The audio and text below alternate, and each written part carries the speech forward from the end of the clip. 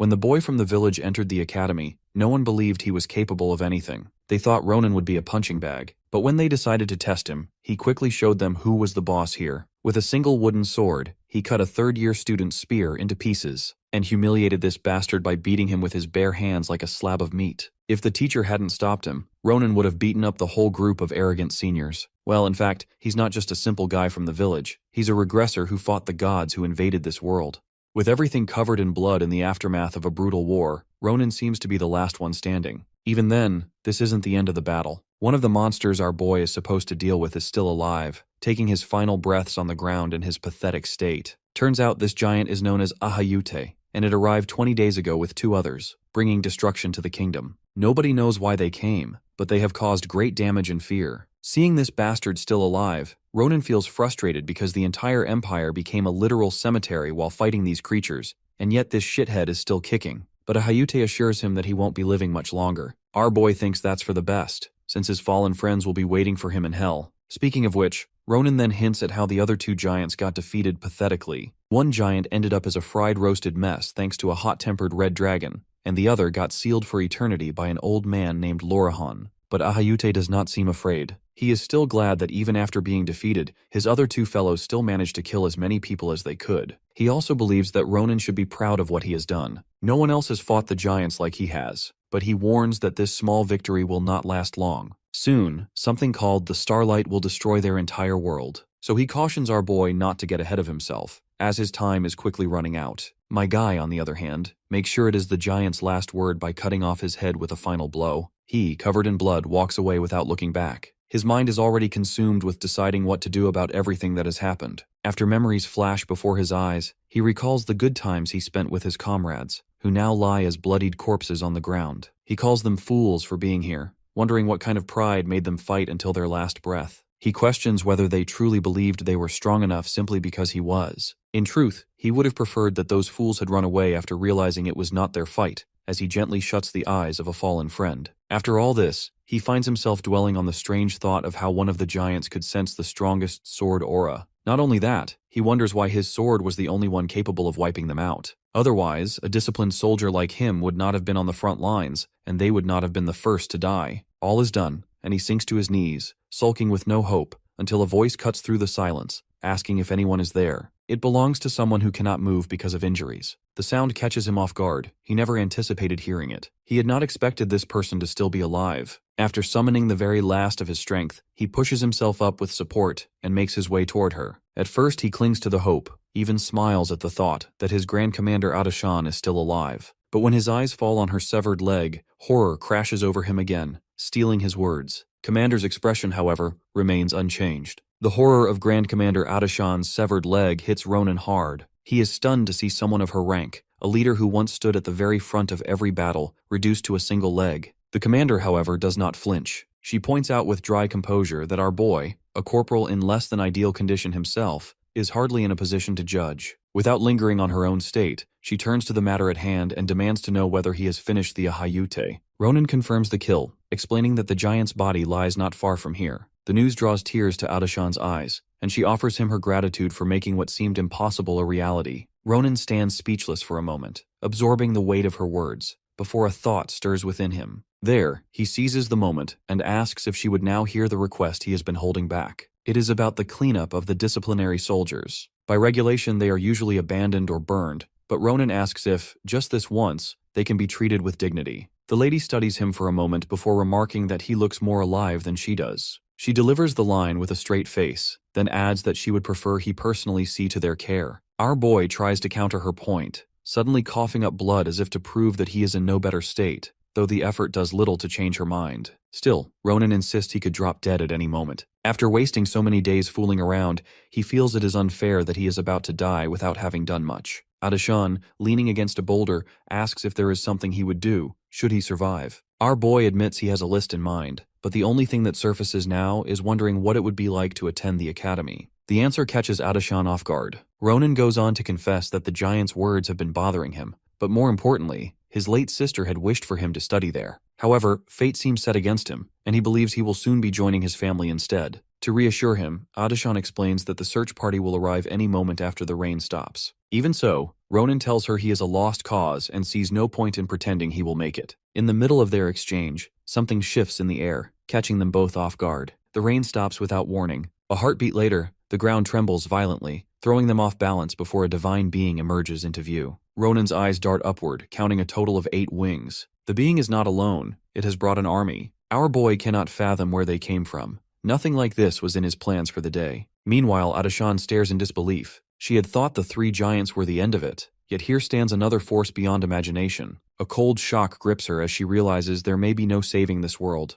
There is no end to them. This is the 3rd time, with only one last chance left, and she cannot think of a single way forward. Her mind begins to numb, the sound of our boy calling for his commander fading into the background. A few seconds later, Ronan pulls Adishan's attention back, urging his Grand Commander to get a hold of herself. He decides to take a chance, asking her to use telekinesis or anything at her disposal to launch him upward. Almost immediately, he realizes his sword will not reach them from here, and frustration flickers across his face. Adishan looks at him confused, wondering if he plans on not killing them at all. Her shock deepens when she sees that our boy, in his current condition, still intends to fight. He asks if she plans to sit back and simply wait for the end. For someone like him, he says, if death is inevitable, then he might as well give these jerks a beating before he goes. Grand Commander Adishan is shocked to her core to see Prince Charm still carrying enough spirit to push forward. Then it clicks. This is exactly the kind of man he is, the reason they have made it this far. If it is him, she can see a sliver of light through this ordeal. She grips his shoulder, which annoys him as he insists he is busy,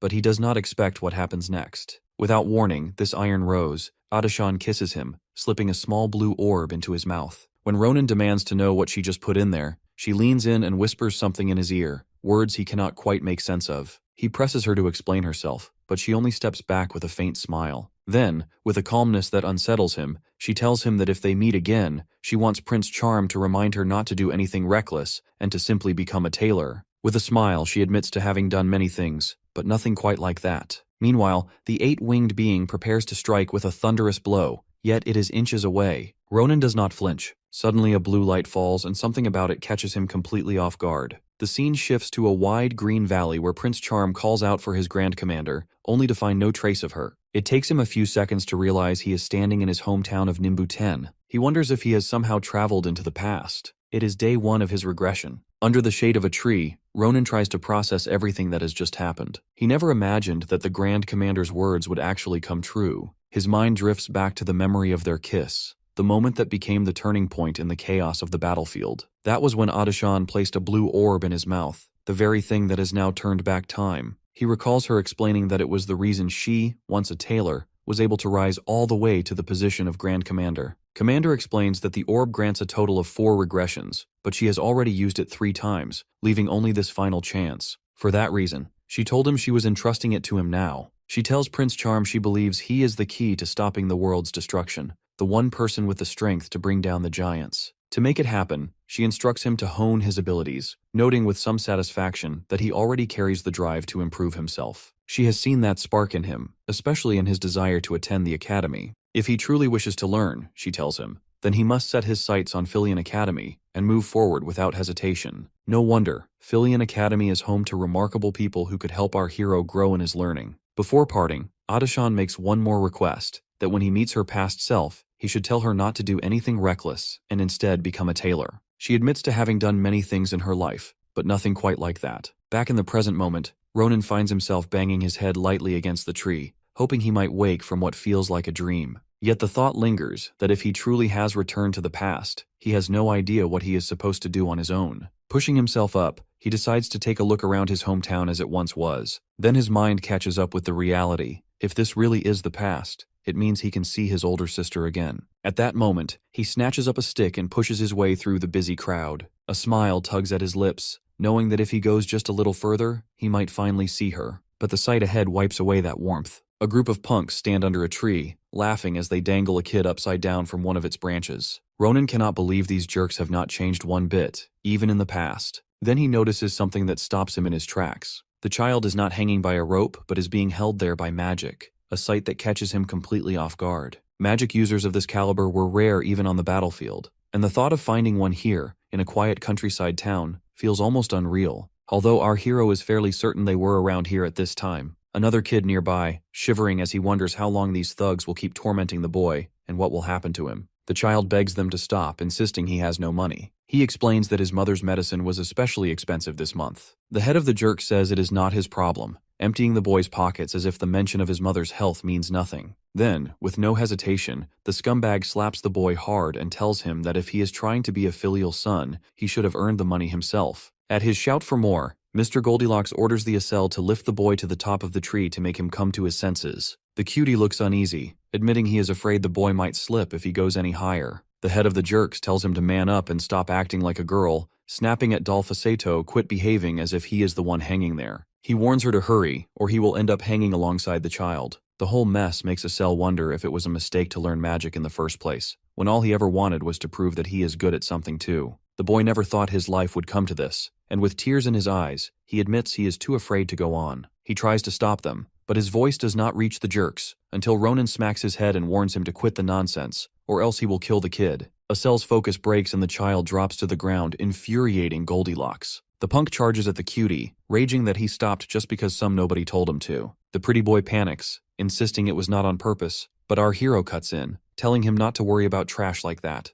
Dollface listens as he insists on having a talk, asking where he learned telekinesis. Acel explains he learned it from a grimoire he bought from a peddler, and Ronan is stunned that he could be this skilled with such a cheap book. For now, it feels incredible, and our hero is certain he can learn even more after seeing a little further. As Ronan's thoughts drift to giants, his eyes widen at the sudden glint of a sword in Blondie's hand. The jerk looks furious, clearly offended at being ignored by what he sees as small fries. His glare locks on our hero, and he recalls the time he purposefully lost to him in the past. But today, he makes it clear through every movement and word that he intends to correct those manners. Our boy is certain it is a real longsword, though he has no idea where this punk managed to get it. His posture is sloppy, but he is strong enough to make it work against most people around here. Against Ronan, however, that is not happening. Blondie's eyes widen in disbelief as our boy slips past his first attack like it is nothing. In that instant, our boy feels his battle sense return in full, the discipline and instinct forged in him as a soldier still sharp even in this younger body. Blondie starts laughing, convinced Prince Charm only got lucky,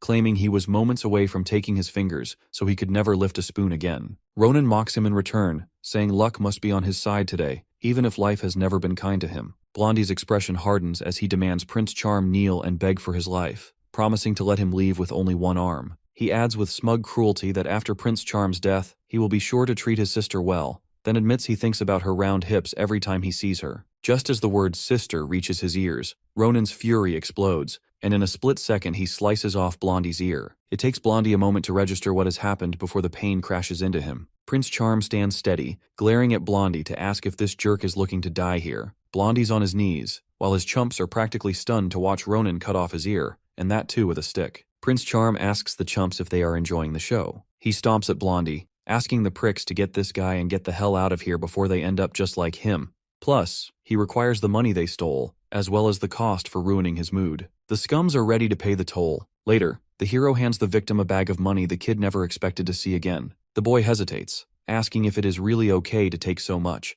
especially since that gang had not stolen nearly this amount from him. Ronan waves off the concern, saying he only cares about keeping the sword, and assures him there is no need to worry about them coming back, as they will not have the courage to show their faces again. The boy thanks him, while Acel lingers awkwardly in the background. Suddenly, Femboy blurts out an apology for tormenting the boy alongside Hans, admitting he knew it was wrong even if Blondie had threatened him. Dropping to his knees, he confesses he was simply too scared to resist. The boy reminds Acel that he had been crying the same way when Hans dragged him here, practically in the same mess as him, so it's not his fault at all. Nevertheless, he appreciates his apology. After parting ways, Ronan draws her attention back to Pretty Boy, and he believes this girl isn't so bad. The hero mentions that he had business with Dollface earlier and plans to meet her here again in 4 days. This feels strange to her, so she asks what this is about. He says he is busy for now, but they will meet when the moon is up in the night sky, and before walking out, he warns her to make sure she comes, or she is dead if she is late. Then, he eventually arrives at the house, wondering if the flowers might be too much,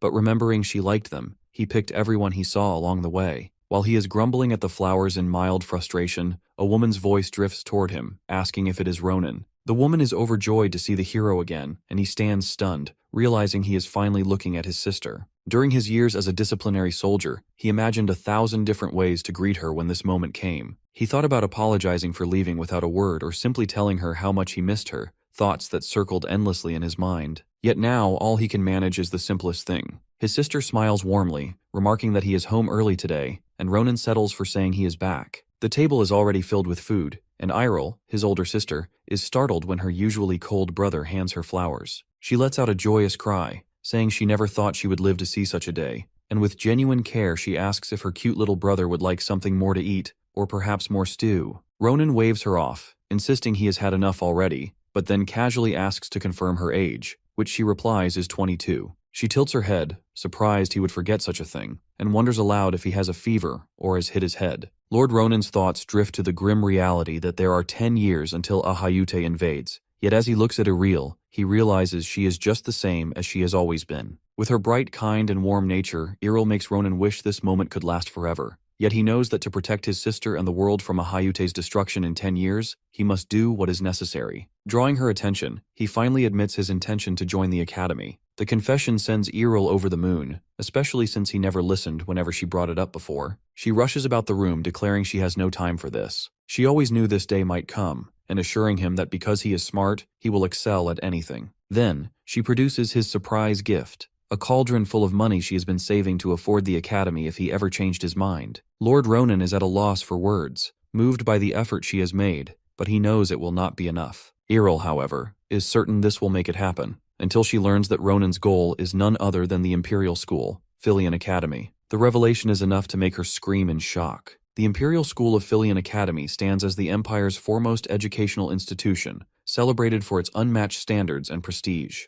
With the continent's most exceptional professors and the generous backing of the imperial family, it delivers an education of the highest caliber. This factory of heroes has shaped the brightest minds of the age, including Grand Commander Adashan, Swordsmaster Shulifen, and even the most infamous criminal, the Winter Witch, among many others. Commander once remarked that Filian's men proved remarkably useful during the war, a statement that made perfect sense to Ronan. Yet the fame of this place comes with its own obstacles, from sky-high entrance standards to staggering fees. Even so, Lord Ronan's main concern is his sister's reaction, as she glitched like a wind-up doll trying to support his choice. Regardless, he is determined to prove himself and show her results. Before that, Ronan hadn't expected the girl, Mazel, to be here at all. She quickly corrected him. Her name is Asel, and reminded him that his earlier threats had left her with no choice but to show up. Lord Ronan adds that they had a busy night ahead, so let's forget that part. He explains that he has plans to test her on something. Then Lord Ronan comes right out with it. He wants Pretty Boy to use her telekinesis to lift him as high as possible, and yes, he's giving his full consent. The sudden request leaves her sweating.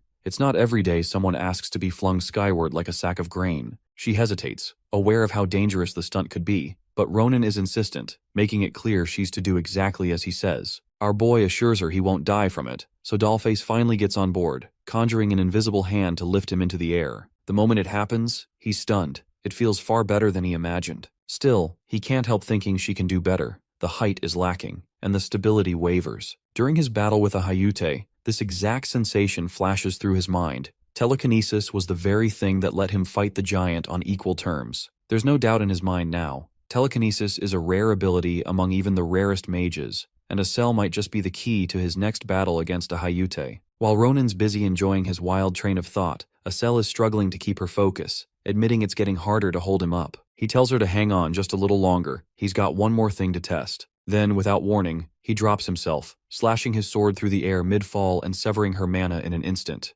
Asel's caught completely off guard by Ronan's sudden stunt, demanding to know what he just pulled. Our boy shrugs it off with a flimsy excuse, saying it's just an acrobatic move he's been able to do for a long time. She's not buying it, pressing him for answers, until he finally tells the kid to just drop it. He doesn't fully understand it himself. In truth, our boy knows this is one piece of homework he's still stuck with, figuring out his own ability, especially why his sword had worked against the giant. He intends to think it over slowly, but there's something more urgent to do first. He reassures Asel that she's passed the test, then tosses her a bag and tells her to follow before the moon disappears. When she asks what for, he grins and says it might be the first page of his biography, the Empire's greatest history book. On their way, Asel is surprised to hear they are heading toward Filian Academy, a place reserved for the Empire's elite. Ronan grows annoyed with her questions, asking if she doesn't want to come. She admits that while our boy has talent for martial arts, she knows nothing and accepts being cowardly and timid. Ronan challenges her, asking if she wants to live like that, pointing out that with her innate talent, she's just wasting her powers on meaningless pranks. He bluntly admits he sees her foolish side, as a coward, a crybaby, and someone easily scared. Acel feels like she could throw up.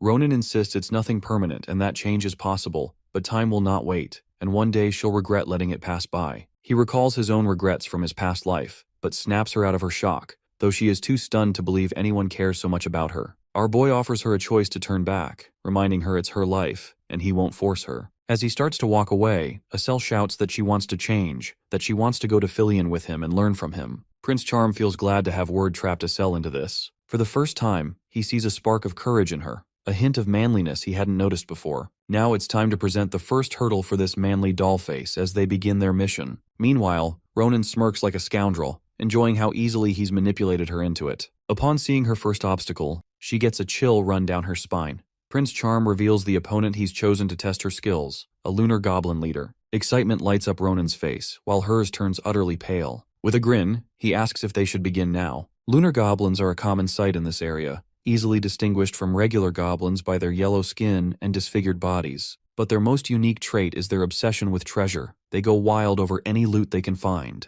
These creatures often ambush merchants to steal their goods, gathering everything in one place to hold a festival on nights with a full moon, just like tonight. Acel is quick to figure out that they're here to steal all the treasure today. Acel never imagined hearing something like that, and what surprises her even more is that Ronan knows such details. Still, he keeps his past life a secret, refusing to reveal how he knows. Putting that aside, this cunning guy wants Pretty Boy to use her telekinesis to move all the treasure into the bag he's handing her while the goblins sleep. A second passes, and Acel starts doubting herself, worried she might make a mistake and wake them up, which would only make things worse. She considers taking a moment to think it over, but Ronan quickly calls her a coward. He explains they need two things to get into Filion Academy. First, the money to afford the insanely high tuition fees, and second, real experience. Even if money is a problem, Prince Charm insists that gaining experience is far more important to secure their enrollment. After knowing Filion is filled with aristocrats who have trained since birth, Ronan explains there's only one way to beat them by gaining real experience through risking their lives. For him, the lunar goblins are the perfect opponents to earn both money and experience, killing two birds with one stone.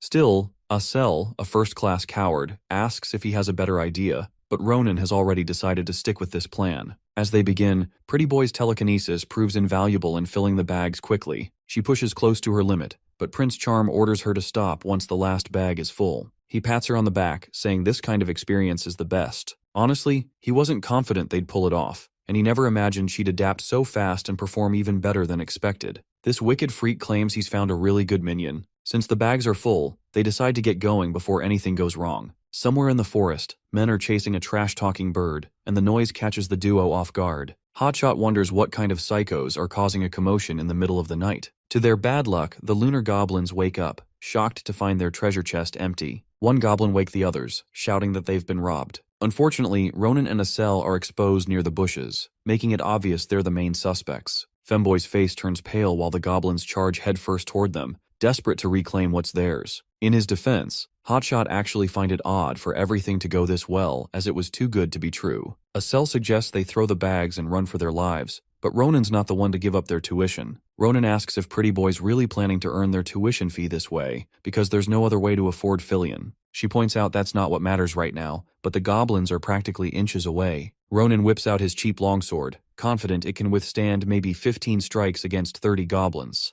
In a split second, he unleashes a flurry of 15 attacks, chopping off their heads, leaving 14 still standing. As the crows caw loudly, goblin heads crash to the ground one after another. Hotshot lands the final blow and realizes this wasn't as bad as he thought. Acel can hardly believe her eyes, watching Ronan behead 3 goblins in a single strike, head-on. She's even more stunned by his swift combat against the goblin mob that follows. Her jaw drops as she sees him vanish for a moment and reappear instantly, slashing through goblins one after another with ease. Hotshot, catching her zoning out, turns and asks if she's going to keep spacing out like that. He tells her to hurry up and grab her things because they're heading home. On their way back, Ronan didn't expect the journey to be so uncomfortable, but by now, he no longer expects anything to go smoothly. He notices his muscles aching, maybe from all the goblin fighting or perhaps because he's still growing. Determined, he decides it's time for some hardcore physical training. Meanwhile, Asel finally summons the courage to ask about the horrific shriek they heard earlier. Ronan admits he doesn't know either, his memory's hazy, and wonders why there were screams in the middle of the night. He tells Asel to hold on tight, promising he'll make sure to pay for making this so difficult.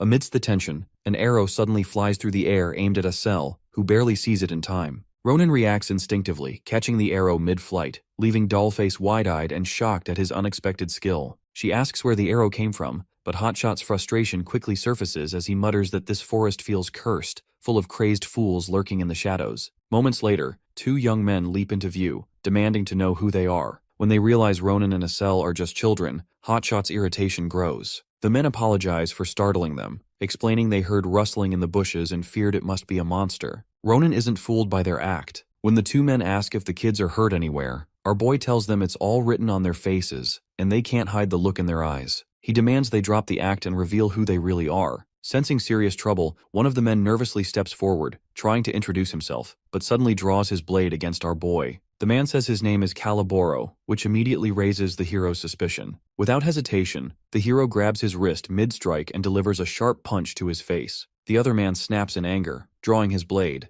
but Asel quickly senses the danger and uses her telekinesis to freeze him in place, alerting Ronan. The hero enjoys the sight as he swiftly disarms the man and delivers multiple precise slashes. Before he can say a word, Pretty Boy watches in shock as Ronan ruthlessly butchers the man, confirming he's killing him on purpose. Ronan defends his actions by explaining that these men are Caliboro, infamous for poaching, kidnapping, human trafficking, and every other crime imaginable. They are the Empire's most dangerous criminals. He points out that if it weren't for him, Asel's organs would have been harvested by now, and she'd be buried in secret. Letting these men live after knowing their identity would be a crime. In the middle of the hero's speech, Caliboro's bag suddenly begins to levitate, startling the two of them. Then, Ronan opens the bag and lets loose a bird that dives out. He wonders aloud what this chicken-like creature is. With the bird freed, Ronan and Asel are caught off guard as the chicken-like creature flutters over him, its feathers an unexpectedly vivid blue. Asel's eyes light up with excitement, for it is the first time in her life she has ever seen a blue-feathered bird.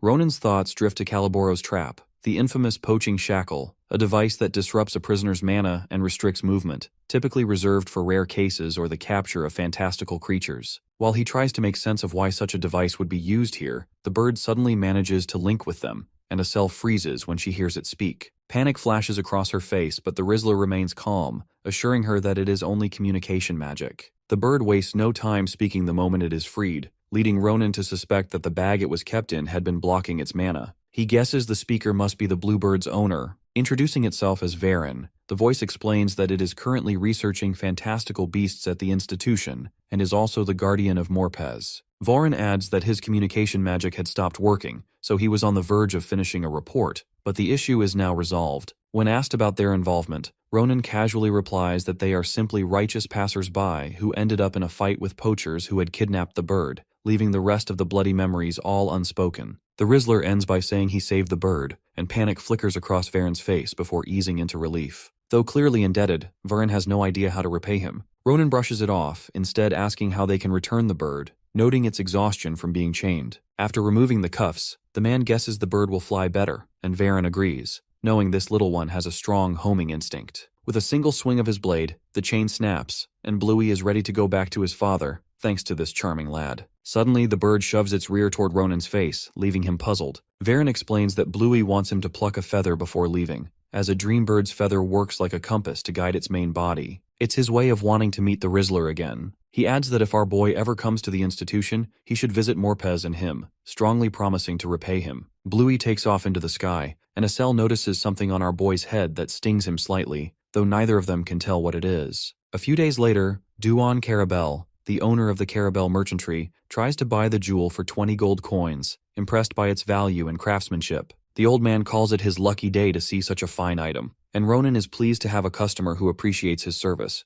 relieved to meet someone who understands him. Before this, he had dealt with scamming merchants who dismissed his treasures as worthless and offered only 5 gold coins, which infuriated him. Finding such a conscientious merchant makes his efforts feel worthwhile. Alongside the jewel, Ronan takes out a purplish egg for appraisal, though Duan makes it clear he does not want to buy it, only to know what it is. It turns out to be what the dream bird left behind, At first, our boy thought the bird had repaid his kindness with poop droppings, but it was actually an egg. He, curious about its strength, once hurled it at a boulder, only to see it carve a hole into the rock, proving it is a remarkably tough item. Though unsure if it's truly the bird's egg, the time traveler suspects it's at least a byproduct of such a rare, fantastical creature, and possibly a valuable treasure. Duan studies its color and texture, making Ronan think it's promising, but then casually guesses it to be horse poop. After bruising our boy's pride, Duan laughs it off, calling it an unusual object and suggesting he take it to a specialized appraiser. Even Acel wonders if it might actually be hardened poop, while our boy plays it cool, secretly too curious to sell it anyway.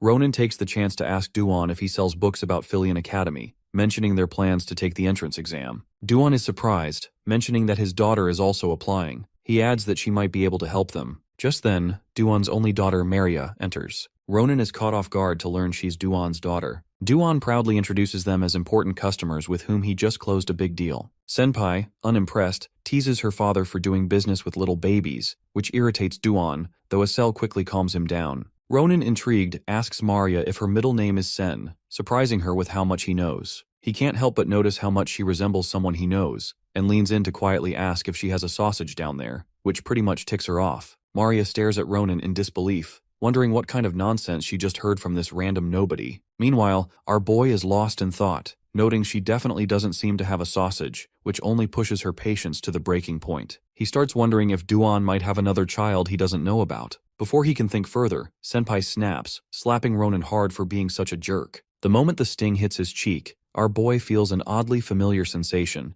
certain it carries the same vibe as that man, Count Maria Sen. Back in his disciplinary soldier days, Ronan served in Armarlin, where Senpai was in charge of supplies. Known for a strong work ethic and an easygoing nature that let him get along with anyone, Maria was an impressive guy. However, he had one strange quirk. This guy would fly into a rage whenever men talked about their dongs. Worse yet, he had a habit of slapping people on the spot when triggered. This time traveler had always been curious about the reason behind this odd behavior, and planned to ask one day, but never got the chance since Maria died before he could. Ronan never expected to get his answer here, that Senpai had been a woman all along. Still fuming at his laughter, she lunged in for another slap. Our boy, not in the mood to take more of this, smacked her on the head, reasoning that he'd accepted the first hit since he was in the wrong, but this was pushing it. Maria's fury didn't fade. She wanted to slap him again simply because he deserved it. The two clashed back and forth while Acel and Duan stood frozen, stunned by the scene, before shouting at them to stop the violence. Afterward, Acel still couldn't figure out why Maria and Ronan had fought like they were out for blood,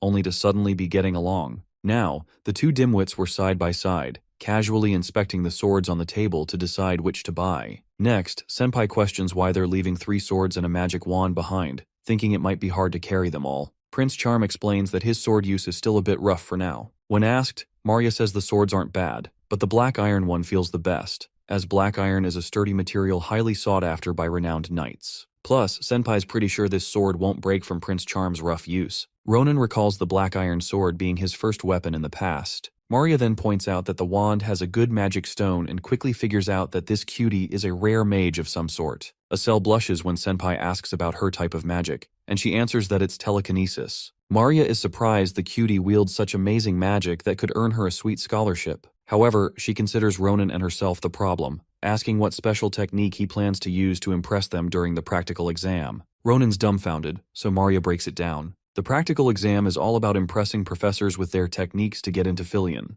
No wonder the theory test is tough too, but in a different way. Simply put, if they do well in the practical, they pass. If not, they should drop their dream of entering Filian's gates. Ronan's stunned. He thought a swordsman just needed swordsmanship, so what's with all this? When he asks, Maria explains that nobles show off their family's secret techniques, while martial artists and other applicants demonstrate personal mana combat skills. Prince Charm's shocked to hear that kids his age can use mana even without being mages. Maria's even more shocked that he doesn't know that. For prospective Filian students, sensing and using mana is a given, something he should have noticed from the start. Mana is combat one-on-one in Filian. Reading his clueless expression, she's floored to realize this big shot can't sense mana at all. When Ronan compares it to sensing auras, she nearly loses it with him for daring to lump aura and mana together. Without another word, she orders him outside, borrowing his short sword since hers are still at the blacksmith. On the way, Prince Charm angrily asks what if she damages his sword. Maria assures him she'll pay double or triple if that happens, saying she's giving him special training. She explains that mana is the root source of nature's power, like air, present everywhere, but not just anyone can use it.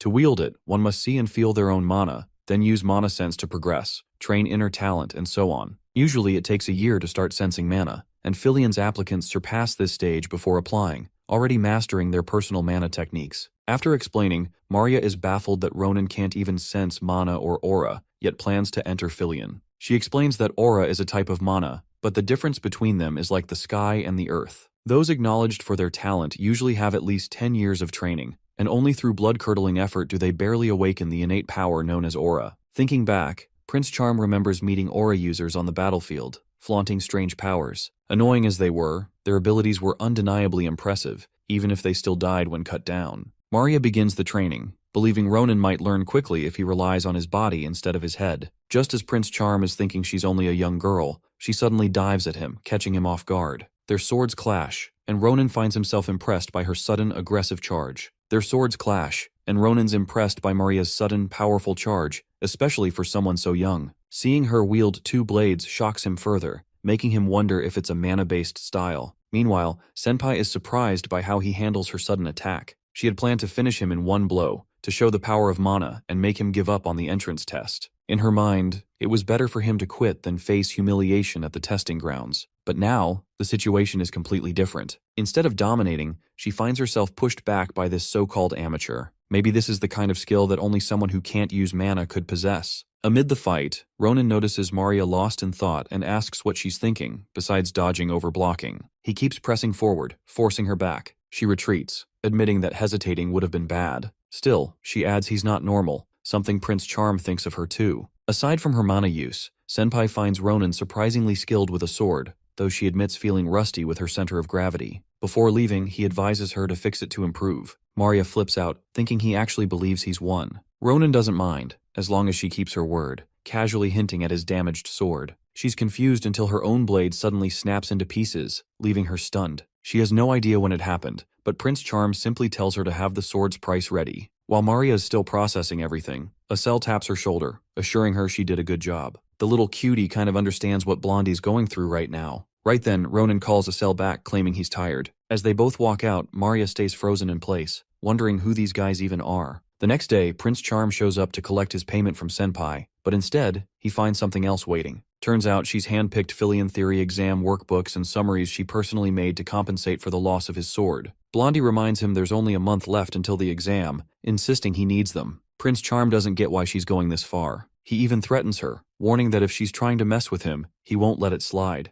But Maria assures him she's taken a liking to both him and Acel. She declares this to be a service so they can all pass for free, even offering to personally teach them if possible. Because of other commitments, she has to leave now, so she tells them to study hard on their own. If they fail after she's given them all this help, she promises she won't let it slide. With that, she boards her carriage, calling out that she hopes to see them in the capital on exam day, insisting they read the book thoroughly until then. Meanwhile, Ronan realizes his weak body needs both training and studying, though luck isn't on his side. Even so, it's not a bad feeling. Life after returning home stays mostly the same, but changes gradually, like eating with Uriel until his stomach nearly bursts from all the calories, hunting monsters on the village outskirts, and working to build his stamina and adaptability. Late in the forest, surrounded by a pile of monster corpses, he tells himself to call it a day until there are no more monsters left near the village. Alongside hunting, he studies hard, which would be unthinkable for a disciplinary soldier. Still, Ronan finds memorizing the North's etiquette unnecessary, though he does his best.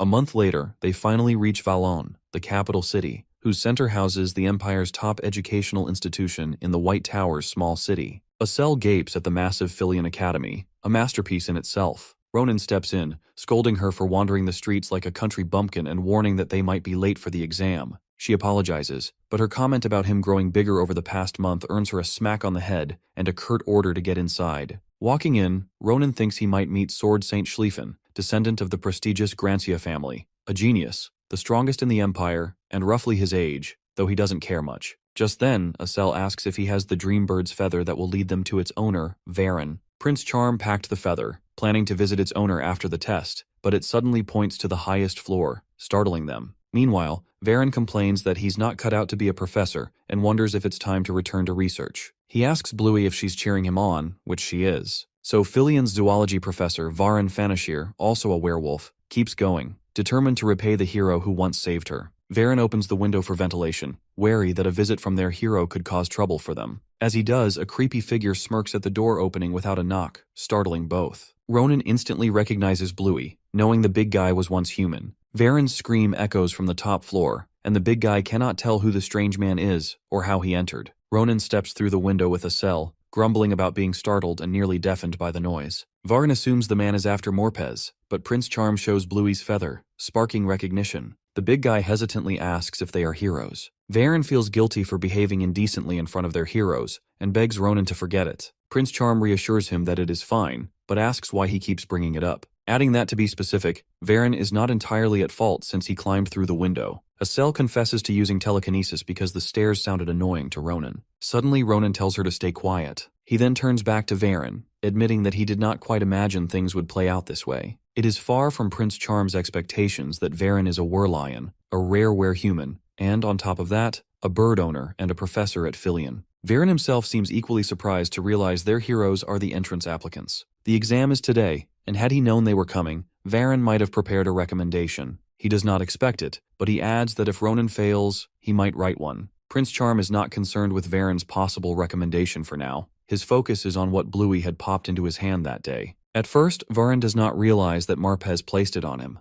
but after a closer look, he confirms it is a dreambird egg. Varen is unable to believe what he is seeing, so Ronan asks if it is too surprising for a bird to lay an egg. The dreambird egg shocks Varen, but what unsettles him even more is that he has no idea what will hatch from it. Ronan points out the obvious. A bird laid it, so a bird should come out. Varen explains that the dreambird egg is different. The dreambird absorbs unique mana and lays an egg shaped by the environment around it. In a lava-filled area, a phoenix wrapped in flames might hatch, or a monster if it rests in a monster's nest. In many cases, the egg may not take the form of a bird at all, making its outcome unpredictable. With his expertise, Varen believes he can predict the impossible by analyzing the mana emanating from the egg, perhaps even guessing what kind of creature will hatch. He senses a myriad of chaotic mana, as if molten metal is smelting uncontrollably, yet he remains uncertain about what will hatch. Ronan, noticing how much significance Varen places on a mere egg, asks Bluey where he had been wandering before laying it, remarking that in all his history, he has never seen such a shameless bird. Varen requests that Prince Charm take care of the egg, explaining that the dream bird lays only one egg in its lifetime. The fact that Morpez did it in front of heroes suggests he felt something special. Bluey chirps happily, and Varen, wishing to honor his friend's wishes, entrusts the egg to Ronan, who is also curious about what will emerge. As they prepare to leave,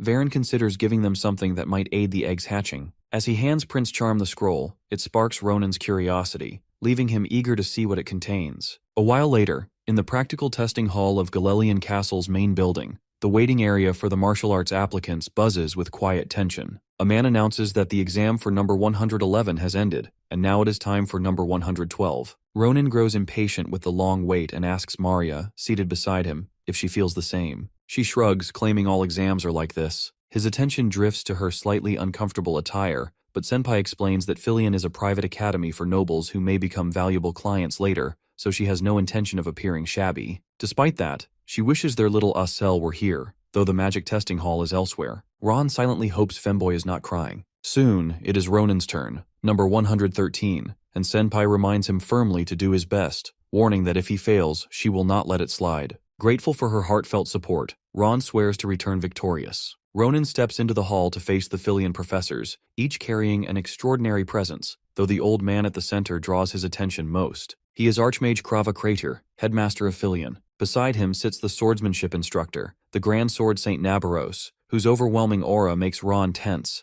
Not even in his past life has he felt such vigor. After a brief introduction, Krava assigns him a match against the magically engineered dummy to demonstrate his technique. When asked what he plans to show, Ronan replies that he has nothing special and that a simple fast cut will be enough for the dummy. His words spark interest when they realize he means to do it without mana. One old man mutters that there is always some oddball who treats the magical dummy like a fool, while another remarks that the applicant must be from a faraway land, unfamiliar with such things. The magical dummy, after all, is built to withstand aura, regenerate quickly, and stands as a masterpiece of precise magical engineering. The old bones gossip about the so-called genius Schlieffen, who barely left a mark on the dummy, wondering what this newcomer plans to show. As they chuckle, Krava, within earshot of their remarks, finds it offensive to speak that way with Ronan standing right there. Krava, however, wonders if this child might prove them wrong, Suddenly, he senses a vigor he has never felt from an applicant this young. Then Mr. Calm makes his move, cutting the dummy clean without using mana, catching Nabarose completely off guard. He calmly sheaths his sword, showing no interest in giving them more. The old bones find this single-cut display tricky to judge, but the headmaster is left stunned.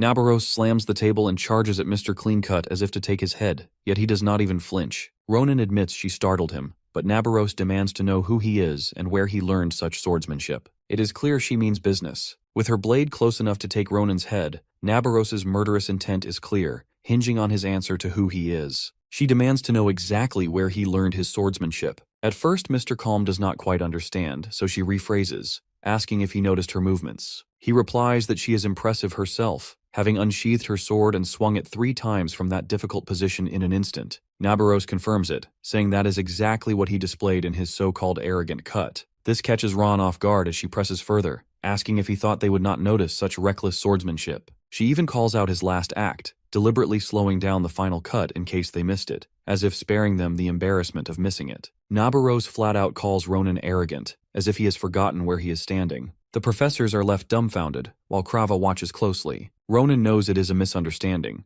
as he had only adjusted his strength because he thought his sword might not withstand the final cut. But judging by her mood, Mr. Clearcut doubts she would believe him. Still, Nabarose lowers her blade, promising to remember him from this day forward, and vows to teach him herself. This is the last thing Ronan expected, to be handpicked by Nabarose of all people. Krava notes that she has already claimed this student, and he knows he must pay attention. He decides to end the test with a question that has no definite answer, one that will reveal the most through the way it is answered. Krava poses his final question, asking Ronan what he hopes to learn at Filion. Memories of blood and war flash through Ron's mind, and his answer comes easily. He wants to learn how to live without regrets. Krava is struck silent by the sincerity in Ronan's words, letting him leave unharmed. As he laughs to himself, he wonders how he could ever teach such a thing. One of the professors, still puzzled, asks if Ron used some clever trick to leave such an impression on both the headmaster and Nabarose. Krava admits it could be called a trick, but corrects him, saying it is talent. That is when they notice the dummy's head, cleanly severed, finally drops to the floor. Outside, Ronan's thoughts drift to the lady's sword, wondering if his past self could have defeated her. Despite all he has endured, he knows he still has far to go,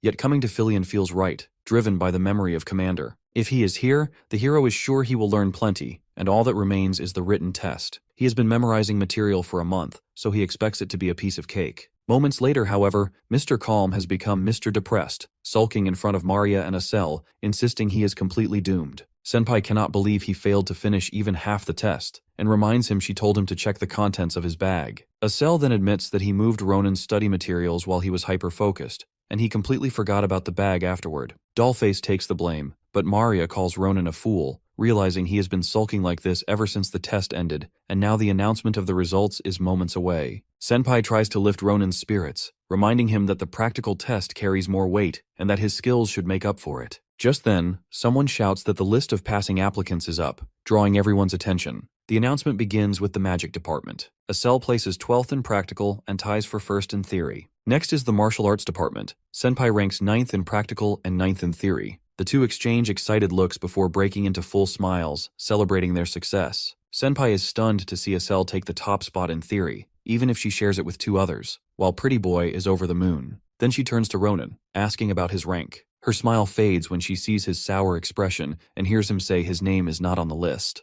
The cuties are stunned by the news, but Maria mischievously pries our boy's eyes open, urging him to check again. He insists his name is not there, until a fireball lands nearby. It's the entrance exam's final cannon fire for each department's salutatorian, done by the Glory Phoenix. With a flutter of wings, it shoots a fireball at him, revealing his results. Martial Arts Department salutatorian, practical 1st, and theory 5712th. The cuties scream with joy, Maria declaring she always knew he was a genius. Then it hits him. If Ronan took 1st, that means someone else lost to him. That's when he senses an ominous aura approaching and realizes, in disbelief, that this is how he meets Sword Saint Schlieffen, who confirms his 1st place finish in the practical test. Sword Saint Schlieffen approaches, the crowd buzzing at the sight of the Empire's rising star. Maria suspects he wants to speak with Ronan, while Acel feels the tension in the air. He finds him bothersome and wonders if he is still the same man who cannot stand anyone better than him with a sword. Schlieffen's intense stare strikes him as outrageously spirited.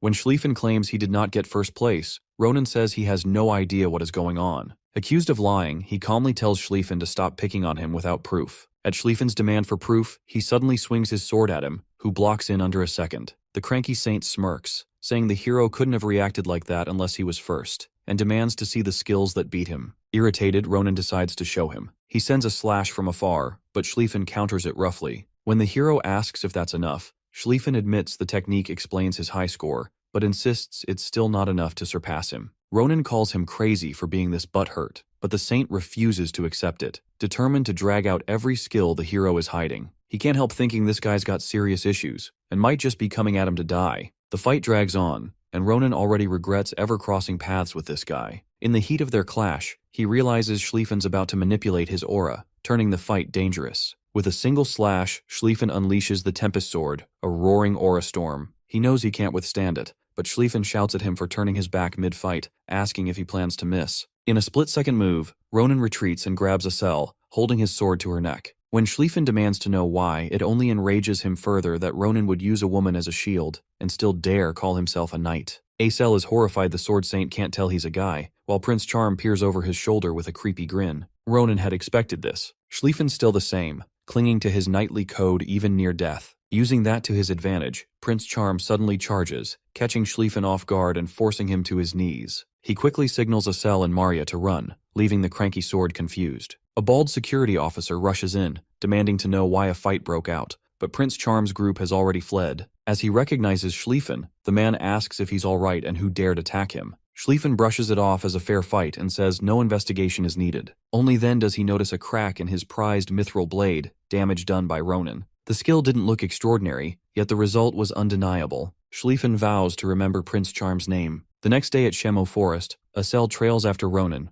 questioning if it was wise to pick a fight with Schlieffen, the heir of the Grancia ducal family, second only to the imperial line. She reminds him he even broke the man's nose. When asked what he'll do if Schlieffen retaliates, Ronan shrugs him off, saying Schlieffen's a good man, just obsessed with the sword, a principled role model who protects the weak. He predicts Schlieffen will simply call it a fair spar, or else Ronan would already be in chains. Soon after, Acel points out they've reached the Fernando Spring, just as Professor Varane mentioned. Fernando Spring is a rare place where mana from across the world gathers into a single pool called the Mana Vein. Anything nearby absorbs its power. Ordinary rocks become top-grade mana stones. Weeds turn into miraculous herbs. Its value is so great that many try to monopolize it, making Professor Varane seem generous for allowing them to use it to hatch one egg. Acel, overwhelmed by the dense mana, admits it's her first time feeling such power, strong enough to amplify her magic. Noticing the egg in Ronan's pocket absorbing mana at an incredible rate, when Acel asks about the smell of blood, Ronan is certain someone arrived before them, and it's a visitor that are not welcome here. A group of masked men appear, ready to fire crimson arrows, but Prince Charm does not even flinch as he cuts them all down in an instant. From their weapons, he recognizes them as the same men from the disciplinary squad's former campsite. He recalls a red-haired boy boasting that these very arrows could blow an orc's head clean off, trying to sell them with his ridiculous pitch. Ronan found the talk boring then, especially since the boy was caught poaching, yet the redhead had the nerve to keep bragging. Now, the redhead claims that anyone who has used the arrows 100 times has succeeded in poaching and earned a place among Caliboro's bloodhounds, an elite unit whose name carries more weight than Ronan would like to admit. Ronan's irritation spikes when he realizes it is Caliboro's group again, ranked as bloodhounds. Taking matters into his own hands, he warns Acel to hide unless he wants to end up like a porcupine. The masked men gape at how easily he cut through their mana-infused arrows, while their leader orders them to surround him. Ronan shouts for them to stop and demands if they cannot recognize their own allies, boldly declaring himself the youngest bloodhound of the Damas branch, Ahayute. At first, the head of scum scoffs at Ronan, refusing to believe a kid like him could be a bloodhound, assuming he belongs to some low-level group. Mr. Calm tells him to confirm with their branch's wolf, and warns that nothing is more pathetic than dismissing what others can do simply because he cannot. The jab riles up Scarface, who furiously threatens to cut off Ronan's limbs. Prince Charm counters that people with such violent habits always meet bad ends. Just then, another masked man points out that Ronan clearly knows the Caliboro ranking system: wolf, bloodhound, and feral dog, knowledge only insiders share. To avoid a clash with the Damas branch, he suggests confirming with their captain. At that moment, a commanding voice reminds them their orders for everyone to stand by and stay on guard. Their captain, Veum, the Demir branch's wolf, steps forward, demanding an explanation for the commotion. The head of scums immediately blames Ronan, while the rest brace for the lecture they know is coming. Prince Charm notes that if the wolf is here, then the whole squad must be as well. Vium questions if Ronan is really a Hayute of the Damas branch, reminding him this mountain range belongs to Demire. The hotshot calmly reveals he is not a Hayute at all, leaving the intruders stunned just as he cuts them down without hesitation. Outraged, Vium shouts that Ronan chose the worst name possible, but Prince Charm only smirks, saying it was enough to pass as a poacher. He charges and cleanly decapitates the captain. The head of Scums freezes in terror, remembering Ronan's warning that his end would be ugly. Dropping his blade, he panics and even severs his own fingers in shock. Lord Ron coldly tells him to pull himself together and write down every branch location he knows, or he has no reason to stay alive. The man trembles, insisting he has nothing to write with, but Ronan points out the bloody pen already in his hand, his severed fingers dripping onto the ground. After he finishes, Lord Ron mockingly praises his effort before cutting him down as well. Dusk settles in as Acel struggles to catch her breath. He had warned her to be prepared, but the trail of animal corpses proves too much for her. When she asks if this is the work of Caliboro, Ronan coldly replies that letting those scum live would be the true crime. Acel still finds the scene gruesome, but Lord Ron reminds her they were wanted criminals who needed to be dealt with, adding that Varan would be crushed if he ever witnessed this. Just as they turn to head back, something strange interrupts them. As shivers run down her spine, Dollface urges Ronan to look ahead, and what he sees unsettles even him. Droplets of blood from the corpses rise into the air, gathering at a single point. The sight terrifies Acel, and Lord Ron prepares for battle, only for his dream egg to suddenly glow with blinding intensity. To their shock, the egg itself is absorbing the blood, leaving them both with no understanding of what they are witnessing. Ronan is certain that whatever lies inside the egg is no ordinary creature. Once it finishes draining the mana, the shell begins to crack in an instant, throwing them both off guard. Excitement surges as they prepare to witness the hatching, and Lord Ron can hardly contain his anticipation to see what treasure lies within. But before he can take a closer look, something smacks him square in the face, leaving his nose throbbing. Blinking through the sting, he tries to focus on the newborn. At first, he wonders if it might be some kind of dream bird, yet the tiny paws and claws tell a different story. Acel, wide-eyed, suggests it could be a dragon, like the ones she's only read about in books. Ronan is left stunned, questioning how Bluey could have absorbed enough mana to lay something of this magnitude. One thing is certain, the creature is undeniably cute, though its playful greeting across Lord Ron's face quickly irritated him. Yet before he can react, the winged newborn releases a burst of magic that instantly heals his nose. Acel, overjoyed, realizes the baby possesses healing abilities and looks even more fond of Prince Charm. Convinced it has more hidden powers, she eagerly suggests giving it a name. While they mull it over, the creature suddenly leaps from Ronan's shoulder, its attention fixed elsewhere. Ronan follows its gaze and spots a leftover scum, Balrouse, an errand boy from the Demire branch, bolting in fear, desperate to escape. When Balrouse returned from an errand, he found his entire group slaughtered, a sea of blood pooled in one place. Confused and terrified, he fled, only to be hunted down by the little thing. Tripping, he injures his leg, panic consuming him as the newborn beast closed in. Ronan intercepts, halting Sita before it strikes. Calmly, Prince Charm reveals he'd already chosen a name. Balrouse, recognizing Ronan from the past, was shaken to see the creature at his side and wondered if it belonged to him. Prince Charm asks if he was all right, surprising Balrouse further by knowing his name. Though stunned by the reunion, Prince Charm teased him about poaching under the guise of a talkative Caliboro bloodhound. Balrouse denied the title, insisting he was only an errand boy,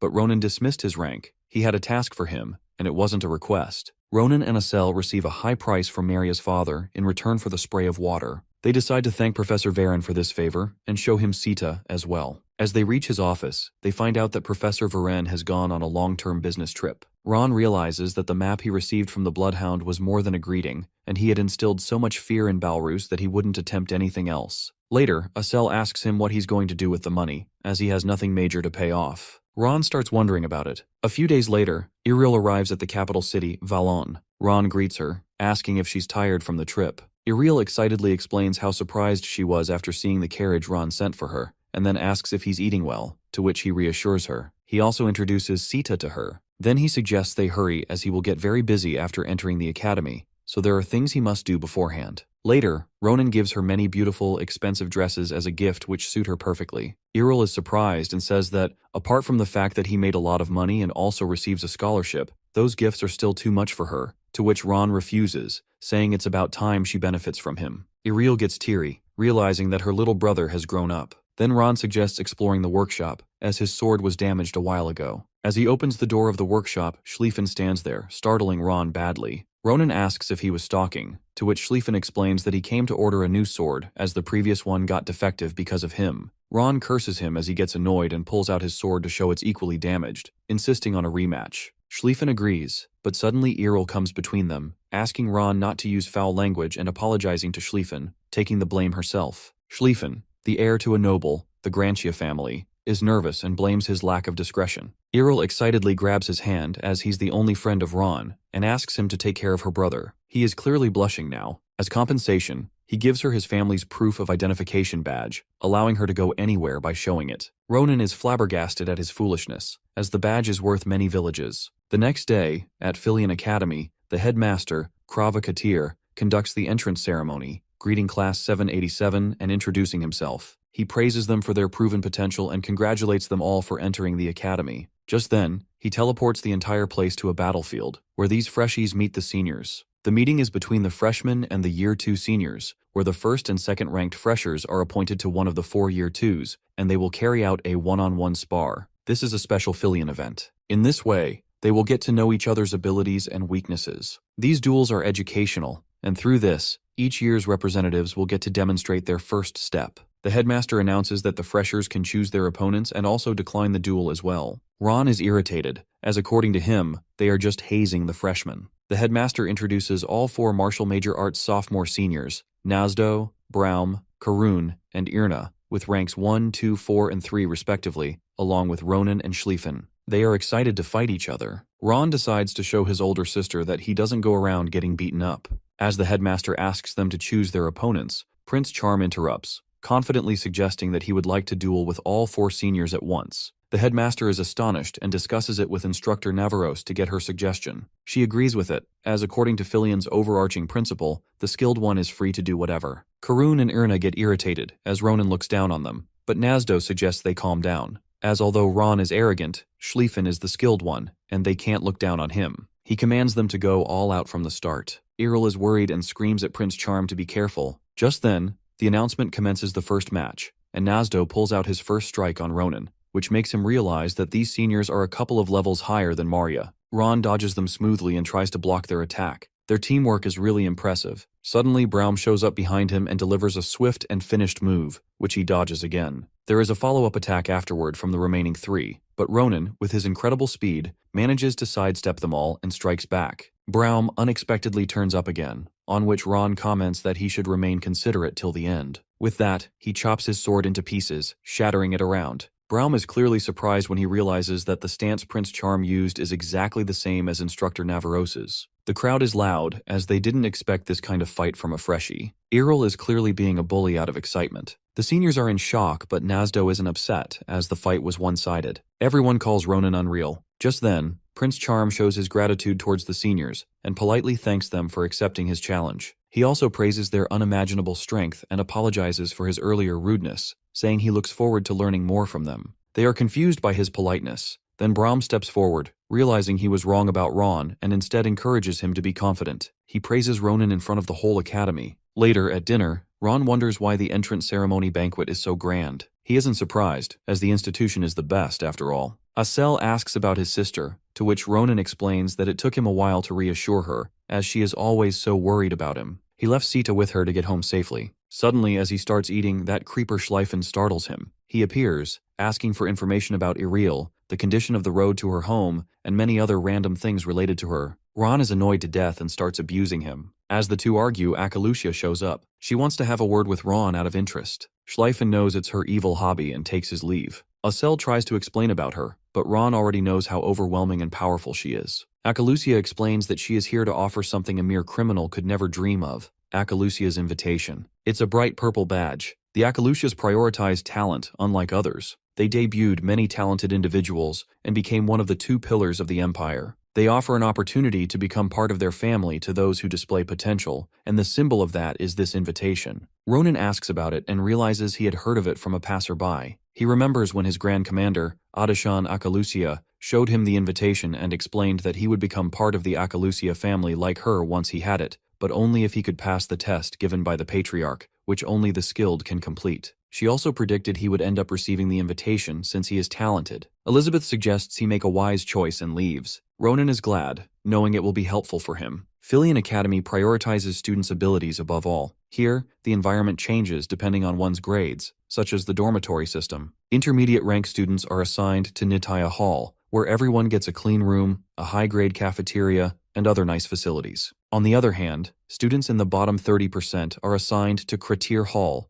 a shabby and old place where 4 students share a room, and the cafeteria, showers, and bathrooms are all shared. Lastly, the top 10% of students, including Ronan, are assigned to Nabardozer Hall, which can be described in one phrase: a huge luxury hall. As Ron enters, he sees the class registration form, where he must write down the classes he wants to take. He's heard not to choose too many classes, but they all look interesting, so he decides to take all of them. It's a common misunderstanding of a first year who has yet to experience hell. Later, the main instructor of the Empire's Swordsmanship Basics class tells Ronan that he no longer needs to attend, as he performed all the basics of the Empire's swordsmanship at the start of the class. Ronan sits alone, irritated, not just by the Empire Swordsmanship class, but also because he was kicked out of today's bowmanship and monster hunting classes. Suddenly, Instructor Navarros shows up, learns that he completed all his classes on the first day, and realizes how quickly he copied her technique. Then she asks for his sword and strikes a powerful blow into the river behind them. It only makes a huge splash, and as the sword gets damaged, she tells him that something like this can't be called a weapon. It will only wear down the user's power. Instead, she shows him her sword, which pierces through the air, making the water gather in the sky, and with that, it starts raining. This is what he is lacking. The lady shows Ronan what he is missing, and that is a personalized weapon. Warriors use sturdy, sharp steel to fight opponents. These weapons should not break easily, but even if they do, warriors can replace them. To Ronan, weapons have always been simple, replaceable tools. That changes when he sees Instructor Navarros' demonstration. Prince Charm thinks it is unbelievable. He is sure Navarros used the same sword as before, but her slash is much stronger. She explains that even one breath and a handful of strength can change a life on the battlefield. Ignoring such details can be deadly. She adds that if the hero is using mana, he needs a weapon that suits him. But since he still cannot use mana, he cannot get one yet. Ronan asks if she knew all along, and she confirms it. She still praises him for being amazing without mana, and assures him that one day he will use it. To prepare for that day, she orders him to find his perfect weapon. When Ron stays quiet, Navarros teases him for thinking too much, then invites him to her class. He asks if she is serious, and she says yes, but warns that he must bring a proper weapon, not the lump of steel he carries now. The next day, the hero stands with Acel and Maria in front of a wooden sign, telling them about Navarros' offer. They join him to search for a new weapon, starting with the place Schlieffen recommended. The directions lead to a shabby forge. Senpai and Pretty Boy doubt it would even stand if touched. Ronan is unsure, but trusting Schlieffen, he suggests they go inside. They open the door and find cobwebs on the ceiling. Inside looks even worse than outside. Still, Ron stays, trusting the Sword Saint's words. Then, a door inside opens and a hairy hand with long nails appears. Heavy footsteps follow and a huge wolf beastman steps out asking who they are. Acel panics, while Ron finds it fascinating that a wolf beastman is running a forge. The wolf grows impatient and threatens to send them away,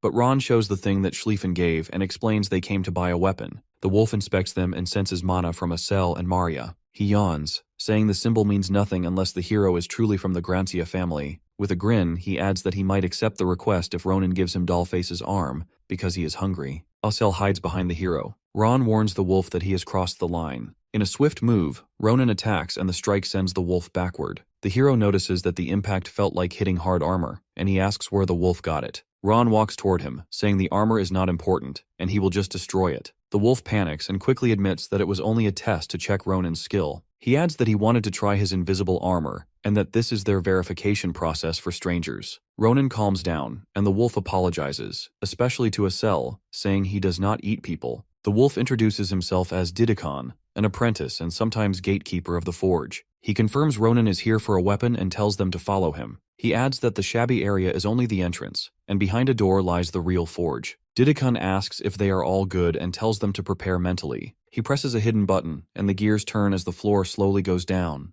Didikon tells them that this is a magic stone-powered elevator. He adds that this is the fastest way to get to the forge and is the best and largest forge in the capital. Soon, an underground forge appears before them, named the Grand Carpadoki. Ron praises it, amazed that such a place exists below the capital. Didikon laughs and says that as a reward for passing the test, he will take him to the capital's best master craftsman. Ronan and his friends walk through Cappadocia, surrounded by the sound of hammers and sparks as blacksmiths make swords. The hero can hardly believe a place like this exists. Didikon explains that this forge serves only the royal family and nobles. Every blacksmith here is skilled, but the best is the elder dwarf, a master who has worked with metal for 400 years. He is stubborn, but his skills are unmatched. Without warning, Didikon kicks open a door and calls to the elder, saying he has brought a guest for him. The old dwarf, Daron, scolds him for being loud while he works. Didikon says the doorway was blocked with weapons and tells him to clean his shop. Daron complains that Didikon nags too much for someone so young, then asks if his guests are strong. Didikon says he tested Ron and is sure he is amazing. Daron looks at Ron, thinking he seems like a child, but invites him to show his swordsmanship.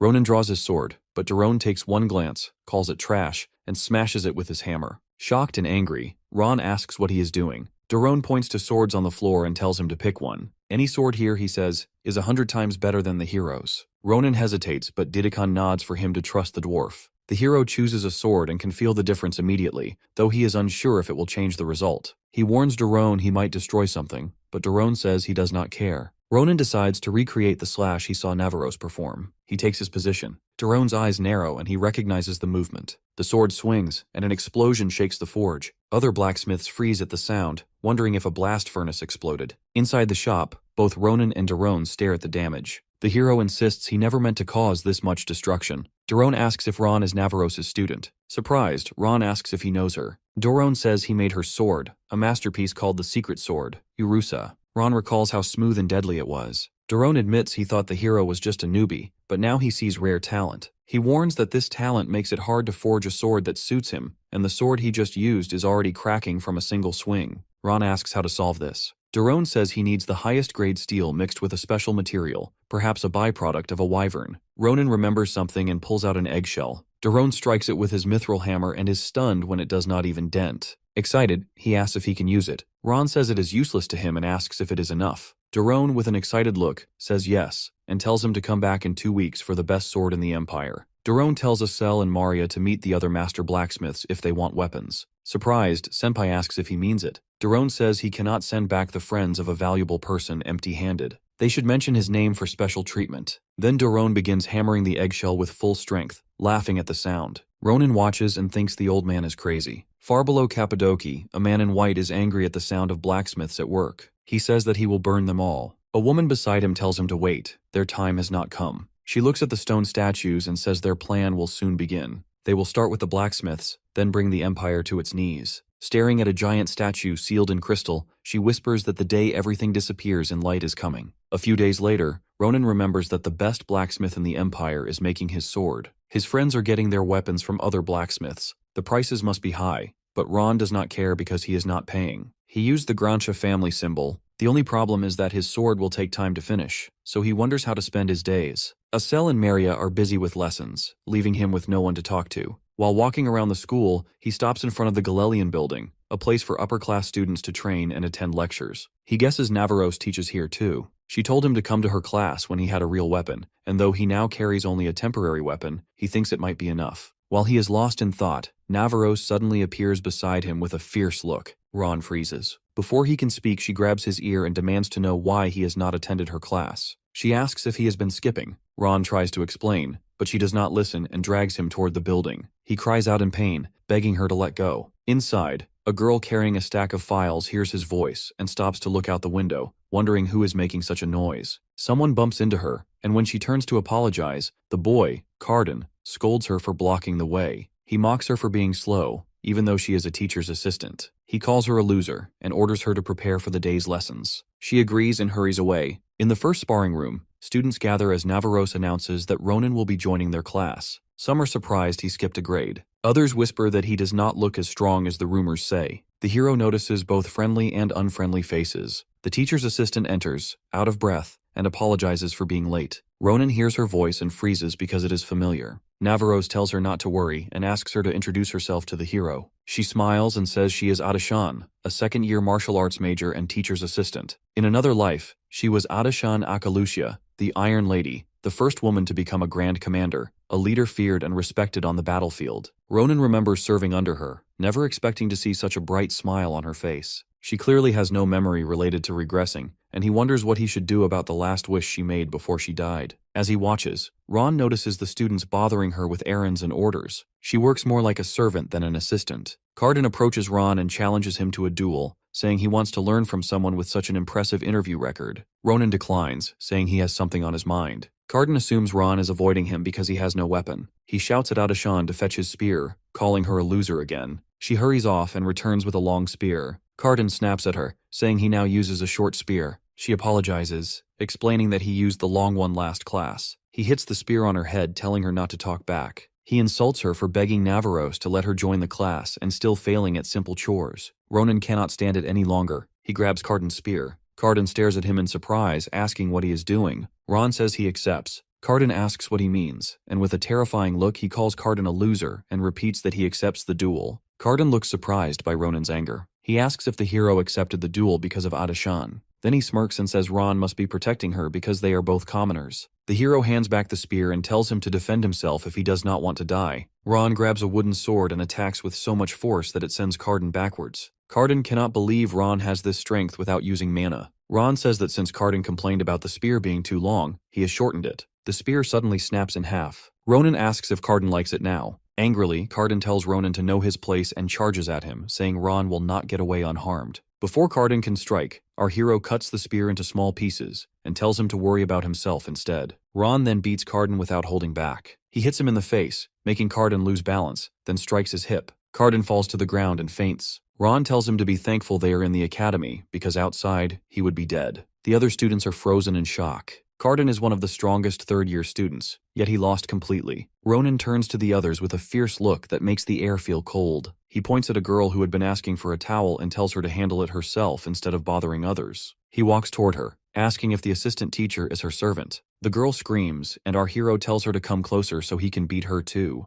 Adashan quickly steps in front of him. She says she does not understand why he is doing this and insists she is fine. Ron tells her to move. He says he cannot stand seeing her treated badly, especially by people like them. He says no one in the Empire has the right to look down on her or abuse her. He pushes her aside and says he will beat every student in the class. A firm voice orders him to stop. Navarros' presence fills the training hall like a heavy wave. She says she will not punish him for fighting Carden, but if he continues, she will not forgive him. She tells him to drop his sword and walk away. Ron suddenly feels his body freeze. When he looks back, he sees Navarros, with a huge snake ready to eat him. This is the manner of the Sword Saint. She says what he is about to do is not a duel, and as the class instructor, she will not allow it. Ronan accuses her of knowing what Adashan goes through and doing nothing. Navarros says it is not his concern and warns him again. Ron grips his sword and says it does not matter if she is the Sword Saint, he will not change his mind. Navarros closes her eyes sadly and says there is no choice. The snake heads towards him. A loud sound fills Ronan's ears and darkness covers his sight. A memory appears. In another life, Adashan is the Grand Commander. Ron once asked the Iron Lady why she volunteered to take the position of Grand Commander when everyone else refused. She told him that someday he would understand that there are things you cannot give to others because they are your fate. He always wondered what burden she carried. In her last moments, she told him she was sorry for giving that burden to him and asked him not to forgive her. Ron wakes up shouting. He looks around and sees that he is lying in bed. Someone asks if he had a nightmare. He turns his head and freezes. It is Adashan. Ronan wakes up and calls Adashan Grand Commander. She is surprised and asks what he means. He laughs, says it was a mistake, and tells her not to worry. But this Iron Rose is confused. Ron asks if he is in the infirmary. She confirms it. Navarros told her to bring him and said she would correct his behavior in supplementary classes. Ronan knows he is in trouble and expects Navarros to be angry. Adashan asks if Ron was angry when he fought earlier because of her. He looks away and says he fought because he is a gentleman who values manners. She knows he is lying and calls him a bad liar. She asks him not to hate Carden and the other students too much, saying she understands why they treat her badly. Ronan is shocked and angry. He says she did nothing wrong except work hard as a teaching assistant and asks why she became one. Adashan is surprised. Ron says he thinks Navarros lets students misbehave because they are young,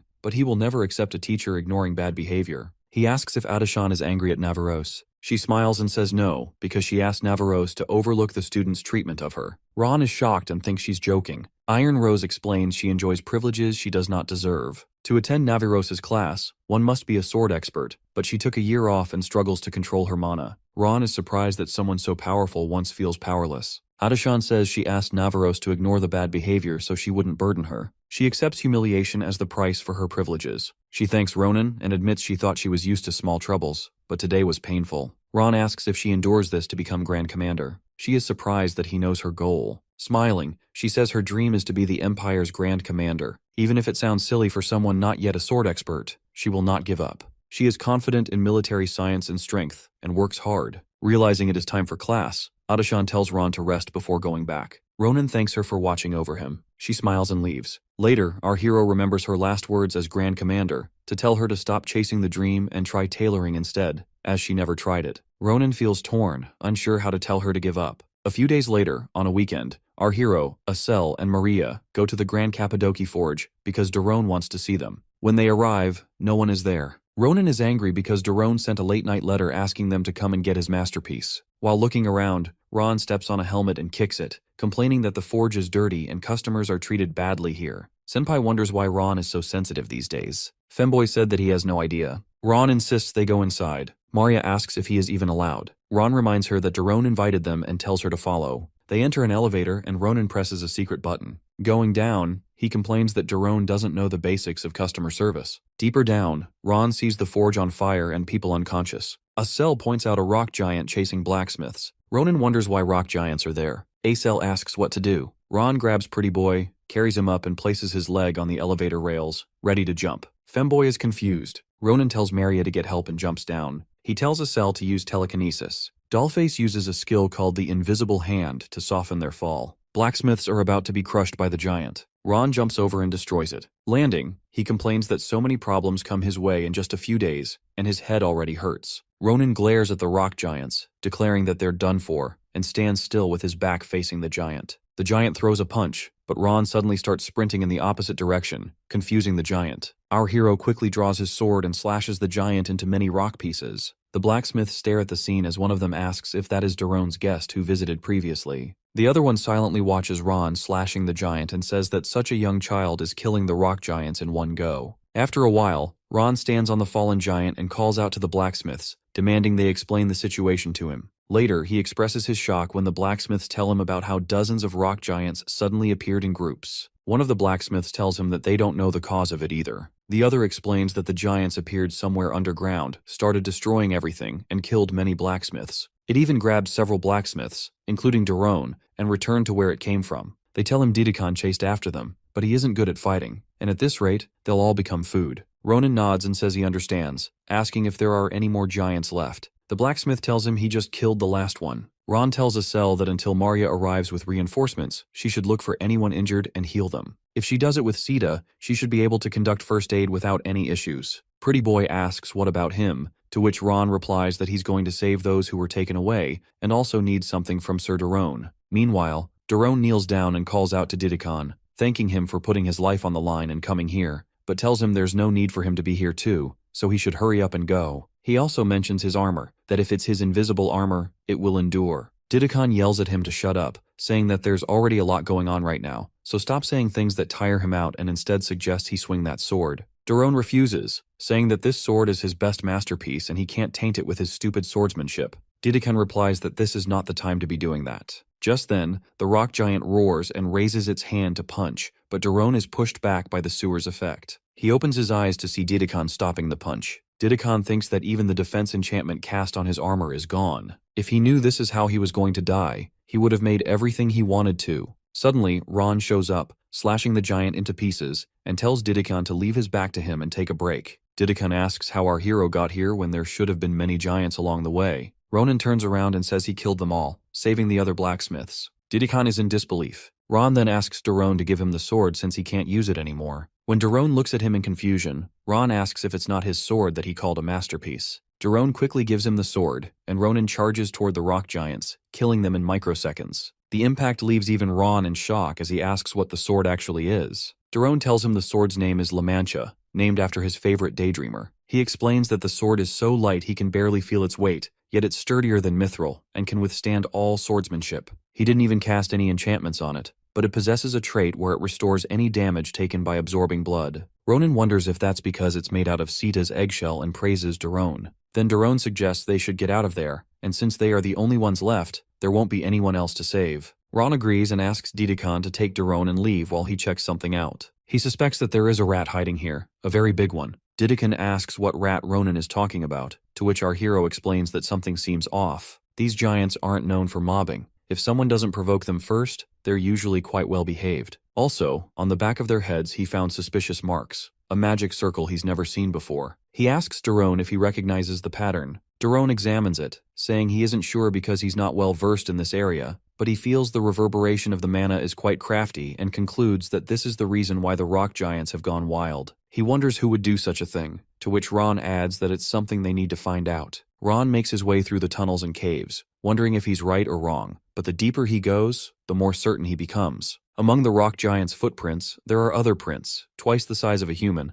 and a defense system type mana stone is also present. This confirms to him that someone definitely planned this. He abruptly stops when he hears voices and hides behind a wall. As he peeks to find out who they are, he sees two people, Yuden and Cyrilla, whispering to each other with their backs facing him. Both are wearing white cloaks and facing a golden rock giant. Ronan concludes that they are behind this. He glances at the rock giant and realizes the ones he fought earlier were mere children compared to this one. He sees that it's still sealed, but if it begins to move, it could cause problems. Yuden asks Cyrilla if she thinks there's an intruder, saying he's sure because the brainwashing link he cast on the rock giant has disconnected. Cyrilla replies that she believes it was done by a third party. Yuden mocks the Imperial bastards, saying they acted fast for once. He asks what they should do, since they have no rock giants left and still can't operate the golden one. With an evil laugh, he asks if he should kill them all, but Cyrilla says it's enough. She explains they've already destroyed most of the surrounding facilities, which will greatly impact the Empire's weapons manufacturers. She adds that if their identities are revealed, that person won't stay still, so it's better to retreat for now. Yuden asks if he should destroy the golden one, saying that the one snooping around smells like Smith's sulfur, and it's getting on his nerves. Suddenly, flames follow Ron as he tries to dodge them. He wonders about Yudon, and seeing how quickly and powerfully the magic was cast, realizes this guy isn't average. Yuden asks Ronan how he got here, since that defense system wasn't easy to break through. But that's what Ron wants to know. Who they are and why they're meeting at this place in such an extreme way, even if they were eager to be together. Yuden jokingly asks Cyrilla if he should kill the kid, to which she disagrees, but Yuden suggests they have some fun, saying there isn't much time left for the Emperor to be buried in starlight. Ron, burning with anger, questions what he means. Yuden wonders about his sudden mood shift. Ron demands they come with him, saying he has a lot to ask. Yuden sarcastically asks if he's planning to capture them. Just as Yuden is about to strike, Ron swiftly slices his hand without him even noticing. Yuden drops to his knees as Cyrilla freezes, stunned by the situation. Ron grabs her by the neck and orders her to answer his questions obediently if she doesn't want to end up like him,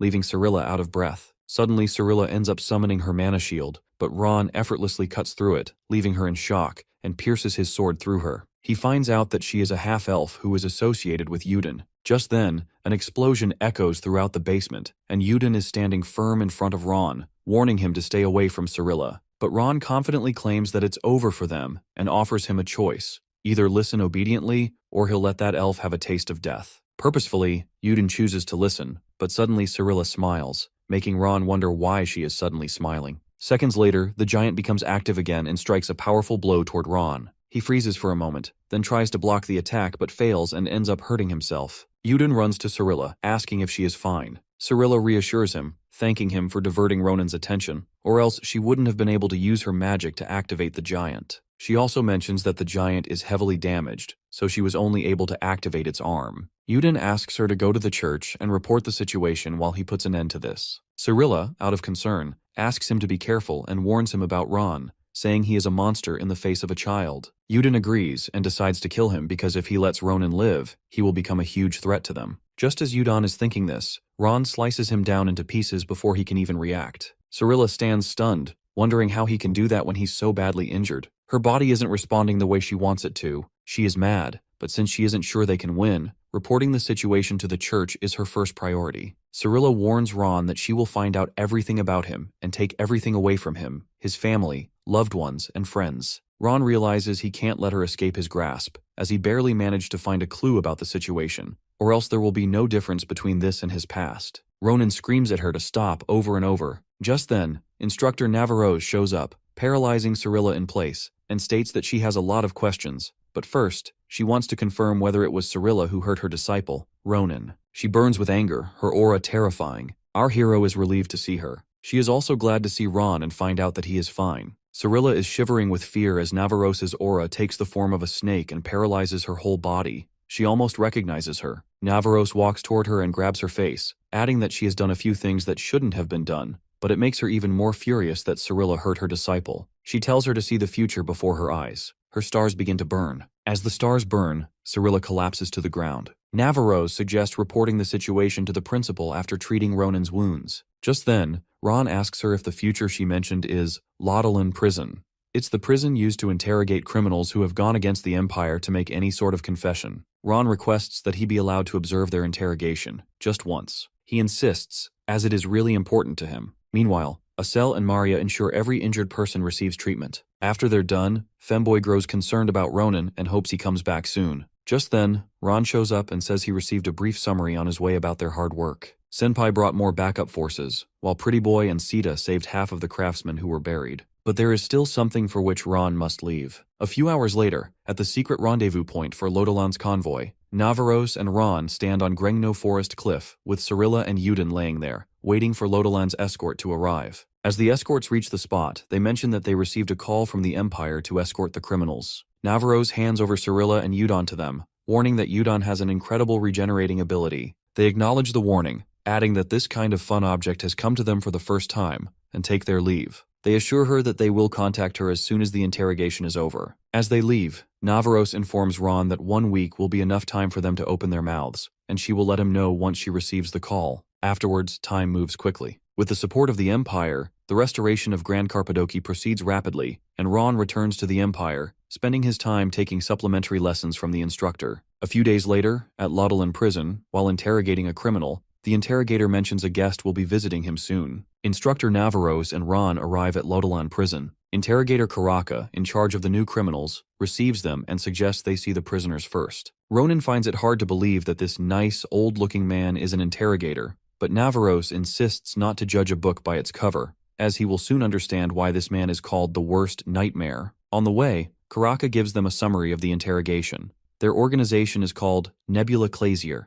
Navarros asks if this is a criminal organization like Caliboro, to which Karaka agrees, adding that they are more dangerous. From the Great Fire that destroyed the Nalanda Granary to the explosion at the Magic Engineering Research Facility, Ottoman, it has been confirmed that they were responsible. Ronan wonders why he never heard of them in his past life. Then he asks Karaka if they mentioned anything about starlight or the star's advent, which he heard during the capture. Karaka, now irritated and feeling ashamed for not having the full information, decides to show the criminals his full sincerity. As the door opens, Ron glances at Cirilla and Yudon, wondering if they are the same people he met before, because they have been brutally interrogated and are barely recognizable. Karaka, in his creepy form, adds that Yudon has quite an impressive dark regeneration ability, so he suggests burning people like him, piercing a burning arrow through him, and cutting his limbs with full effort. Yudon screams in severe pain. Karaka makes him suffer even more, asking why he hasn't revealed everything. Yudon claims he has already told them everything, but Karaka decides to end the conversation with Yudon and turns to Cirilla, as she has no regenerative abilities, so it won't be hard to get information from her,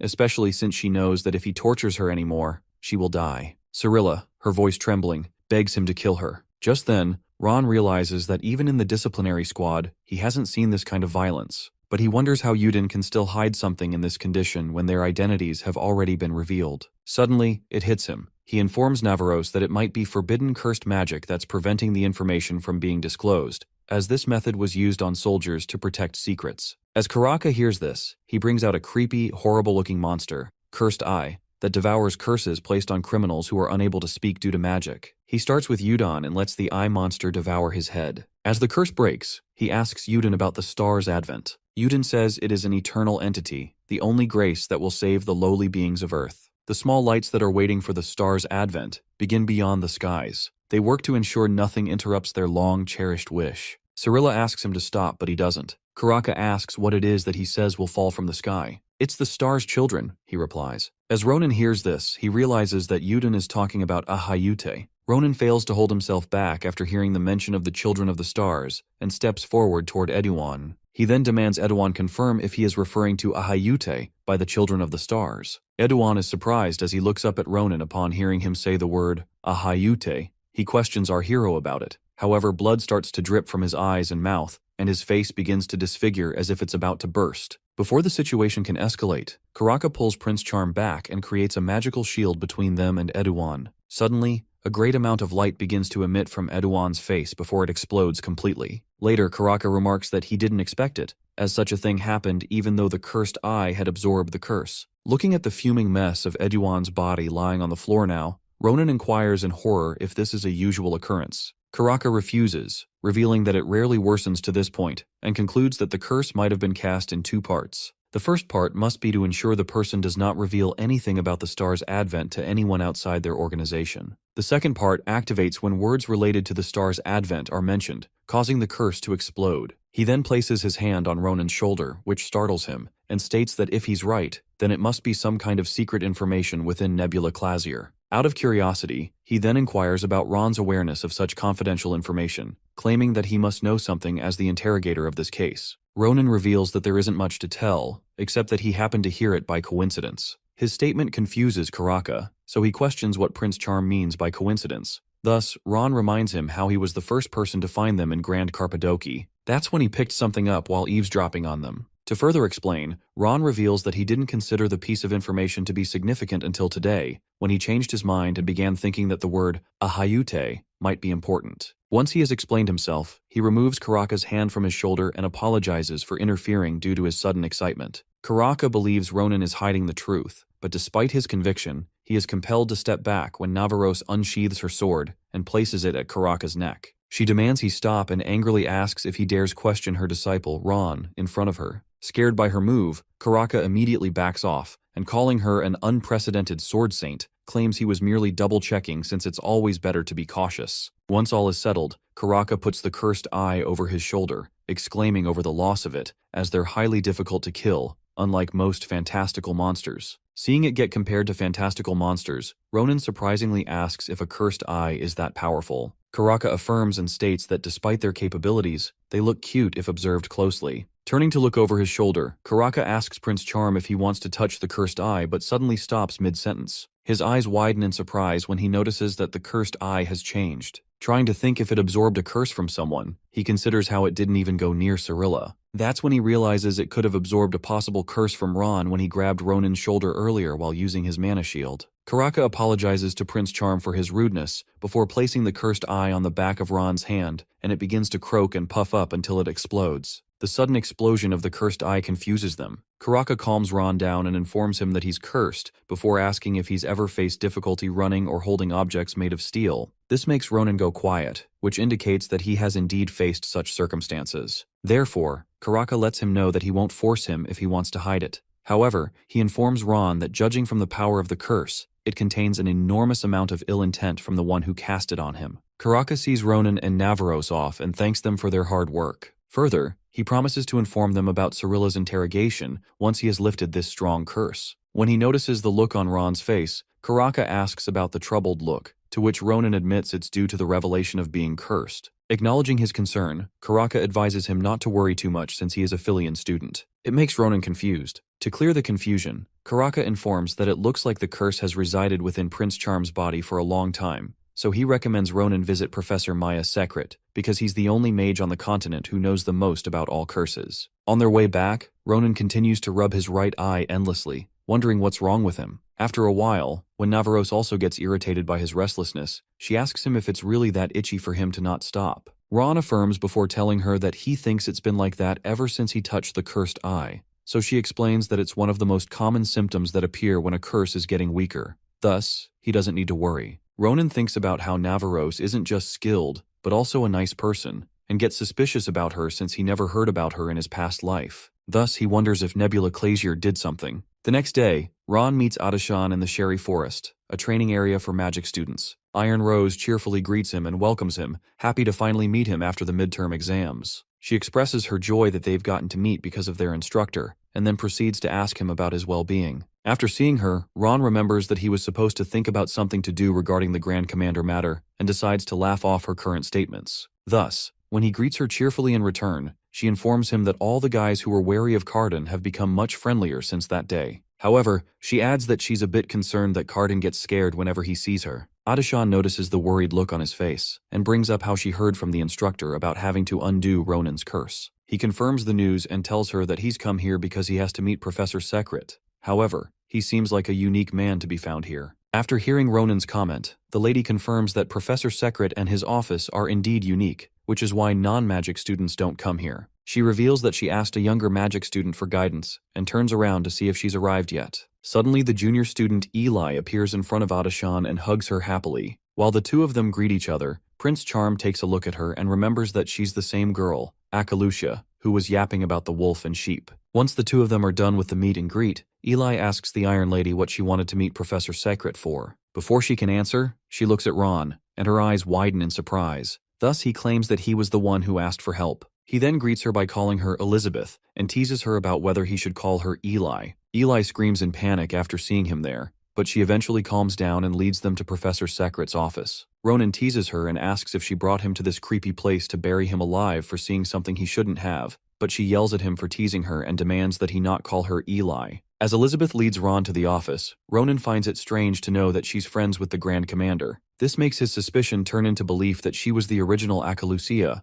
and he wonders how they met. The two of them walk ahead, and once Elizabeth has opened the door to the office, they see an old woman sitting on a rocking chair. Prince Charm asks Eli if she's Professor Secret, but she tells him not to get ahead of himself because there's another step. She then leads him right in front of the old lady and draws her hand forward before telling him to stay still no matter what happens. After saying some words, she calls out something to open and draws back her hand. With no patience, Ronan remarks that nothing has changed, until the old woman's mouth opens and keeps on getting bigger. When it's big enough for them to walk inside, it stops growing, but Prince Charm's astonishment grows instead. Eli advises him not to move, and they get teleported to another place. After arriving there, she informs him that this is Professor Secret's real office, and says another spell. Ronan looks around the place and can't believe they just entered through such a strange entrance. While Ron is busy calling the place weird, Professor Secret arrives and immediately recognizes him as the one sent by Navaros. She approaches Ronan, and with the help of her fingers, she opens his eyes and claims that she can feel something determined within him. After taking a look, the continent's best curse artist, Maya Secret, calls Ron an interesting child before passing a smile to him. Professor Secret touches Ronan's eye and reads him. The hero is shocked and wonders if this child is really the professor. She notices his reaction and smiles kindly. She tells him not to be surprised and says she has her reasons for looking this way. She reveals she is already 80 years old. Ronan is shocked again and wants to ask how she looks so young, but she cuts him off and tells him to focus on why he came. She snaps her fingers. Ribbons with ancient letters appear in the air. She says removing the curses on Ron is more important. Ronan looks around, confused by the strange letters. The professor studies them and says she didn't expect this many curses. Some of them are very old and dangerous. Even the skillful ones cannot touch these. Ron asks if the curses can be removed. The professor says yes. Even with so many curses, she can handle them. A magic circle appears below the hero. She says she came ready for this. She tells Ronan that she will send him into a world inside his mind, where the curses will appear. The hero just needs to find the root of the curse and destroy it. Ron repeats what she says and asks how he will know which one is the root. The professor says he will feel it when he sees it. Then she releases blue mana from her hand. She touches Ronan's forehead and wishes him luck. Her finger glows, and the hero suddenly falls into a strange space. A few seconds later, his surroundings form. He is now inside his memories. Ronan looks around and sees a familiar place. It is his old house, the one where he lived with his sister Iril. He wonders if the root of the curse is inside. Then someone with silver hair runs past him. He hears a familiar voice. It is young Iril. Iril is looking at a baby. She asks why Ron is always sleeping and if he is sick. Their mother tells her that babies need sleep to grow. She says that if Ron gets sick, Iril must take care of him because she is the big sister now.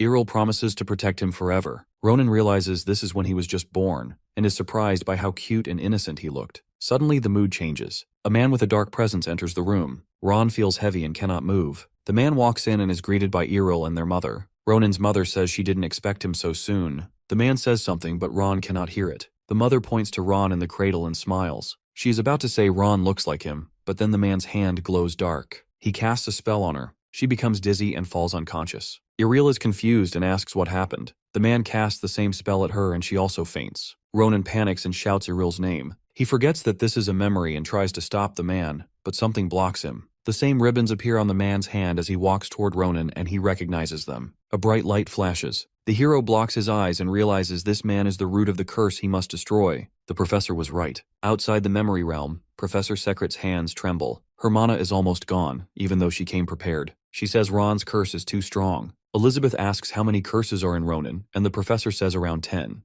Elizabeth stutters and says no wonder the professor's mana is draining. Removing that many curses is too much. But Secret, with a serious look, says no. The curse she is facing right now is just one. In his memories, Ronan looks at the dark, shadowy person staring at his unconscious mother and sister. Then the man leans down towards a child and whispers something. As the man passes him by, the confinement lifts, and the hero runs towards his mother and sister to check on them, but they just fall asleep. He calms himself and decides to kill that man. He runs in the man's direction, but when he sees him standing quietly, waiting for him, he realizes the man must want something from him. Burning with anger, Ron takes out his sword and rushes to finish him off, as he had laid a finger on his family. The man is ready to strike back and block Ronan's attack, overpowering him. It shocks the hero how a mere curse can be so effective against his sword. He tries to move again, but the man cuts him in many places, making Ronan scream and kneel on the floor. Ron is in disbelief and wonders why his sword can't reach him, then senses the man walking away. He gets curious whether the man is going to leave without doing anything to him. He stands up, thinking he can't let this happen because he still has something to ask him. He gets up, holding his wounds, and yells that this isn't over. He asks why he did that.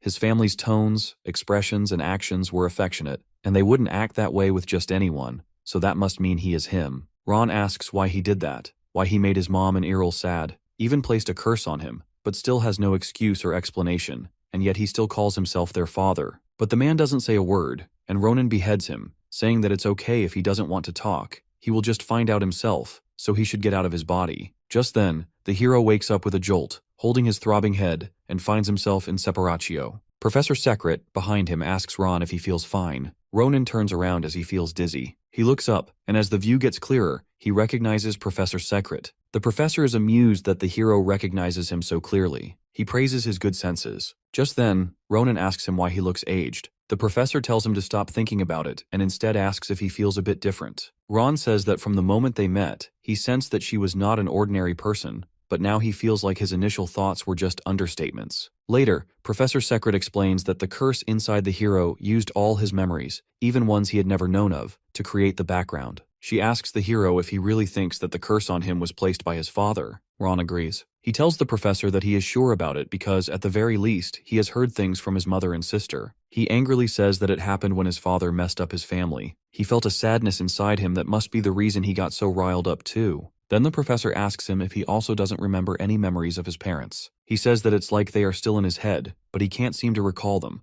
like they were cut off. Professor Secret concludes that not only his mana, but his existence had vanished too. He tells Ronan that it must be his father behind all those memories being gone. When the professor tells him that the reason he was able to use mana before destroying the curse is because he recovered his lost sense, Ron looks at his hands and realizes that the meaning behind the shiny strands around his hand is the mana they hide. The professor tells him that, just like other students, one day he might be able to use mana as well. That is, if he removes 2 of the curses from the 9 curses he has on himself. Then she tells him to go, as the sun has started to rise. Ronan suddenly notices that Secret just got younger. He casually comments if she changes forms based on the days. She suggests he stay collected, as he must be burdened by all this. He agrees and decides to rely on the professor in the future as well. Meanwhile, somewhere else at the same time, in the Grand Carpadocus basement, the head of the Grancia Duke family, Joseph Sinovan de Grancia, stands there admiring a huge rock monster. Upon the arrival of Dolan, the Duke asks him about the recovery efforts. Dolan informs him that they're going smoothly and that things will get back to normal. Additionally, he says that he found who the active student was here and suggests the Duke meet the student in person. Then the Duke orders Dolan to vacate the basement when the golden statue suddenly attacks him. The Duke grabs his sword and effortlessly slices it into pieces, as he is in a hurry to meet the young hero of Filion.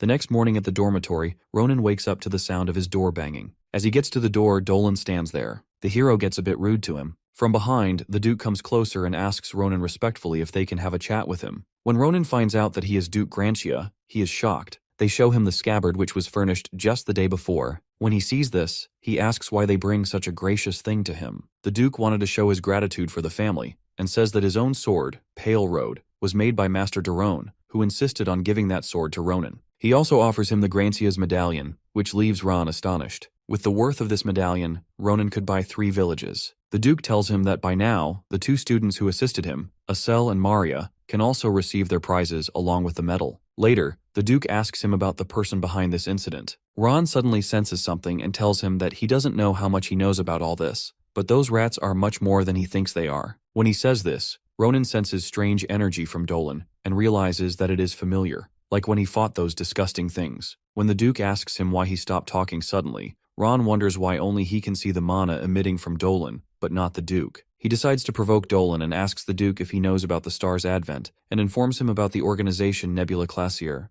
Dolan is clearly irritated. The Duke is in disbelief and asks if he really gathered the information on his own, to which the hero confirms. Later, the Duke takes his leave, suggesting he will find out the rest himself. Ronan offers that he will send more info about the Nebula Classier and the star's advent to him at night. It will be interesting, especially the part about a Hayute. Dolan's eyes widen as he hears this. Later that night, when Ronan is sleeping peacefully, Dolan attacks him but suddenly finds the bed empty. Suddenly, Ron stands behind him and mentions that he already predicted he would come, so he brought a guest for him as well, young Master Schlieffen. The Master orders Dolan to explain himself. Earlier that evening, Ronan went to invite Schlieffen to his place. He told him that tonight he would be attacked by Dolan. At first, he denied it, but upon insisting, Schlieffen agreed. Ron also adds that he will be getting rid of one of the rats who infiltrated his family. Back there, Dolan aims his sword at Schlieffen. Ron feels his body getting heavier due to Dolan's strong mana. As Dolan charges forward, Ronan tries to block his attack but ends up getting hit. Dolan claims that Ron ruined their friendship. When Schlieffen asks why Dolan is betraying them, he clarifies that he was never a Grancia knight to begin with, so he is not betraying anyone. Schlieffen's face goes blank, and he leaves him on his own. Just then, Ronan blocks Dolan, leaving him shocked, and mocks Schlieffen, saying that he made things quite annoying for him. But who knows that the young master will shift to his true form and charge toward Dolan, saying that it will be a bloodbath in Grancia for a while. He endures all of Dolan's mana with full force through his own mana. Dolan wonders if he was hiding his true powers, as he seems stronger within a very short period of time. Just then, Ron again strikes him, which he dodges smoothly. The noise is getting loud, and Dolan realizes that professors are going to come here. He thinks to himself that it was a bad idea to come alone when he knew it was going to be against the two of them. He wants to retreat and hide until he gets the opportunity to kill. Suddenly, the young master flies into the air with his sharp sword, saying that unlike his father, he can't use the Tempest sword easily. However, no one would be harmed if he were to use the Tempest sword, except Dolan, who is a traitor. He uses the Grancia family's generational secret sword technique and hits him. It creates a large smoke tornado. When Dolan speaks slowly, his star fades. He goes into the ground. The young master puts the sword back, saying that from this day on, no one in the family will recall Dolan's name, as he wasn't even a Grancia after all. Ron smiles and tells Schlieffen that he seems pissed, having dealt with it so flashily. He wonders how they'll be able to hand Dolan over to Laudelan since he's in a dead state. But according to Schlieffen, he didn't harm him that much, though he's not entirely sure. Just then, he tells Ronan that he needs to inform the household as soon as possible. Suggesting they need to track down the traitor, he takes off running, leaving the rest to the hero, confident things will be fine with him. Ronan, irritated, shouts in anger that Schlieffen can't just leave everything to him after destroying it, and he starts cursing him. Just then, the headmaster shows up from behind, asking about the situation, along with instructor Navarros, wearing cute and catchy pajamas that catch the hero's attention. Later, the headmaster sighs in relief that Ron isn't hurt and asks him to explain the situation. But Ronan first tells them about Ahayute while cursing him, which shocks both of them. Later, in his office, the headmaster sits calmly and realizes there were moles hiding among the Grancia family. The issue is bigger this time, but he thanks Ron, as he did quite a service this time, and they were able to stop something bigger from happening. Ronan silently says to himself that he should keep it a secret for now that he can see the special mana. He's not sure about it, but if this info leaks, then everyone around him will also be in danger. Furthermore, the headmaster tells him this incident will soon be investigated, and adds how their empire is constantly indebted to him since the blacksmith village situation. So, as a reward, the headmaster asks what Ron wants in return. Ronan's face brightens as he hears this and asks him to approve something he wants to do in school. The next day, at the Filian Grand Plaza, Ron gathers all of the students and informs everyone that since they're tired of the on-campus club activities, he has created a special adventurer club for everyone. Everyone becomes curious and raises questions about it, to which Ron explains it is a purely constructive club with external activities, including actual fighting. To raise new talents who will contribute to the Empire, it's the only club where they can go out with the headmaster's approval. Everyone is excited. He further informs them to visit Galelian Building's first arena if they want to join the club, during the scheduled interview hours. From far behind those students, a mysterious lady with a red scarf on her head looks at Ronan and wonders about him. A few days later, at the Galelian Building, Ron sits hopelessly, wondering why there's no one except Senpai and a cell. Maria explains it's due to the reflection of his so-called interviews over the past few days, how he beats everyone, calling it an ability verification trial. And for those who manage to last, he says terrifying words like, "Are they prepared to sacrifice their life for the club?" Acel also hears rumors spreading throughout the school that if they join the club, they must have at least 10 lives to last long. But Ronan refuses to back down, as according to him, real fights are all about this. He actually needs those who are promising. Just then, Braum stands up again to fight Ron, Ron also stands, asking if he's refreshed now, and insists that he didn't need to see his abilities, but since Braum kept insisting on a fight passionately, he announces that Braum has passed the interview. With that, Ron asks them all to leave and have some rest before things get practical. He also decides to stay a little longer, hoping that maybe someone skilled will drop by. The whole day passes with none of the interviewers showing up, and they start packing up, during which a girl assistant with him politely adds that she would have tried it out as well if it weren't for her assistant instructor duties. Ron freezes and says to himself that even if she tried, he couldn't accept her. She gradually needs to decide whether to give up her dream of becoming the Grand Commander or not, and should think about it carefully. Just then, the red scarf lady shows up.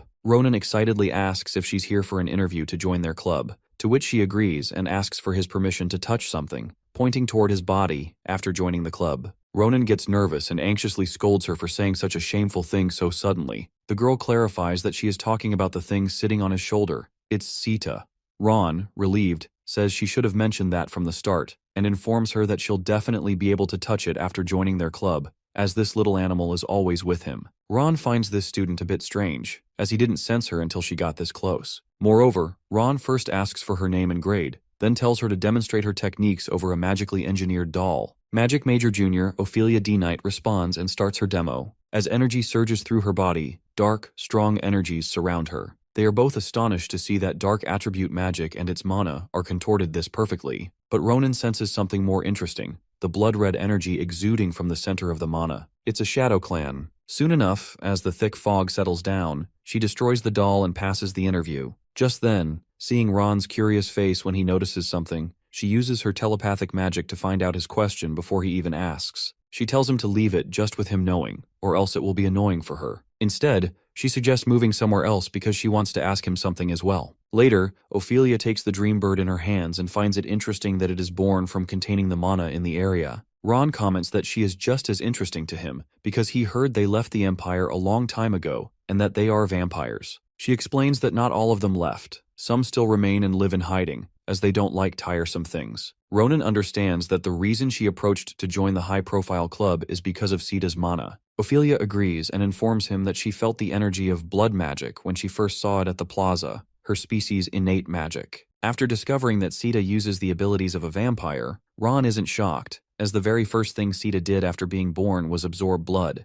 It makes Ophelia concerned, and she asks him how long it has been since Sita was born. Ron, completely clueless, struggles to tell her the exact age but ends up declaring it to be 2 months. Ophelia finds it strange, as Sita is already exuding blood mana of high density. Suddenly she asks him something and pleads with him to complete her request, mentioning something about research. The next day, Ron and his club members stand in front of a special adventurer club building and acknowledge the headmaster's generosity, as they dedicated a whole building to them. Later, Ron notices a change in the club members' weapons and asks if they are from Grand Carpadoc, sent by Gracia, to which they confirm. Then he notices Maria's sword, which she explains was made suitable for her strength by the Great Commander, so she wants to try it. Acel receives a magic bracelet made with the techniques of the Magic City, and its mana control is much better, so her speed and power have increased twofold. Then Senpai asks Ronan why he wanted them to come armed. Ron suggests they go inside first. Later, Ronan informs them that the one goal for the club is to improve their abilities through real-life experiences to prepare for the imminent day. He continues that the first place they will be discovering is the Vadian mountain ranges, which haven't been explored yet, making the club members nervous. According to him, it will be a good experience as this place is quite unusual, and he has some personal business there as well. Anyways, he commands them to fight from then on. The hallway is empty. Acel asks Ron what he meant earlier. Ron explains there is a problem, and to fix it, they should finish their classes early. Pretty Boy is surprised. Ronan mentions that it's obvious. If they leave, they'd be gone for about a week, but both Femboy and Maria had classes. Doing club activities while still in class would be hard, and the headmaster wouldn't allow it. So the best way is to complete their classes early, just like Ron did. That is the key to being free. In the training room on the second floor, Ron told them he wanted to test their skills before they started their own training. He told them to attack him. He promised not to hurt them, and said he'd only use the back of his sword. With a creepy face, he tells them to try hard, or it wouldn't be fun. Maria replies sarcastically, saying it is already comfortable enough. Senpai comes up with a plan. She wants to show Ron how much they have grown. Acel understands, and with that, Maria pulls out her sword and rushes at Ronan. She struck the ground hard. Ron praises her strength but doesn't know why she hit the floor. Then he sees the broken pieces floating. Femboy is using his powers. The rocks float around him and he tells Maria to start. Acel throws the pieces at Ron, who dodges quickly. Ronan praises his better telekinesis and cuts the flying pieces. But then, Senpai surprises him by predicting his move and gets close. She tells him not to block but to dodge, then swings her sword. Ron stepped back just in time. He is amazed. If he hadn't moved, he would have been hit. Maria doesn't stop and attacks again, blocking his strike, looking worried while Ron was enjoying the fight. He was pleased that they had both improved a lot. Pretty Boy attacked again to push Ronan away from Senpai. A big chunk of the ground flies at him, which he sliced smoothly. He praises both of them as it is clear that they had trained hard, especially Acel seemed like a new person. With that, training is over, and Ron believed they would get even better in 2 weeks. Just then he insists on starting special training immediately, which makes Femboy and Maria run for their lives. From that day, Senpai and Acel trained hard and lost sleep. 2 weeks later, Ron gives the headmaster early completion certificates for everyone in Ronan's club. Ron said it wasn't for all subjects, but it was enough to get permission to leave school. The headmaster kept his promise and wished them safe travels and good luck. The next day, the club's first adventure was at the Vidian Mountains. Maria is amazed as the mana is pure, even at the entrance. Braum is excited and asks Ron what to do, to which Ron tells to wait, and they are still far from the core. He will tell them after reaching. Then Ronan told them that their goal was to find a special item. The wind blows toward the Olympian temple. It carries a sound that the elf could hear. The elf senses someone has entered the rough land. He decides to meet the guest he hasn't seen in a long time. Ronan finally manages to find the orcs. Those orcs have already built a whole village for themselves. Not only that, but they also seem to have strong fertility. That means they will grow in number very fast. If things keep going like this, soon there will be enough orcs to cover the entire mountain range. Ron understands that this is going to become a serious problem. The people living near the mountain are going to suffer great losses if the orcs are left alone. To stop that from happening, Ronan decides that they have to dry their seeds, which means to end their ability to reproduce and expand. This is going to be their first real battle. Ron's comrades are a bit confused when they see so many orcs, but Ron doesn't seem afraid. He actually says that these orcs are going to be the best opponents for them to fight against. Still, even though the orcs are strong and many, there is another level of danger ahead. That is the dominant species of the mountain range, the ogres. These ogres are far more powerful. Ronan knows that they are going to be very hard to defeat. Their leader, the twin-headed ogre, is extremely strong. Ron himself was not able to beat that ogre in the past. However, the good part is that this ogre is not a current problem. He is going to appear later, so they do not need to worry about him just yet. While Ronan and his group are discussing their plan, out of nowhere an elf appears behind them. Ron didn't sense him at all. He starts to guide them and says that even though their intentions are good, this is not the right time to go after the orcs. He tells them that he is just a priest who lives in the mountains. He is actually an old-age spirit with a divine name, Seniel. Sarante suggests they move to another place to have a proper conversation. This area is not safe, but Ronan stays alert and points his sword towards him. He adds that lately many lunatics have been appearing in their way, so he does not fully trust him right away. He asks the priest to follow what he says and curses him. Later, he somehow manages to guide them calmly and says something that makes him feel very embarrassed. He says that what Ron did to him is the most embarrassing thing that happened to him in the past 200 years. From this, they understand that he is very old and ask about his age. But since he stopped counting his age, he is not sure about it. But there is a rough estimate of about 1,000 years. Everyone froze as they heard it. Ronan realizes that he has been alive since before the Empire was even founded. That shocks all of them. Ron asks about what he said earlier, that the time is not right. Elf explains that he said this because something strange is happening with the monsters these days. The orcs, who are not even nocturnal by nature, are moving around the mountain range every single night. This is very unusual. Even the ogres, who normally never leave their territories, are now seen at the outskirts of the mountain range. This is not normal behavior at all. He advises them to stay very careful, even though they have not yet discovered the real cause behind these changes. That means they are safe for now, but they should remain alert. Just then, he pulls out his barrier magic, and a temple, Seniel's temple, appears in front of the whole group. All of them, including Ronan, are confused.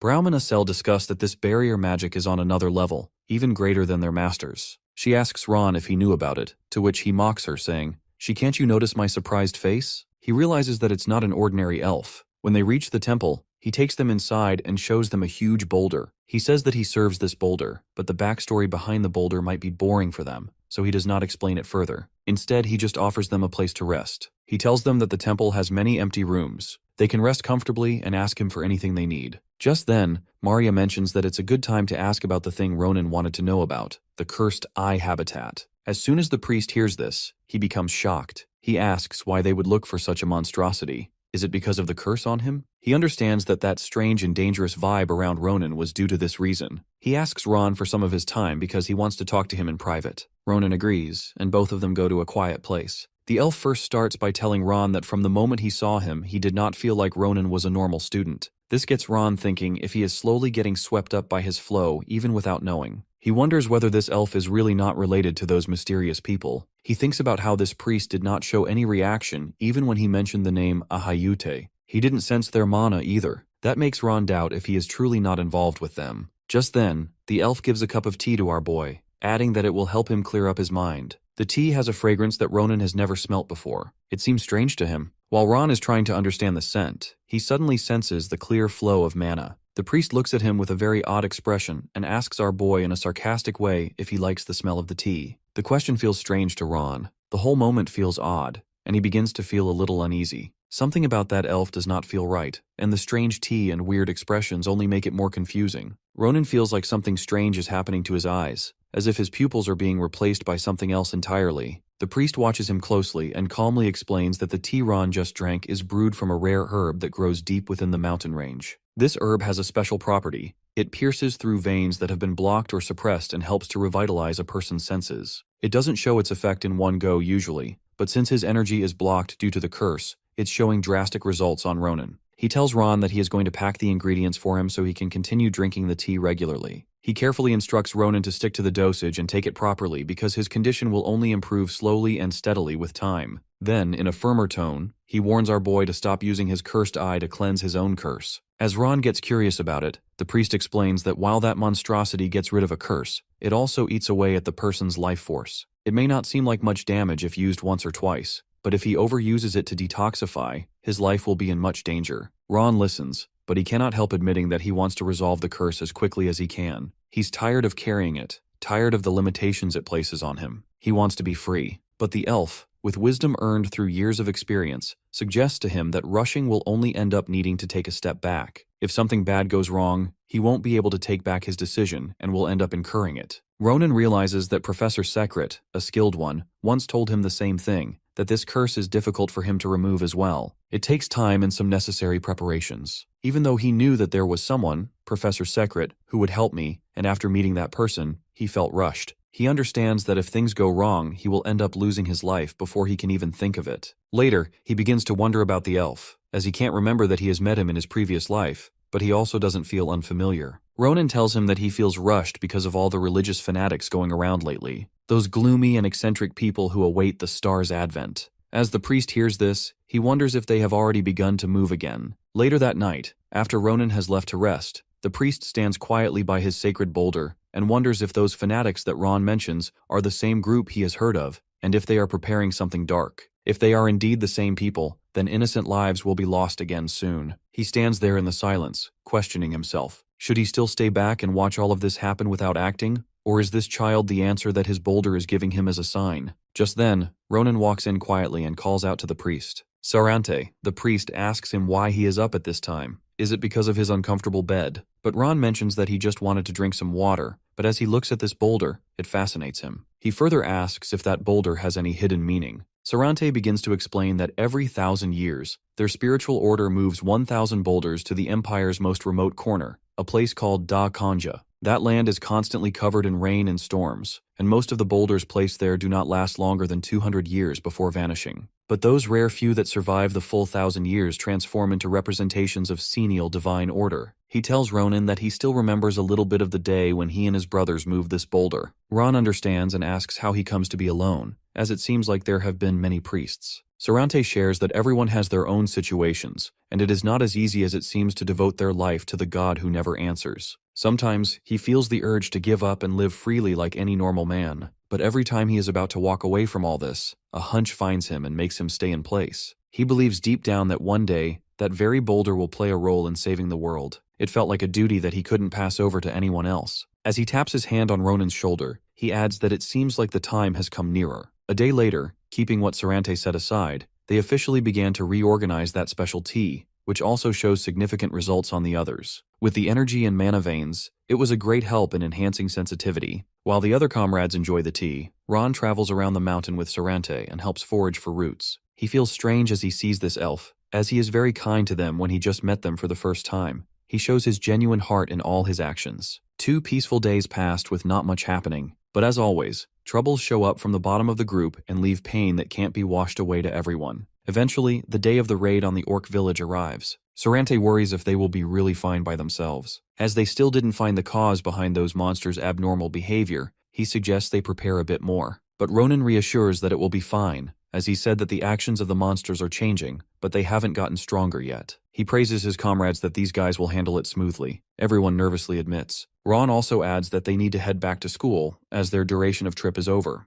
To ensure their safety, Sarante gives them a spell, a bit of magic that can allow them to return through the barrier, and with this, they will be able to freely visit the shrine again if needed. He offers for them to come back immediately if they sense anything going wrong, or if they're ever in danger, and suggests never letting their guard down, as the forest is dangerous and quite dark for them to be this strong. Back there, in the forest, nights get dark, and Brigia roams around with her sharp sword with blood on it. She is walking around to find Sarante. With her firm voice, she says to herself that she will meet him herself, as with those idiots she can't pull him out easily. Ronan looks at the orcs and realizes that the orcs had raided a nearby village. He orders his comrades to fight as they advance forward to fight the orcs. The orcs gather together admiring the jewelry that they stole after killing innocent people. Ron helps Acel as they work together closely, managing to take down several orcs one after another. Our boy appreciates Femboy, saying that her accuracy is crazy, and asks if she is feeling it now. She hesitates but follows his orders, taking down the orcs. Acel looks at the bloody corpses of orcs lying down.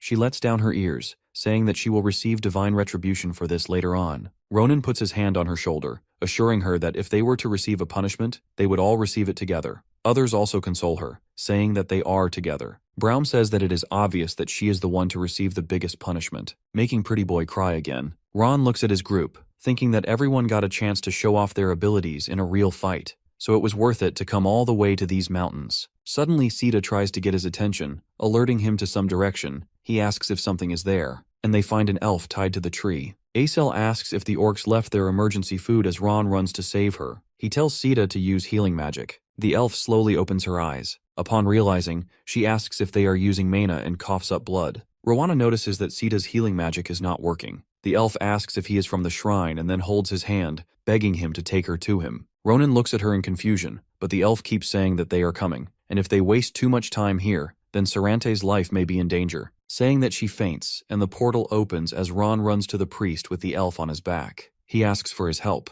As the priest asks if there was an accident and why he is back so soon, he tells him to take a look at the elf first. But Sarante recognizes the elf and calls out her name as Brigia. He raises his hand, asking what happened to her. While Ronan was with Sarante and Brigia, Maria told Brown that she looked around as our boy told them to, but there was no one else there. He replies that luckily it seems like that elf was the only prisoner. Senpai says that it's better to head to the shrine now but sees Acel kneeling in front of the dead orcs. She asks what she looks for as Pretty Boy tells her that there's something weird about these orcs. Senpai asks if she knows what's wrong with them, to which Femboy tells her that she has never seen something like this before, and it seems they were hidden with double magic until now. She notices that they have magic circles. Sarante carefully tends to Brigia and tells Ron that he has finished the first aid, and he'll be able to relax for a bit now. Ronan asks if she will be okay because even the healing magic didn't work, and asks if she has been possessed by some weird poison. Sarante assures her that he has given her an antitoxin first, so she will be okay. He further adds that he is in our boy's debt now, and if it weren't for him,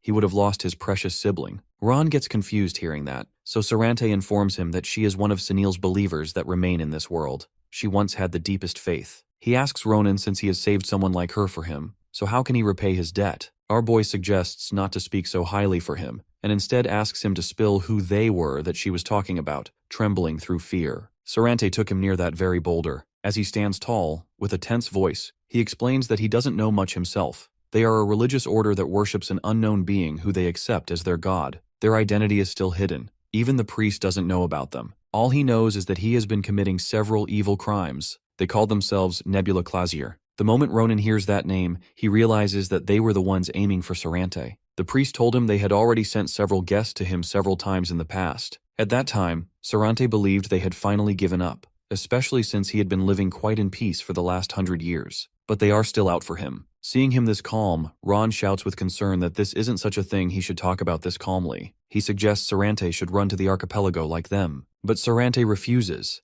as he can't leave this place with that negative spirit roaming around and harming the innocents' lives. Instead, he asks Ron to leave this place with his comrades. He genuinely doesn't want anyone to get harmed. Ronan understands, but he adds that he will bring the strongest girl he knows to hide till then. Sarante laughs quietly and acknowledges what he says. He grabs our boy's hand and gives him a ring to repay him for saving Brigia. It's like an entry pass at the magic tower. If he ever visits the tower, he has to show the ring to the librarian, so they will definitely find info for his curse. He shows his concern towards Ron, as spending time with him has been a gift to himself. It makes our boy hesitate as he gets emotional, and he adds that they will definitely meet again. He will be back soon, so he suggests Sarante take good care of him. As Ronan steps out of the house and the door of the temple closes, there comes Brigia, standing surrounded by violent energies, and greets her sibling Sarante with an evil voice. He is frozen and astonished as he sees her. Sue smirks and sarcastically asks him where he was all this time. The priest understands and says that her religious body sure is violent, to which Brigia comments that it's the same for him, who gave a paralysis poison to his patients. She refers to the antitoxin he gave to her. Sarante admits and explains there is no option when she is captured by the energy of those mere orcs.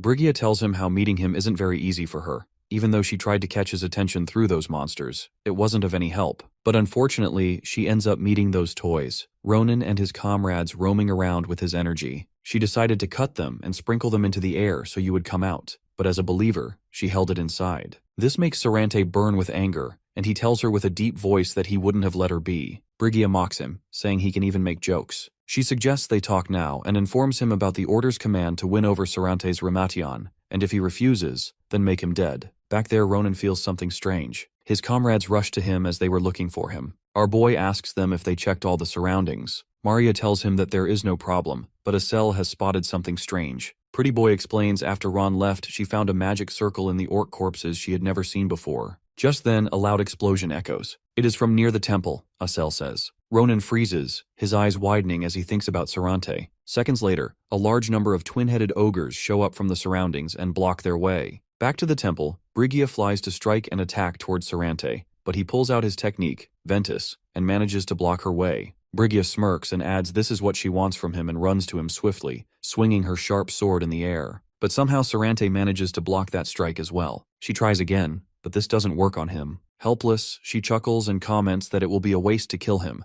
so she asks him to let go together so he can get an executive position like her. But he refuses to serve a cult, as he is too religious. However, he mocks her, asking if her order's teaching isn't working for her, as she gets quite rusty to think Rohaheim's shadow is this slow. Brigia tells him that she is just a bit bored of how he didn't pay attention to her, because he was way too busy to make those kids escape. She also mentions how he puts up an act in front of Ronan so he could leave with peace. She is curious why he is protecting them so much. Sarante warns her not to lay a hand on them pointlessly, as they were just guests whom he happened to meet coincidentally. If she does anything wrong, it will not be able to let her go graciously, Sarante adds boldly. Brigia smiles and informs him that she can't do anything, as she has done it already. A large thud echoes. This makes the priest worry, as the sound is from the direction where Ronan and his comrades appeared to be. Just as he lets his guard down, Brigia takes that opportunity and cuts his arm. Meanwhile, in the forest, Ron commands everyone to get their weapons and get behind him, as they can't handle those huge, powerful ogres. Braum stands there still, as he is not able to move his body. One of the huge ogres slams him far onto the ground. Maria and Estelle realize they should run away, but just before they could think of it, the monster throws his powerful strike, which Ronan blocks with his astonishing strength. He commands them to take Sita and look after Braum, as he is injured badly. He can handle them. He swings his sword in the air as he orders them to go. He clenches his hands, holding the sword more tightly, saying in full rage that this bastard will be killed by him. He clashes his swords against the monster's tight and strong body, and screams as he orders his co-members to run and take care of the wounded. As he sees the monster's eye, it makes him realize that the circle of magic in its eyes he has seen somewhere. He remembers that it looked like the same magic circles as before,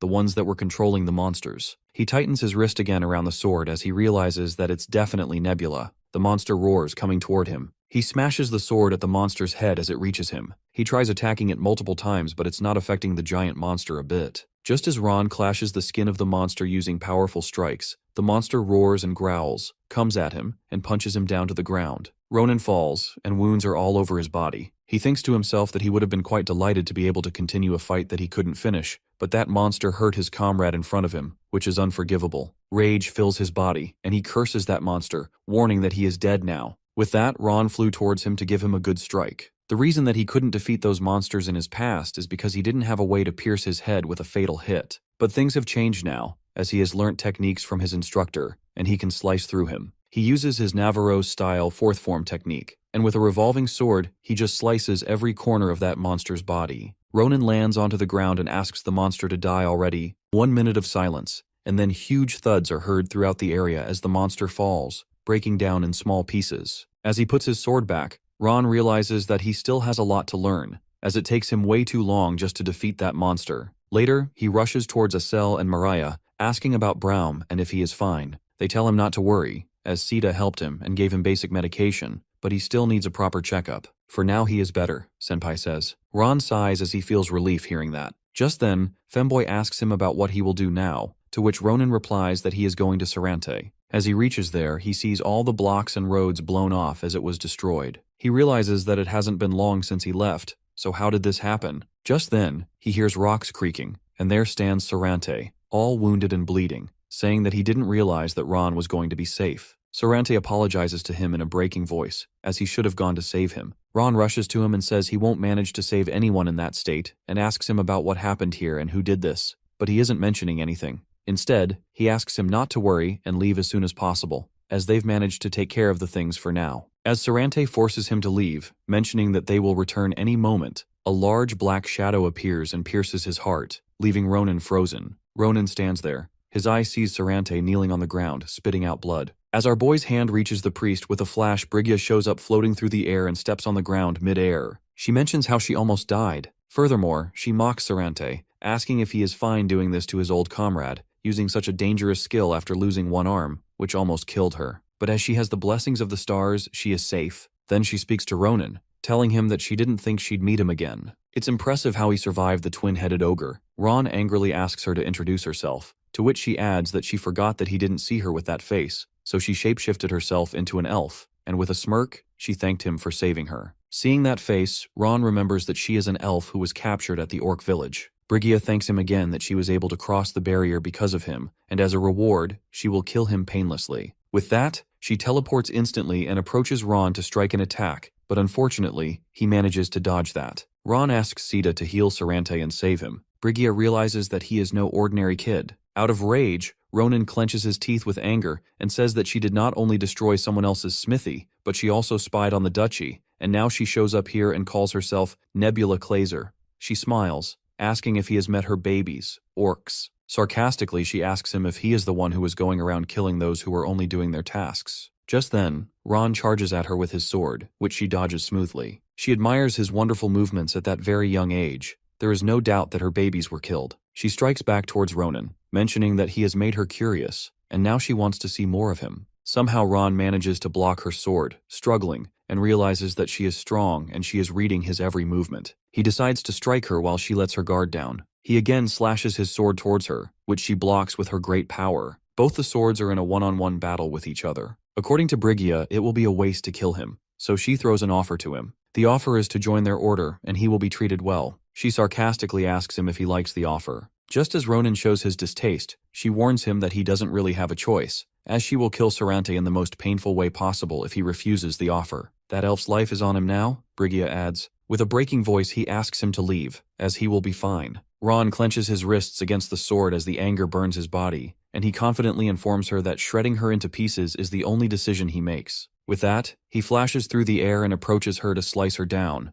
but as strong as she is, it is no trouble for her to block these blows. Brigida adds that she will want more of him if he continues to act like this. Ronan continues to blow his attacks, which she respectfully blocks every time. She smiles, realizing it's been a while since she fought this strong, and it will be such a waste to kill him, and grabs his hand, asking him to cooperate, or else she will kill him. Soon enough, her sword pierces through his body, and she mentions that when he wakes up, he will be greeted by starlight. Just when Ronan was struggling to block that sword, Sarante put out his mana shield over Ron. He curses Brigida, saying that he told her if she laid a finger on our boy, he would make her pay. His eyes burn with anger. Ron screams to stop him, but Sarante says that if he keeps pushing himself, he won't be able to make it, and says he will handle her as Ron has done enough. He also adds that he bought him plenty of time, and now he'll take it from here. As he fills up with energy, he orders Ronan to stay back. Brigida comes raging towards Sarante, asking him if he thinks that she won't act out of it. She runs to him, but as she moves, the priest pulls out his magic circles. The flow of energy is so strong that almost Brigida can feel it rumble through her body. He says to her that this is where this fight ends, and with that, he says goodbye to her. Blood spills from his mouth as his body weakens through pain. He needs to end this even if this takes all of his energy. Brigida, struggling to stand still, says in her breaking voice how foolish of him to believe in ghosts. They are the chosen disciples of the star, so as long as they have their blessings, no one can stop them, and there is no need for her to make him change his mind anymore. She screams die and moves towards him. Sita shows in front of him. Sarante gets directly to Ronan and informs him that this is his end,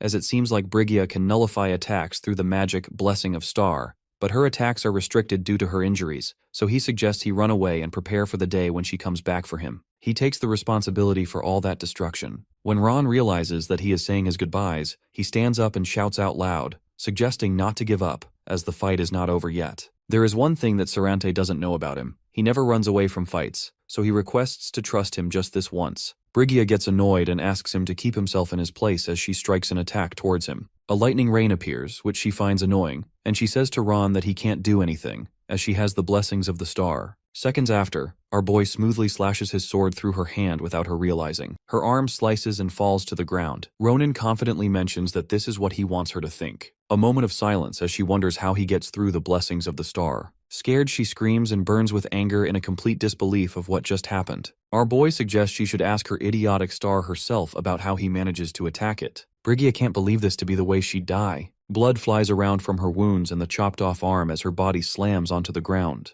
A desperate wish for a little more time is all that Brigida is left with because after so long, she was finally going to know the truth. Her head hits the ground after she is reminded of Sarante's words, and she takes her last breath. Leaning onto his sword, Ronan stands near Brigida's body. While panting, he turns around to look at her and finds her lying down in the pool of her own blood. The sight of that makes him realize that it could have been him in her place, if only she hadn't let her guard down by being overly confident about her blessing. Ron recalls the events of his past life and remembers that even then, no one, except for him, used to be able to even point a finger at the giants. This was due to the giants' ability to nullify the attacks of others. This makes him wonder if the higher-up subordinates of Nebula also possess that power in the name of blessing. A shaky call of his name shakes Ronan out of his thoughts. Sarante asks him if he's fine, which makes him realize that the priest's also pretty injured. Blood has spread around him, and when our boy notices it, he quickly backfires on Sarante, asking him if he's all right. Out of worry, he runs to the priest and questions Sita about why she isn't healing the priest with the help of her magic. He then tries to comfort him by telling him that he only needs to hold on for a bit longer since the battle is over. However, Sarante grabs his hand, catching him off guard, and assures him that he is fine. With an exhausted look on his face, he apologizes to Ronan before asking for a favor, remarking that it'd be the last one. Sarante's condition worsens, and he coughs up some blood, which panics Ronan even more. Thus, when he apologizes to Ron for having Prince Charm see him like this, Prince Charm immediately starts apologizing too. With shaking hands, he blames himself for Sarante's condition,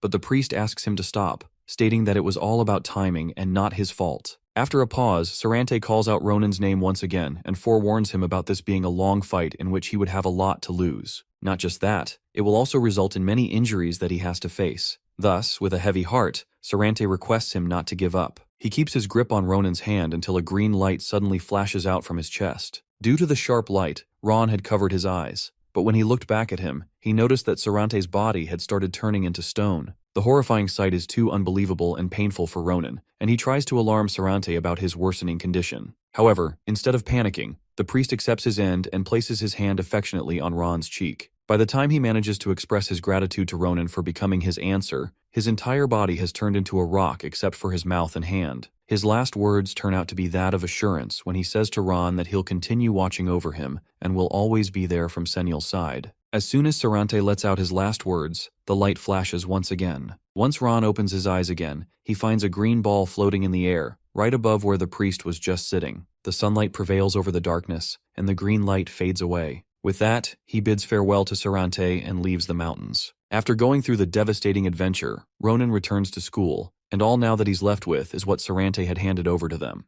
The club activity report, which is written by Ronan, gets submitted to Principal Krava. He reads through it and acknowledges that the difficulty of their first adventure was quite high. When he asks Prince Charm about his opinion on this, he rather smiles awkwardly. Hesitantly, he states that it was because of that crazy woman Brigida and ensures that it won't be happening again. Thus, he requests Principal Krava not to ban their club activities. Ronan's answer confuses Principal Krava, and after an awkward silence, he clarifies that he wasn't referring to Prince Charm's injuries. Rather, he acknowledges the pain of the death of a close one, and even though Ron hadn't known him for too long, it still isn't a light matter. Thus he asks Ron if he's actually okay. The question weighs heavy on Ronan's heart, and he clenches his fist as the pain floats to the surface. He accepts that claiming to be alright will be a lie, but he states that if he'd just sit around grieving over Sarante's death, it'd sadden him more. Therefore, he asks Principal Krava not to worry about him and thanks him for being concerned. At the unexpected response of Ron, Principal Krava sighs and decides to let go of the matter. It is so because he can't punish his students for raiding the orc habitat and killing a criminal since it's actually a great accomplishment. Thus, Principal Krava asks Ron if he could promise not to be this rash again if he is to ever come across the same organization again. He continues that he can't bear to sit still and watch his students get injured, as he is the principal of the school. Ron cheers up and gladly agrees to be careful about it.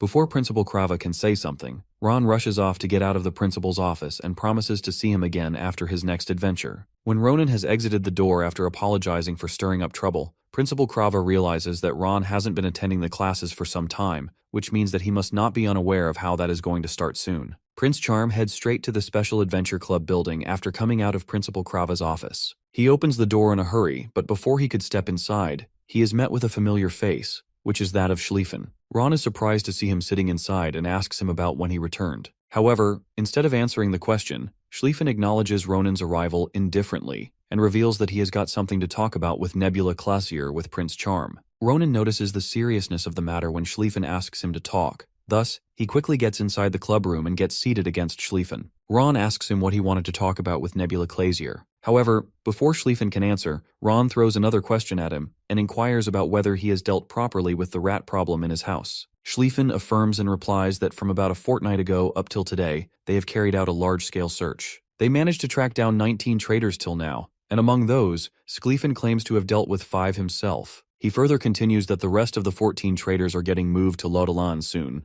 and there they'll receive a more proper interrogation. After a pause, Schlieffen reveals the main problem and says that Prohibition isn't working on those traitors anymore. This news shocks Ron, and he questions his own hearing. Schlieffen explains the situation by disclosing that Prohibition stopped when 19 of those traitors were tracked down and the investigations had begun. Thus, considering how thorough those traitors have been, Ron and Schlieffen recognize that they must have already dealt with Prohibition before. This revelation annoys them a lot and starts to wreck his mind about whether there's any other way, but he finds it quite hard to be able to look into their mana and single them out. Meanwhile, Schlieffen gets up to leave, promising to share any further information he might get. Before leaving, he tells Ron that he'd be looking forward to the moment where he can face Ronan once again in the upcoming midterm exams. When Ron hears the mention of exams, his eyes widen in shock since he wasn't aware of the upcoming exams due to not attending the classes lately. 2 days have passed, and Nybros' midterm exams, the real battle high-ranked sword techniques, have begun. It took place on an island under Filian's possession, called Finland, and Navaros conducts the exam. Once all the students have gathered, she starts to explain the instructions of the midterm exam. Since all of her classes have been focused on real battles, she states that she'd want to go to a battlefield somewhere if Schlieffen had the authority.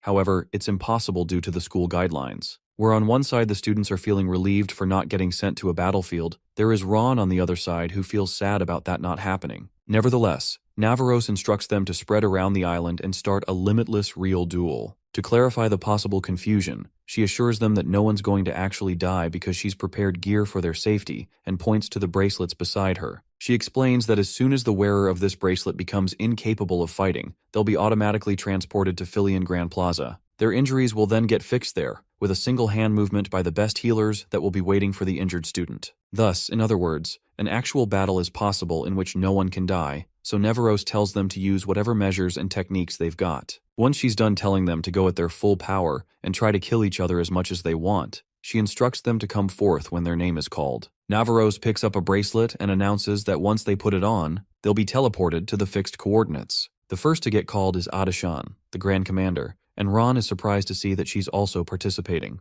When she walks up to Navaros, the other students start gossiping around about how she came in with preferential treatment as a paid student. One of them even calls her shameless for getting graded, but when the other mocks her by calling her a dunce, Ronan gets pissed off. Ron despises the phrase, a paid dunce, but that's now the main objective assessment of the Grand Commander. However, he thinks that if she enters the battlefield with such abilities of hers, she would end up dead. After a while, Prince Charm's name gets called too, and he also gets teleported to a fixed coordinate. When he finds himself alone, he wonders if he's the only one that's got isolated. He thinks about how lucky he's been, because he realizes that in reality, his seniors are hiding from him. When one of the seniors notices that it's Ron, he calls him a monster in his heart, and seethes in anger upon his appearance. On the other hand, Ronan teases them by remarking how uncomfortable they look hiding around the trees. Thus, one of them finally comes out and jumps onto Ronan from behind with his axe. Quickly sensing the attack, Ron immediately dodges the attack and stands behind his senior, who just attacked, and questions his intentions of being harsh on his junior, fragile Ronan. With that being said, Ron places his sword on the shoulder of his senior. By now it's clear to Ron that the ones who got teleported to the same place have formed some kind of temporary alliance, but he mentions that since this is Filion, maybe their abilities to handle situations have become quite good. Before saying anything more, Prince Charm picks up a stone and throws it straight to the student who is sitting on a branch of a tree behind him and is currently aiming at Ronan's head with his bow. MC's grip stays firm on his sword that is placed over the first student's shoulder, whereas the stone he threw at the other student hits him directly on the face, and the student falls off the branch after losing his balance. My guy then insults their strategy, and one of them, after seeing the student fall off the tree and get teleported to Filion Grand Plaza, calls out the rest of them to get prepared since their ambush has failed. The student calls out to others to give their best, because even if Ronan is a monster, he's alone right now. Therefore, all the sophomores come out of their hiding spots, and that one student commands the others to take advantage of being large in numbers and yells at them to attack our boy at once. The sophomores lunge onto him together, but my guy figures it out. Even though they were seniors, all it took him to send them to the Filion Grand Plaza was a little more time than usual, but he wonders if it's really okay. On some other side of the island, a bunch of seniors encircle a female student. Despite being alone, she gives them good competition until they corner her on a cliff and announce that they're going to finish off this battle. Calling her by her name, Adashan, they demand her to give up, but her confidence doesn't budge. The three boys corner Adashan to a cliff and demand she give up. Despite being in a disadvantageous situation, she glared into their eyes while holding her sword straight. Analyzing the situation, Iron Rose looks at two of them and notices that they've let their guard down because of her being past her limits, and also because they think that the third guy, a third-year top student, Ayun, is going to have their back so they won't lose against this woman. Thus, thanks to the carelessness of the two boys, she can clearly spot openings on them where she can attack. Adashan musters up the courage to attack and pulls up the sword at once from the ground, hoping that she won't miss this opportunity. Before the two of them can wrap their heads around what's just happened, she's jumped on them. Giving her best not to fail at this opportunity, she slices the throats of them and then runs towards Ayun. While continuously reminding herself not to stop and lose her momentum, Adashan decides to run towards Ayun in a single go. However, unexpectedly, Ayun swings around his weapon and strikes it on her chest as soon as she comes closer to him. She can't believe what she just faced and is sent flying back. Once Adashan has landed onto the ground, Ayun confesses to being confused earlier about what tactics she was using. He claims that it all turned out to be some cheap and childish tricks. After calling her pathetic, he says to her that even though she's smart, she must be well aware that there's no way she can beat him. He walks closer to her and after giving a terrifying glare then puts things to an end. All of this is witnessed by Ronan, who silently sits on a branch of a nearby tree, enjoying their fight. He recalls the Grand Commander's fight and judges it to be her best strategy to exploit geographical features for confusing her opponents. Moreover, he acknowledges how she didn't miss the chance to strike and displayed her strong basics. Nevertheless, my guy still finds a gap in her fight, which can't be exceeded by the Grand Commander right now. He is about to deduce something he's certain of about post-midterm exams, but he gets distracted when he witnesses Adashan blocking Ayun's attack when he tries to end the battle. Their weapons clank against each other when Ayun confusedly questions Adashan's sudden defense, asking her if she wants to end up in a worse condition than she already is in. However, she just smugly reminds him that the exam isn't over yet, and she hasn't either. With that being said, this Iron Rose ducks and slides to get beside Ayun and swings her sword around to strike his neck. Despite her tactic, she again fails in doing so when Ayun blocks her attack with his weapon,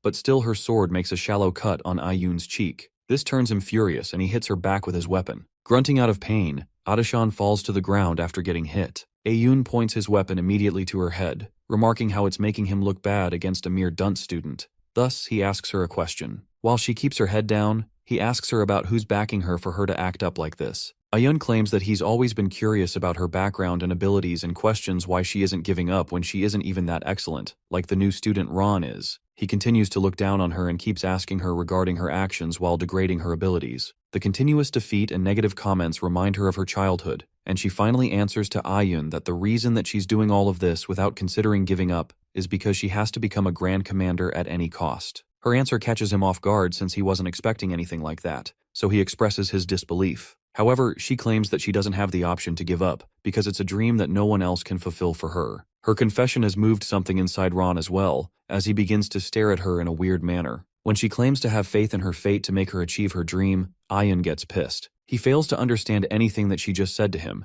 and he states that she isn't the type to even try to understand anything. Out of frustration and anger, Ayun swings his weapon around, telling her how she should get lost for not knowing her place and talking about dreams. When his weapon is too close to hitting her, he states that he can't hear her further. Nevertheless, his weapon fails to reach her because a sudden roar of voice commands him to stop and slices his weapon's head in two. At this sudden happening, both Ayun's and Adashan's eyes widened in confusion and disbelief. After apologizing for intervening in their battle, Ronan instructs Ayun to stop at that. He then mockingly compliments him for doing good, and with a swift motion of his sword, Ron slices Ayun's body in half. The scene leaves Iron Rose in shock, and she can't believe that Ron is standing in front of her. Hesitantly, she calls out MC's name, and he turns around to look at her. Ronan saves Adashan, and he asks her for some of her time because he is curious to know about her reasoning for becoming a Grand Commander. She tells him the reasoning and her grim past, which has encouraged her to choose the path to become a Grand Commander. She says that she used to have a family who was sent out to fight the werehumans when the humans and werehumans had land disputes. It was a failed strategy by the higher-ups which sent her family to their deaths. In the end, we're humans, and humans came to a peace agreement, and all the lives were lost in vain. She wants to become a Grand Commander so no one else has to be sacrificed meaninglessly. Suddenly, both of them feel pressure increase in the atmosphere. It seems like someone is heading towards them. Ronan tells Adashan that he is short on time and tells her that she looks like a person who named an ability called Shadow Mana. This ability is quite tricky to achieve, but once someone meets the requirements, they are most likely to obtain immense power. He tells her that with some effort she would be able to use the same ability, and he will aid her in her journey. Afterwards, he pushes her off of the cliff and eliminates her. Just then, Schlieffen arrives there, and both Ronan and Schlieffen engage in combat after talking briefly. A new battle begins between two opposing forces. Adashan gets teleported back to the school and realizes that she has returned to safety after getting eliminated by Ronan. The only ones who are left in battle are our boy and Schlieffen. All of the students, along with Iron Lady, observe their fight. Both of the fighters clash against each other with neither of them backing down.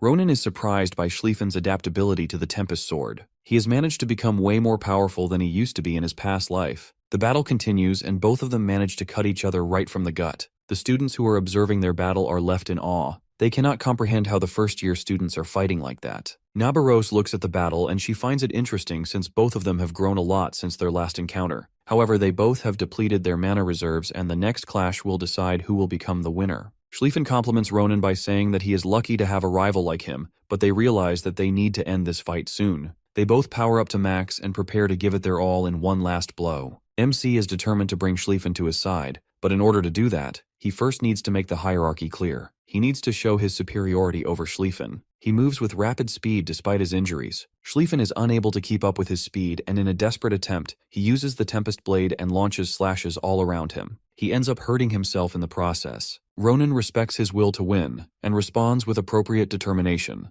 Both fighters are bleeding heavily from all the attacks they have tanked. In the end, both of the fighters clash their swords one last time. Students look at the fight and hold on to their hearts as this is the end of the match. Both of them finally collide, screaming their lungs out, and with a large explosion their battle ends. When the dust settles, Schlieffen falls down first and Ronan follows him and falls as well, but not before declaring that he won the match. The students cheered loudly as this battle was so immense and impressive that they couldn't hold it inside any longer. Ronan wakes up in the medical room after the battle ends, and Nabaros and Adashan tell him about the outcome of the battle. It was a tie. To Nabaros's surprise, our hero takes this outcome lightly and doesn't cause a ruckus. She thinks that he has matured in both physical and mental ways. After a small conversation, Nabaros tells him that he was able to use mana just in his last attack. However, he doesn't seem to have fully grasped it because he doesn't remember using it. She guides him and tells him to go and meet up with Professor Jaredin, who is a master of mana. Adashan and Ronan head out to find Professor Jaredin. She tells him about Professor Jaredin, who is a master of mana,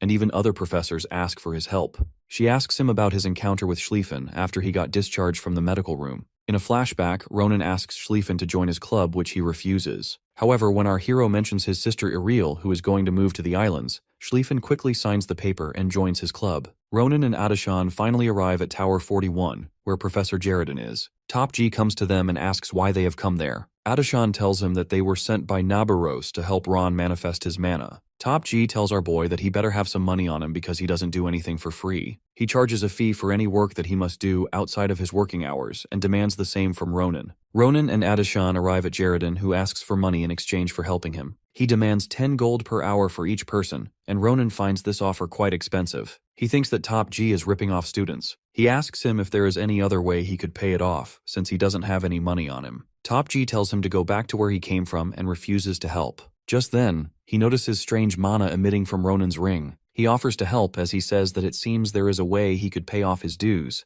3 of them head towards Top G's place while Ron talks about the ring. He wonders what kind of place this is since it has been locked down pretty tightly that not even a sound can be heard from outside. Top G requests if he can observe the object before beginning. Ronan hands over the ring and tells him to treat it carefully. Top G studies the ring and finds out that there was an elf who devoted over 2,000 years into all elements to make mana this clean. He puts his conditions and says that the conditions to which he would help them is that he will be allowed to absorb a little bit of mana from the ring. He explains that he needs that mana in order to conduct an experiment that he has been working on. He promises to provide his utmost support if Ron will allow him to absorb some of the mana. Ronan finds the offer pleasing but demands that Jaredin deal with Adishan's problem as well. After a brief negotiation, Top G finally agrees to Ron's terms. He compliments Ron's negotiation skills. Jaredin makes a magic circle on the ground and asks Ronan to stand there. He says that his problem takes priority since that scoundrel sent him to him. Ronan goes and stands in the circle, and Top G places his hands on his back and says that it doesn't seem like it has been long since his senses were opened. He says that he cannot find many traces of magic being used in his body, and asks if he has never used his mana until now. Ronan tells him that he could only see it, but is unable to use it because some evil person casted a curse on him. Jaredin tells him that it is no ordinary curse either, and he starts to use his mana and tries to open it forcefully. He says that Ron will feel like a knife is cutting his spine when he begins it, and asks if he can endure it.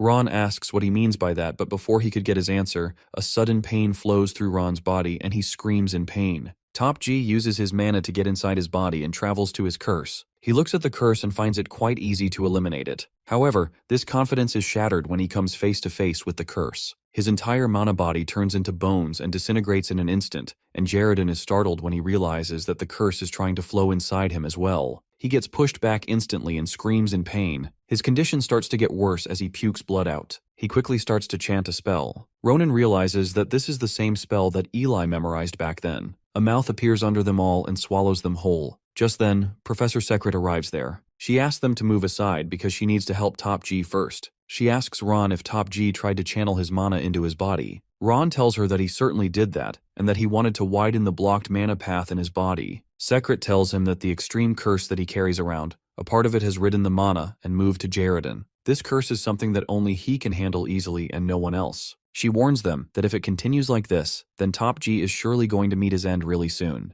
Ronan is worried that the professor is going to die because of his curse. However, Secret tells him that he will be fine since the curse isn't deeply rooted. She uses his magic power and draws the curse out from Jaredin's mouth. A Grosteka creature comes out from his mouth. Secret grabs the curse and throws it towards Ronan, who slashes it into tiny pieces and puts an end to that curse. Top G finally feels a bit relieved after getting rid of that curse. He thanks Secret for saving him. She tells him that Ron is the same person she told him about before. Jaredin tells Ron that he kept his promise and his mana channels must be open now. Secret observes him and finds that there is surely mana flowing throughout his body now. She cannot understand the reason, but says that the curse blocking his mana meridians has been weakened. However, the curse is still trying to close his mana meridians, but it is better than before. Ronan asks her excitedly if he can use mana now. She tells him that he can, but it will take him about 20 years of training to be able to use his mana freely. Jaredin tells him that he can shorten that time span if he uses the mana practice method he invented. He sits down with Ron and places his hands on his back. He asks him to listen carefully and guides him through the process of mana handling. He creates a mana path inside Ronan and asks him to use his mana to follow the path. Ron quickly adapts to his ways and memorizes the path. Jaredin is surprised that he was able to memorize it that fast. He tells him to repeat it daily whenever he has time. Ron looks at his hand and thinks that he is changing from the past when he couldn't even imagine having mana. He turns around and thanks Top G for helping him out.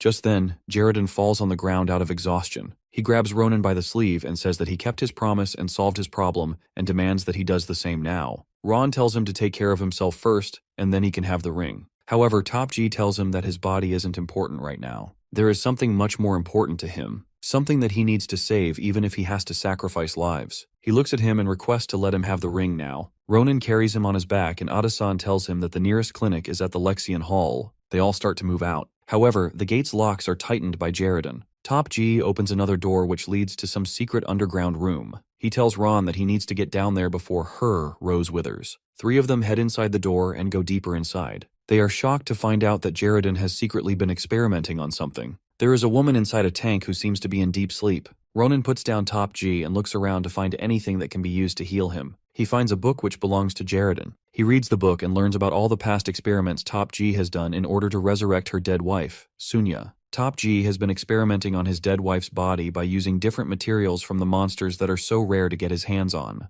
This explains why he needs a lot of money. Headmaster Kratir aids him and appoints him as a professor. Jaredon transfers Sonya to Filian's Mage Tower basement in order to keep on experimenting on her and try to revive her. After attempting to revive her for 134th time, he still has not made any progress. Ronan understands why Jaredon required tons of money, because the materials he has been using are pretty rare, and he requires money to buy them from black market. He finds a suspicious paper hidden inside the book and takes it. He thinks that it may belong to the rebellious crowd. Jaredon gets up and asks Ron if he is going through his stuff. He denies the allegation and assures him that he has no mana, so he was just looking around to find something that he can use to aid in his recovery. Elsewhere, a shady mage bows down to a vampire and tells her that Top G will be desperate for the essence of fresh blood that only she can provide. She plans to capture Jaredon and says that Top G is going to get in her bait because he desperately needs the blood, and that humans are quite stupid to fall into her traps. Back at Jaredon's place, Top G gives back the ring to Ronan after taking some of its mana. He thanks him for letting him take some of its mana. He asks Ron to keep what he saw inside the lab a secret. He tells Adishan that he will look into her problems tomorrow. Iron Lady and Ronan depart from there and head out on their ways. Ron takes out the letter he stole from Top G's book. To his surprise, it turns out to be a blood letter. Ophelia arrives there and meets up with him. They both head towards the Special Adventure Club and have a conversation. Ophelia asks him how he got his hands on the blood letter. She tells him what that letter is.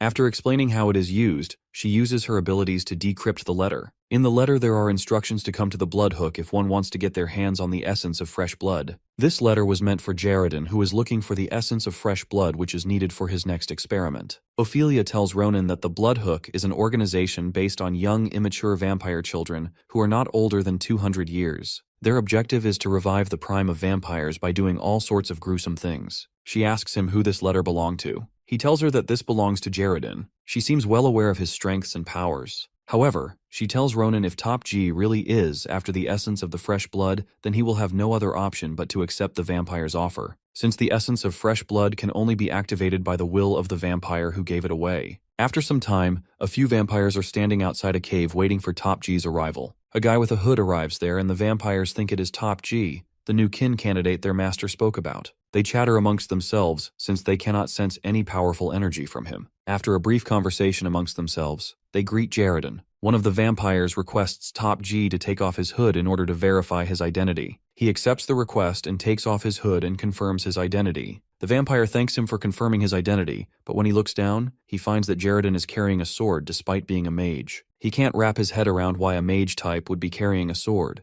Suddenly, Top G grabs his sword and moves real close to the vampire and slashes him in pieces. It turns out that this is not Top G but Ronan, who is disguised as Jaredon. A few days ago, Ophelia gave Ronan a potion that would help him to shapeshift for 30 minutes and become Jaredon. She offers to come along to aid him. However, Ron refuses and says that he will be fine. She may get in trouble if she goes against her own kind for this trivial matter. He cuts the rest of the vampires in pieces and spares one. He gets information out of him about the cave and vampires before putting an end to his life. He heads inside the cave and finds that there are no traps, just like that vampire said, and he continues to move inside and thinks that he would have spared his life if he knew that he was honest. Ronan gets déjà vu as he continues to look around the cave and its patterns. Suddenly, a strong scent of blood passes by his nose and changes his focus from the cave to itself. He comes across a door from behind where the smell is coming from. He heads inside and finds multiple vampires feeding on corpses of humans. Zweifel Arnschtafel welcomes him and asks if he would like to join them in the feast. Ronan stays calm and rejects the offer and asks why so many of them have gathered for a deal. Zweifel tells him that it is only fair to welcome such a talent like himself with this much effort,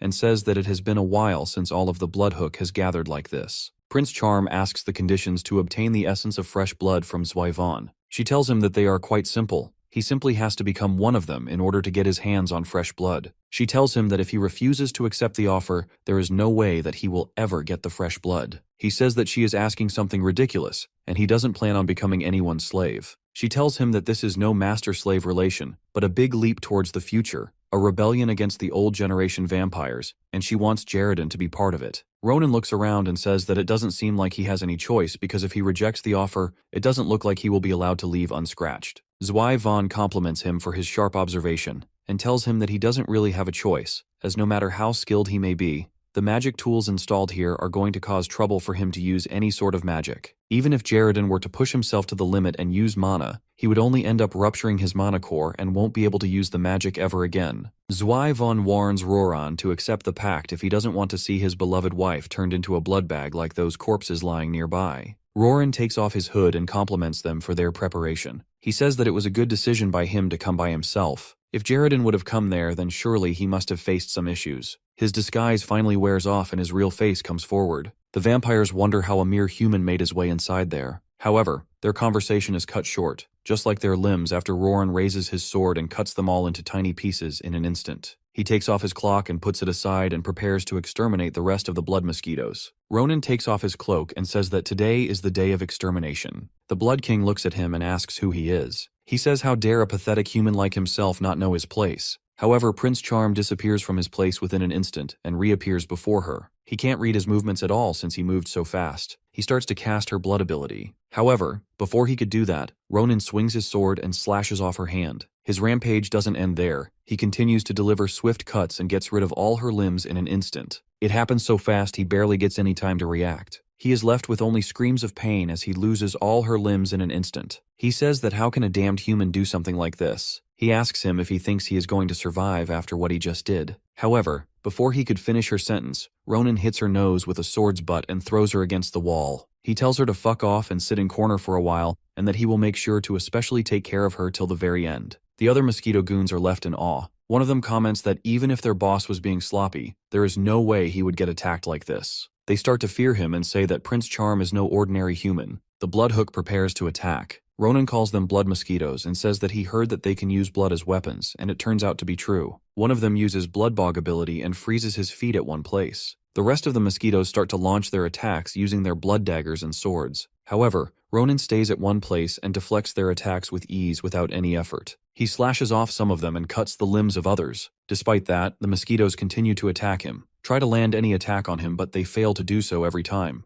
Prince Charm thinks that they sure are quick as expected of the mosquito bastards, and their regeneration ability is quite annoying. One of the mosquitoes uses his Bloodshot ability to try and attack Prince Charm from afar because they can't attack him in close combat. This effort seems worthless as well because he dodges that as well. He thinks that these mosquitoes have a magic ability that rivals an intermediate rank mage. He leans back and thinks that if this is the fighting power of the Bloodhook, then there is no problem. He shouts as his fangs come out, and with swift movement he throws slashes all around him, taking care of all the mosquitoes in an instant. The limbs and bodies of dead mosquitoes fall all around him as he stands there in the middle of all this chaos and blood. One of the Bloodhooks remains, who used his ability to restrain Ronan's movement. He wonders what he is witnessing. He questions himself how a human can move like this, despite being restrained by his ability. He wonders if he really is a human. Prince Charm stands there with flesh parts rain around him. He asks why he is standing over there instead of attacking him. He tells him that he is the only one left. He compliments him by saying that his efforts are praiseworthy. That is why he was pretending to get stuck at a place. However, he tells him that his swords are a bit special. He exudes a menacing aura which makes Bloodhook tremble in fear, and he thinks about running away. Just when he turns around to run,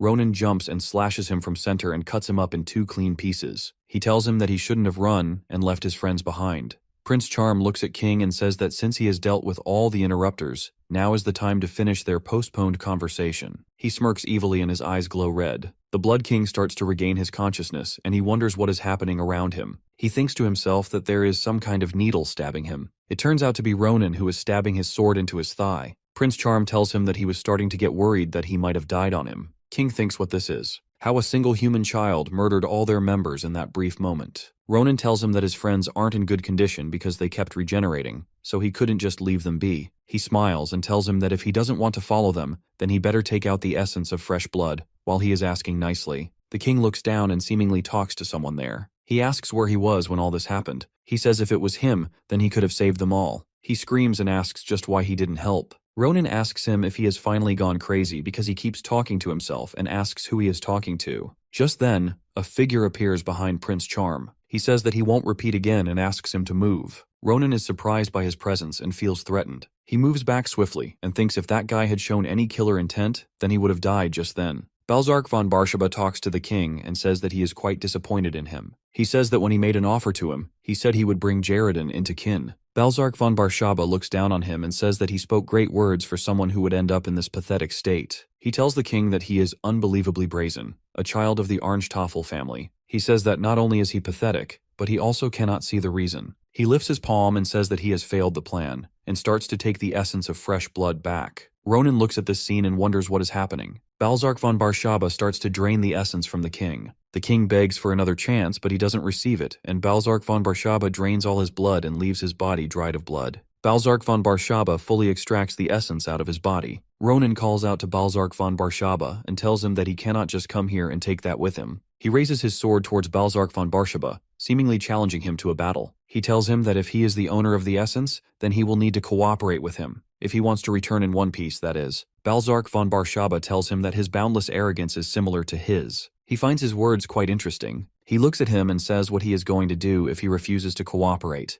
Ronan prepares to attack and moves towards him and says that if that is the case, then he just needs to get beaten up a bit. Prince Charm manages to land an attack on Balzark von Barshaba's palm, and it starts to bleed. Balzark von Barshaba compliments him and says that his fangs are sharper than they appear to be. He says that it seems that he is worthy of impersonating his name if he was able to damage his body, which was strengthened with the mana of blood. He starts to get curious and wonders if Ronan has any other talents. He says that he will especially lend him a hand, so it will be in his best interest to do his best. Balzark von Barshaba starts to accumulate blood in his hand and uses the blood cutter to attack Prince Charm. Ronan takes up his sword and blocks the attack, but starts to get pushed back by the sheer force of the attack from Balzark von Barshaba. Ronan swings his sword and manages to cancel out the attack eventually. However, to his surprise, Balzark von Barshaba prepares another attack and uses the bloodshot. Prince Charm is surprised to see this attack and remembers that he previously faced an attack like that, but managed to dodge it without any issue. However, this attack is far greater than the one he previously encountered. He takes up his sword and repels the attack. Balzark von Barshaba smiles and says that he has never seen this in his entire life. He tells the hero that he is not only offsetting his magic, but he is able to cut through mana itself. Balzark von Barshaba says that he didn't have high expectations, but it turns out to be rather interesting. The hero says that he sure is the head mosquito bastard who keeps buzzing away so noisily. Ronan asks him to shut up and hand over the essence this instant. Balzark von Barshaba smiles and says that he loves his spirit and he will demonstrate the worthy respect for giving him a fun time. He starts to power up an attack and Ronan starts to move closer to him. Suddenly a voice calls out to them and asks both of them to stop.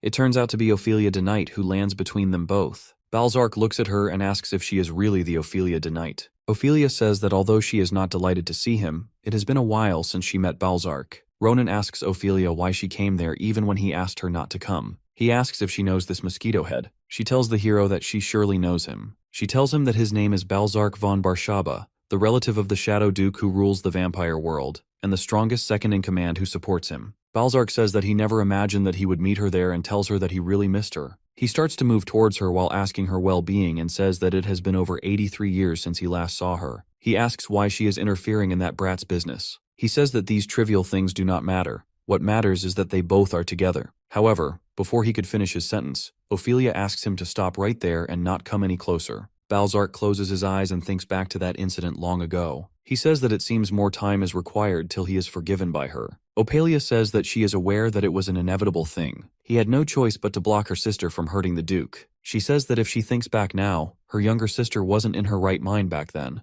as if she was entranced by something. She says that he must know as well that he cannot take back what happened that day. Balzark says that he understands her feelings, so she doesn't have to worry, and that he was prepared for it. Ronan stands there and wonders if things are over. Ophelia asks Balzark how come he is working with the Bloodhook. She says that the person she knew wouldn't have worked with those kids. She asks if he has some business with Jared and Stonestong too. Balzark says that the man she knew would have only one reason, and says that he has an unfinished fight with him. He tells her that he coincidentally met him on the west side of the continent, and fought him with a fighter's pride on the line. He has fought many strong people with strong abilities, but only a few were good enough for him. If only the rising sun had not interrupted, he is sure that would have gone down as one of his best fights. Afterwards, he chased Top G again, but he was already gone, so perfectly that even he couldn't find any of his traces. After that, a few years passed. While he was suppressing that unappeased thirst, those children came to his castle with an offer. They said they will find Jaredon's whereabouts, and that if he lends them the essence of fresh blood, they would not only drag him in front of him but turn him into their kin as well, so that he can have an eternal battle with him. He says that it was clear what they had planned, but it didn't matter, since at most, it was the struggle of some kids. In the end, it was all for nothing. He points out Ronan and says that it was all thanks to this kid who is next to her.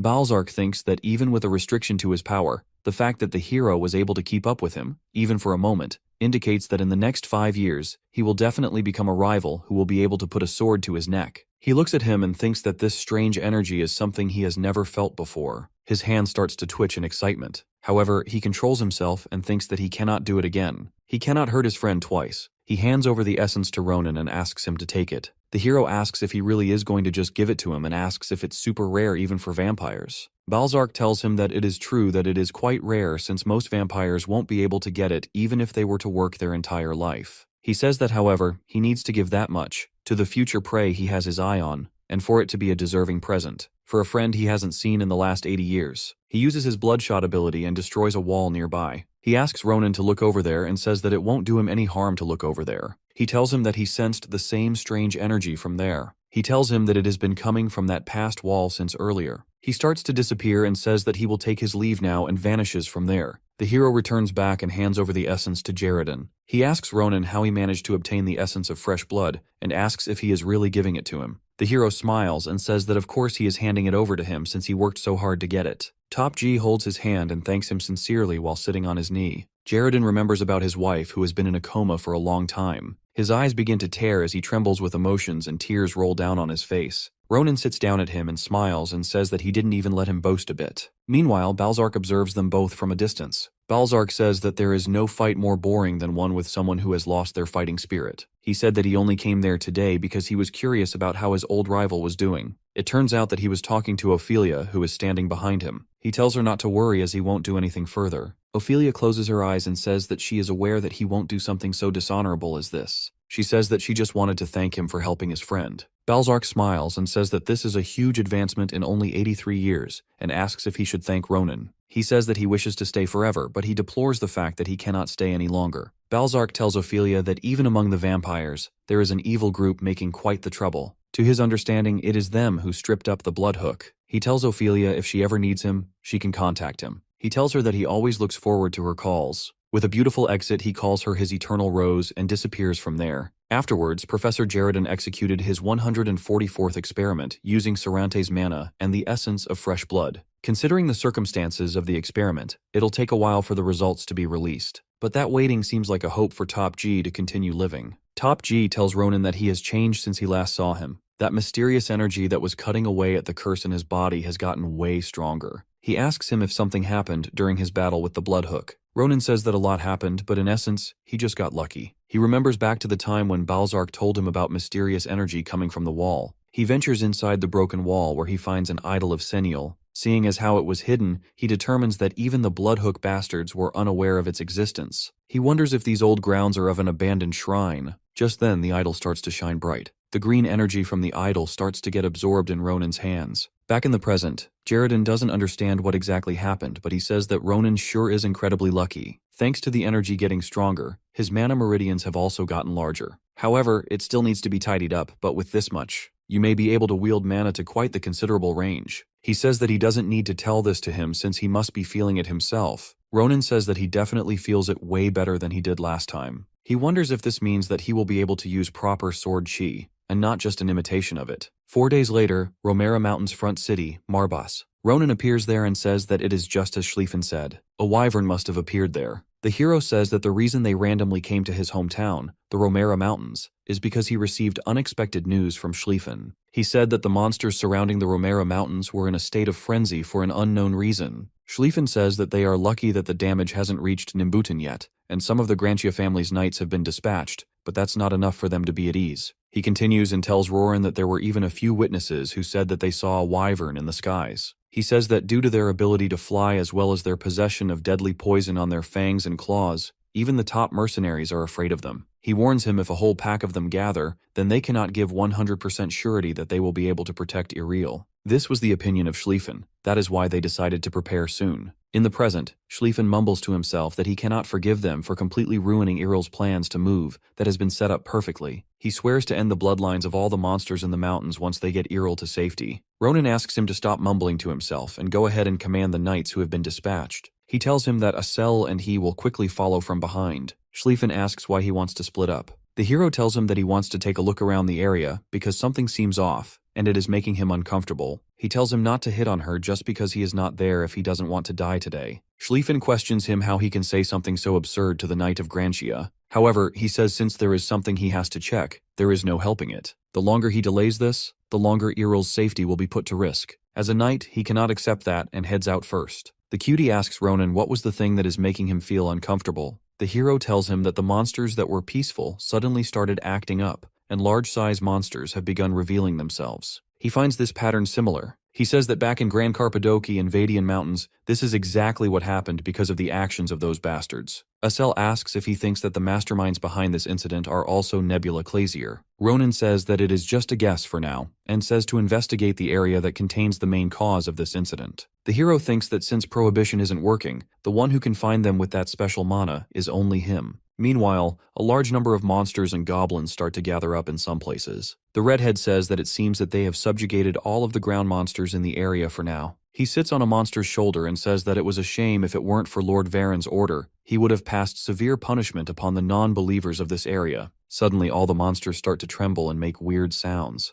The redhead wonders what is wrong with them and why they are acting as if they were terrified. He says that they shouldn't be able to feel any emotion since they are in a state of brainwashing. Suddenly, a menacing-looking beast appears in the dark. Its eyes glow and it exudes an overwhelming aura. The redhead looks there and starts to lose his marbles. He looks at the huge scimitar and the pitch-black tiger that seems to be wrapped in shadows. He is surprised how it can be possible. The beast looks at Redhead with a wrathful expression and says that this is where he seems to be hiding. With an instance, he appears before the Redhead and grabs him by the face. Before he could say anything else, the beast rips his head clean off from his lifeless body. The monsters try to attack the beast out of fear, but he makes quick work of them with a single slash from his scimitar. The beast stands there and says that the hunt has just begun. This menacing-looking tiger turns out to be Sword Saint Jaipa Turgung. Ronan and Asel arrive at a checkpoint and find that it has already been taken under control. The people who have taken over it aren't even normal soldiers. They were humans. One of the soldiers shouted and asked everyone to stop. He tells everyone that there will be no entry through this castle gate other than related parties today. He asks them to wait or take another route. He tells them that these are the orders of the Imperial Army's elite forces commander, who has currently entered the monster conquest,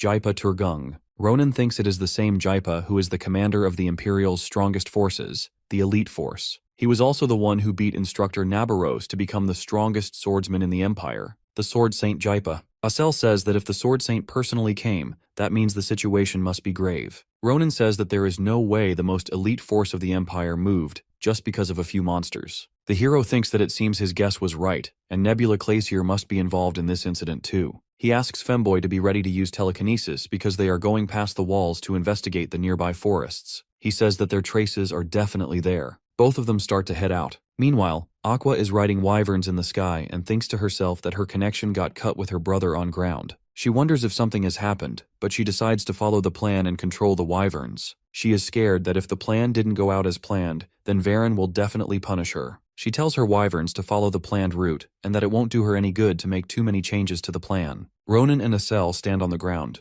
The hero asks Dollface to begin, and she starts to use her telekinesis and hits one of the wyverns with a giant boulder. She then explodes that boulder into small pieces and hits multiple other wyverns. Aqua is in a state of shock as she wonders how can a boulder of that size be manipulated like that. She says that it has to be the top mage of the mage tower for that to be possible. Just then, Ronan leaps into the sky and appears before a wyvern. He says that this wyvern, who is soon to be his scapegoat, is the perfect size to test out his real sword chi. His body starts to glow red as he powers up his attack, and with a single swing, he cuts off Wyvern's head clean off from his body. He says that this turned out to be way stronger than what he had expected. The current range and force are incomparable to when he didn't channel mana into it. Aqua falls on her knees and says, "How did something like this happen?" Ronan lands on her wyvern and says that it was obvious where guys this big can go without being seen in the area. He tells her that he is native of this neighborhood and calls them idiot bastards. Aqua is pissed and starts to power up to launch an attack on him. However, her arm gets cut off by Ronan before she could pull up any tricks. He apologizes to Aqua and tells her that he is kind of new to this, and he was just trying to cut off her hand, but it seems that he had cut it all off. Aqua looks down at her missing arm and shrieks in pain, and tears begin to roll from her eyes. Ronan moves closer to her and says that she is just a low-ranking pawn and she couldn't have planned all this. He asks her if there are more of them. Aqua cries and says that it hurts and she needs treatment. Ronan asks her to remain silent and says that there are countless villages that got wrecked because of them, but she is complaining over something like this. He tells her to stop crying and demands to know just what they are up to. Ronan points the sword at the woman, demanding to know what they are up to. He states how countless villages got wrecked because of them, and it irritates him that she is just whining. The woman is terrified, but she answers back with arrogance that she, the torch, is chosen to bear the light of stars, and she won't let him stand in her grand mission. Ronan gets surprised when the woman emits a yellow glow as if she is burning. Before the hero could figure out what is going on, a wyvern appears in the sky, having sharp claws, and is directly focused on its target. The hero couldn't see it but could sense it, so he looked back. While he tenses up, the woman laughs. However, the hero realizes that the wyvern was so high up in the air that he couldn't sense it. Even though he wouldn't give up, the woman is so full of herself that she reminds him that it is too late since the wyvern is the most powerful one she caught here, and it would be swallowing up the likes of him in one gulp. Unexpectedly, the wyvern was sliced in half as something pierced through it. It happened so fast that both Ronan and the woman were shocked. As the body of the wyvern fell on each side, it revealed the shadow of the one who slashed it. It looked a white tiger with a weapon in his hand. The woman on the ground grunts with frustration, not understanding how this happened. However, she screamed at the tiger, Zifa, since she didn't want him there. Gritting his teeth, Ronan realizes that it is the Swordmaster. Zifa notices the hero standing dumbfoundedly before him. Instantly, he let out claw-like air blades from his hand. Seeing the blades, the hero is stunned, being nervous as the blades come towards them. However, those blades were for the wyvern, as the blades slice the wyvern's head as well. Ronan is amazed and scared at how the Lion King has handled the wyvern without even having the need to draw his hand. He tore right through that wyvern with his bare hands. The hero wonders how all of this is possible. However, just then an explosion occurred, and the area was destroyed by Zifa. Now that bastard stands on the woman while he grabs Ronan from his throat, raising him higher in the air. His big feet were crushing the woman while he choked our boy. He then demands from the hero to answer who he is. He is asking this because he doesn't sense the wild-eyed obsessiveness of those fanatics in him. Gasping for air and struggling, the hero insults Zifa, calling him a cat, and threatens to kill him for comparing him to those dirty freaks. The hero's anger was very evident, and because of that, he grips his sword and tells Zifa to shut up and get his paw off him. Suddenly, without letting him know, Ronan swings his sword, but the Lion King dodges the attack. Even after that, the hero attacks one more time and stumbles on the ground, when Zifa stands there, letting the attack hit him. The hero is groaning in frustration because the opponent is so powerful. The hero knew this attack was going to be blocked anyway, but the annoying part is that he just stood right there and let the hero hit him like it was nothing. He realizes that the Lion King didn't take the title of Swordmaster from Professor Navarros for nothing, and he is pretty sure that he cannot beat this guy, no matter how hard he tries. Though Ronan is sure of one thing, he can't just stand around and wait for him to attack. Thus, Rana decides to attack now while his guard is down. Zifa notices Ronan's determination in his eyes and acknowledges how true of a warrior he is. Hearing this, the hero is surprised, but the Lion King suggests that they should introduce themselves more officially. Stepping forward, towering over the hero, he orders him to raise his blade. Not understanding anything, Tiger Eyes stands there puzzled. With that, Zifa holds the spear from the front SSE and dead center and reveals that he is going for the vertical slash. Instantly, he lunges the spear towards Ronan, challenging him to block it. Just as Tiger Eyes deflects the assault, a powerful explosion rocks the area, sending shockwaves everywhere. Debris flows in the area. The Lion King is impressed even though Ronan still lacks strength. However, Rana still defended the blow flawlessly. Zifa also notices that Tiger Eyes' movements are familiar. Out of curiosity, he asks if by any chance Ronan is one of Navarros' students. Upon hearing this, sweat trickles down Tiger Eyes' forehead, but he reveals that he is the student at Filian Academy. Sarcastically, he questions if Zifa is planning to take admission there. As their swords clash, Ronan clarifies that they would never accept someone like you, and more importantly, he would personally refuse to allow someone who picks on weak, innocent students into the academy. The Lion King scoffs, commenting on how bold Tiger Eyes is, just like his teacher probably, as he is sure now that Tiger Eyes is lying about Filian Academy. Standing there, Zifa apologizes for the unpleasant greeting, clarifying that sometimes even a brief duel can tell him more about someone than many words. He assumes that Tiger Eyes could understand, as he is a warrior too. That being said, Tiger Eyes smiles and instantly charges forward, declaring to offer Zifa a little greeting of his own as well. However, the moment Tiger Eyes' sword was about to strike the Lion King, his attacks were interrupted by two werebeast warriors. One of them dodges the attack with his sword while the other grabs Ronan by his throat. There, the hyena werbeast and third squad commander within the Zifa unit, confirms from Zypha if this guy is one of the fanatics too. While Betty, the bear werbeast and the second squad commander, is sure that the guy is one of the fanatics and encouraged to resolve it by themselves. Just then, Betty grabs him by the neck and throws him on the ground. Ronan is taken aback and regains his footing as he glares at them. Attacking with his claw, Betty runs forward to attack Tiger Eyes but ends up being startled when Ronan manages to slip behind him. While Ronan lunges with his sword, Betty praises him for having some guts. Now both of them have swords pointed at their necks. The woman who has pointed a sword at them orders them to stop. The woman, Nemia, the lion werbeast and unit commander, scolds Betty for fighting in front of Captain Sypha without his permission. She asks Betty if he needs some sense in himself. However, that is when the Lion King approaches them all with Vare and informs Betty that the boy he is fighting is not an enemy, as he was simply responding to his greeting. The moment Betty hears this, he gets shocked when he realizes that the boy survived Zifa's attack from his crescent blade. The more surprising part is that no one in the unit is able to dodge these attacks. However, things get cleared when he reveals that it is not surprising since the kid is a Navarro student. Betty shivers with fear when he realizes that he is talking about that monstrous former swordmaster who alone wiped out their unit. Instantly, Betty's attitude towards Ronan shifts. He grabs Tiger Eyes' hand and apologizes for his quick temper. With that, Betty nervously insists that he keep this between them and not mention it to his teacher. Seeing this behavior, he wondered what Professor Navarros did to make the bear this terrified. Ignoring all this, Zifa is talking to Nemia, and seeing her, it makes it clear that they have completed the assignment. Nemia admits and explains that they exterminated all the monsters in the area, and any suspicious person who might belong to the fanatics was captured alive. Before Ronan could figure out what they were talking about, he saw tons of silhouettes jumping, their paws landing on the ground, and now they stand in front of Zifa and his team. Tiger Eyes is confused, not understanding what all this is. However, the Lion King approaches Ronan and introduces himself officially. Zifa explains that he is the captain of the Empire's most elite werbeast unit, and on the Emperor's strictest orders, he has been charged with rooting out members of Nebula Clasier hiding within the Empire. Accordingly, the Emperor has made him the leader of the Nebula Clasier as eradication unit, and his name is Zifa Torgon. Upon hearing all this, Ronan is shocked to hear that there is a Nebula Clasier eradication unit. At that same moment, in another part of the Romera Mountains, Nimberton Knights were on the street, and people were gawking at them, confused as to why the Knights were here. Iriel, our boy's elder sister, is puzzled. However, Schlieffen, the Knight of the Grantia family and the friend of Ronan, apologizes for alarming her. He explains that he was in such a hurry to assemble the Knights that there was no time to let her know about their arrival. With that, Schlieffen kneels down and introduces himself. Swearing, he claims to assist with her relocation to the imperial capital. Gazing upon her, Schlieffen's cheeks grow warmer due to a blush,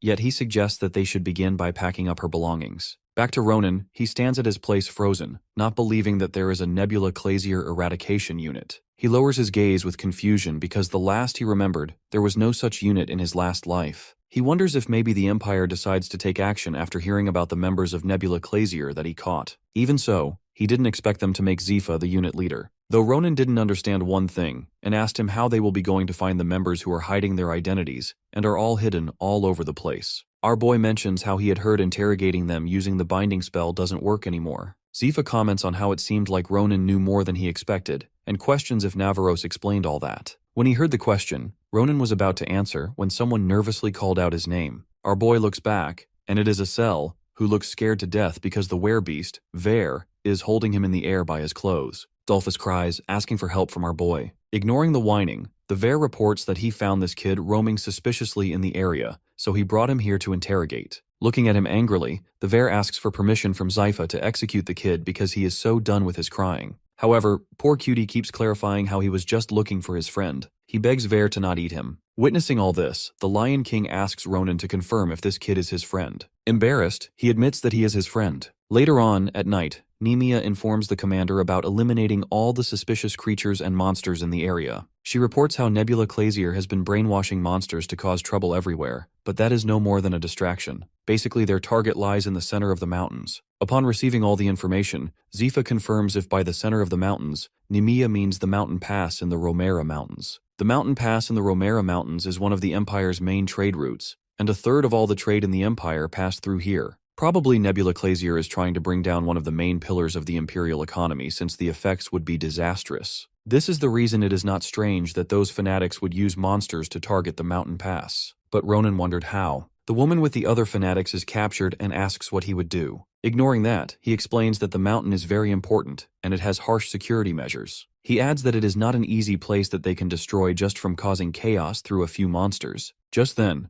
Ronan points the blade at the woman's neck and threatens them that if they want to go out alive, they should spill whatever they are hiding. The woman gets nervous. Sweat coats her face, but then a smirk appears on her face. She challenges him to guess if something like that would be scaring them. Instantly, she calls him a filthy non-believer, and abruptly, a bright light is being emitted, enveloping the surroundings. All those fanatics gather their mana together in one place. Moreover, they start chanting some spell, acknowledging they couldn't finish their mission and blaming themselves for failing. But they're not giving up. They beg for every bit of strength left in their spirit to keep fighting. They want to use their power to burn away their enemies, who stand in the way of their goals. As the incantation spell completes, a fireball appears, shines brightly, and then explodes. Its intensity was so much that it reached the farthest part of the forest. Some fanatics of the nebula feel it through the air. They understood that their companions have already had to make a noble sacrifice, and that is when they realized that normal believers are not enough to buy time against the Zephyr force. An old man, Baron, expresses how unfortunate it is to witness the sacrifice of such precious believers. However, one of the members suggests Baron try catching Zephyr another day, as holding him back is difficult. Though, he knows that if they do this, then it will give him and his team more time to prepare, and it would be more difficult to accomplish the grand mission. Thus he declares no more delays. Acknowledging that this is not the center of the mountain, Baron places a detonator on the ground, deciding to begin their plan right here on the side of the Romera Mountains. He announces to strike at the infidels with the full force of their anger and rage. Just as he places the object, a magic circle appears on the ground, while the object stays in the middle. It's a detonator made by the great inventor Alabrige, consisting of 30 handcrafted spells all stacked upon one another. After absorbing the mana from the vein, the 30 layers of amplification spells will act as a detonator and will burn the area into ashes. Baron knows that the enemy is sure to sense an unusual change in the nearby mana flow, so they just have to protect the device from them until it has absorbed enough mana. Evan, the former captain of the Seren Knights, and Brua, the former senior mage of the Green Magic Tower, take Baron's commands, assuring him they will not let him down. Evan communicated to Baron that he heard that after this mission, he will be taking over as the branch leader since the mighty Brigia fell in battle. He wonders if the old man has received the blessing by any chance. Chuckling, the old man admits that he has, and usually the blessing is granted only after the official completion of one's mission. However, this mission required them to protect themselves from an extremely powerful explosion. Accordingly, the Great Leaf has already blessed Baron in advance. Obviously, his power is nothing compared to that of the Great Brigia, but as long as he has this blessing, nothing will be able to harm them. The moment he was about to talk more, a paw stomped and a blast occurred out of nowhere. Baron is caught off guard, but before he or his team gets injured, he creates a shield around Evan, Brua, and himself to be saved from the sudden strikes that are being done by Zephyr. The old man expresses how shocked he is, as it is impossible to do so soon after they began absorbing mana to detect a change in the mana flow and to track them down here. Zephyr stood there firm, reminding them that there is nothing that can protect them from him, and he was aware of where these pathetic wretches were, since he was just waiting for them to reveal their true intentions. While wearing an intimidating look, he told them they are merely prey, blinded by pride, and felt thrilled to see how long they could resist his power. 10 minutes before the encounter, Zephyr sees how the captured fanatics are using some sort of mana spell to blow themselves up. Tightening his grip on the spear, he orders Nemia to stand back with the other unit members, and he will take care of it, but Ronan has already made a move, leaving everyone surprised. Leaping higher into the air, Ronan charges forward, cutting through and swinging his sword. Yet eventually he steps away on the ground. The captured enemies are stunned. They couldn't believe that their dying flame was extinguished. Out of the blue, Ronan uses his sword. The woman's head was cut off from behind, and the other men experience the same. Blood gushes out of their bodies as their bodies lie on the ground. Our boy looks back, being glad that they are all dead for messing around like that. In his head, Zephyr is surprised. He is aware that this was not a simple power that offset the magic. Looking at Ronan, he is certain that our boy cut through the mana itself. Right then, our boy calls for him, being sure that he knows how these people are. They are as slippery as a bunch of eels, so if he would have let them go, they would have come back with some more shitty plan, and judging by how hard they tried to cover everything up, he is certain that this is not the last of them. He is damn sure that at least one of their leaders is somewhere around as well. Approaching Zephyr, Ronan questions him if he has a way to hunt the head of the Nebula Clasier Eradication Unit, and if it is the case, then he will help him, no matter what happens. He promises to make sure the Lion King will be rewarded by the Emperor. Back to the present, Baron and his men are facing the Lion King. The old man is scared. He didn't sense any mana nearby until the moment Zephyr attacked them. In other words, the Lion King didn't even use mana just now. That blast was created by a purely physical attack. Baron had heard a lot about Swordmaster Sypha, But the old man realized that he is even more of a beast than he ever imagined. At that moment, Baron asks his men if they are ready for this, as they have got a previous guest on their hands. Evan and Brua had already brought out their weapons. Stepping forward, they declared they would sacrifice their lives gladly for the sake of their duty. Evan's body glows with a special kind of energy while Brua supports him from behind. Zifa sees their combination, a knight-mage duo and both very advanced. He sighs, wishing to have brought the rest of his unit as well since it would have been a good training opportunity for them. Instantly, Evan rushes forward, wielding his sword, but obviously it is stopped by the Lion King. He wonders aloud if this too was fated, an honor duel with the strongest swordmaster in the Empire. As a fellow warrior, he sees it as a stroke of fortune he simply can't ignore. With that, he provokes him to show him more of his sword skills. He thinks of breaking Zifa's sword, then he will have the honor of joining their ranks. While he is blabbering, Evan's eyes widen with shock because instead of Zifa's swords, his sword snaps with just a simple punch from the Lion King. As the shards of the sword fall, Evan sees his plan crumbling as well. Zifa brings up what Evan said earlier about the battle with honor and all. However, he is livid about the incompetent fool like him speaking of honor in his presence. In a single strike, the warrior beheaded him, his body falling on the ground, calling him a disgrace to true warriors. Witnessing all this, Brua knew it's his turn now, but before he could activate the mana shield, his body was cut in half. In addition to that, he tries kicking the old man, but the old man has activated his own shield, blocking all the attacks. Seeing his face, Zifa found him familiar, realizing he had been hiding behind his small fries. More than 10 years ago, in the village of Arden in the west, over 1,000 innocent people were dead in a black magic experiment. Then, the culprit who did all of this vanishes as if he never existed. It is Baron, the evil of Arden. Smiling, Baron feels honored since the mighty swordmaster recognized him. He shares how he has long abandoned his past disgrace, and now is a servant of the stars. Ignoring all that bullshit,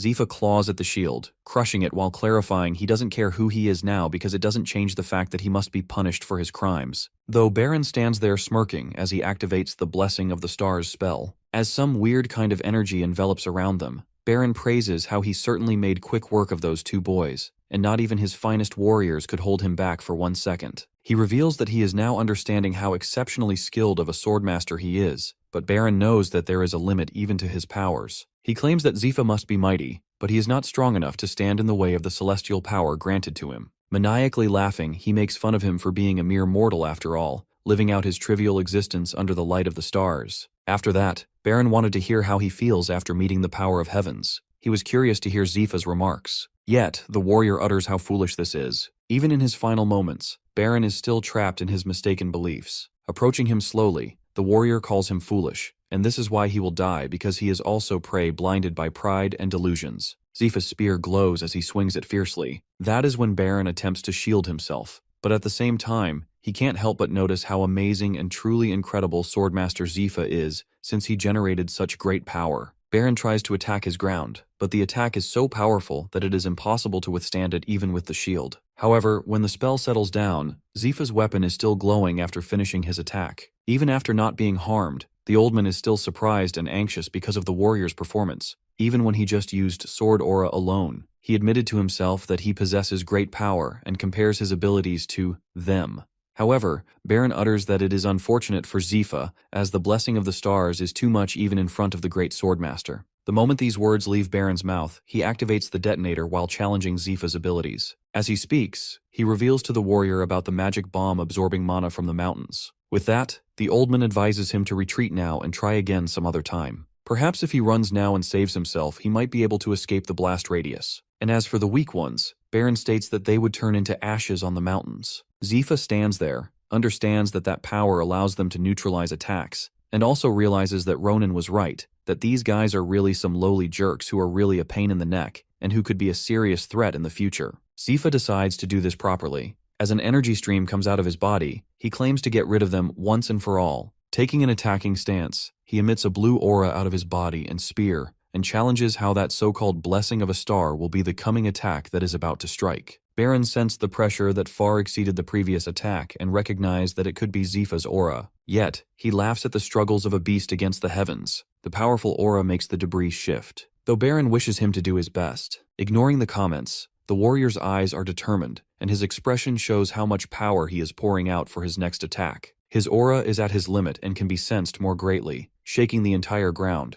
But that's when someone suddenly shouts at Zifa, scolding him and questioning if he's in his right mind. It's Ronan. He yells that it's enough because if he doesn't stop, he will be blowing up the whole mountain himself before the bomb even goes off. Our boy reminds Zypha what they planned on doing here in the first place. Instantly, he calms himself down and notices Ronan has finally made it, but is slower than he looks. Our boy argues about how he was never called slow by someone, and it is basically Zypha's fault for being freakishly fast. Moreover, he suggests the warrior steps back for the time being, as he has seen the blessing of the star. Our boy is aware that he is strong and all, but there is no way he can block this guy Baron for now. He makes the warrior realize the seriousness of the situation. When Zypha agrees that Ronan is more suited to fight Baron, who stands stunned there for a second, wondering how a swordmaster like him let some kid speak to him so arrogantly. He wonders what special this kid has. As our boy steps forward, removing the sheath from his sword, he assures Baron that he owes him one because this crazy old man was so loud that Ronan grasped everything, so now he just has to kill this old jerk and deactivate the magic bomb behind him. With that, this whole mess will be over. With a sly smirk, our boy questions the old man if he really is the leader because, judging by that annoying blessing of his, he really must be some side character since he isn't half as strong as that crazy Brigia he hacked to pieces. Hearing Brigia's name, Baron stutters with confusion and wants to know how this kid knows her name because he thought Lord Brigia was defeated by Sarante. When he realizes that it was some brat like Ronan who killed her, his eyes widen with shock. Groaning in frustration, Baron's anger doubles, and he can't believe someone like this kid insulted Brigia's honor with that shitty mouth. Because of all the anger, the old man summons tentacles on his back and declares to tear him apart in pieces. While being livid, he shares how Brigia was one of the precious believers and was the most honorable warrior, who rose to the position of the branch leader through her own hardships, strength, and merit. He states how she was a model of nobility, and now he cannot digest that someone who is a nobody like Ronan with such shitty mana even made a scratch on her. As he speaks with anger, the tentacles now take the shape of creatures like snakes,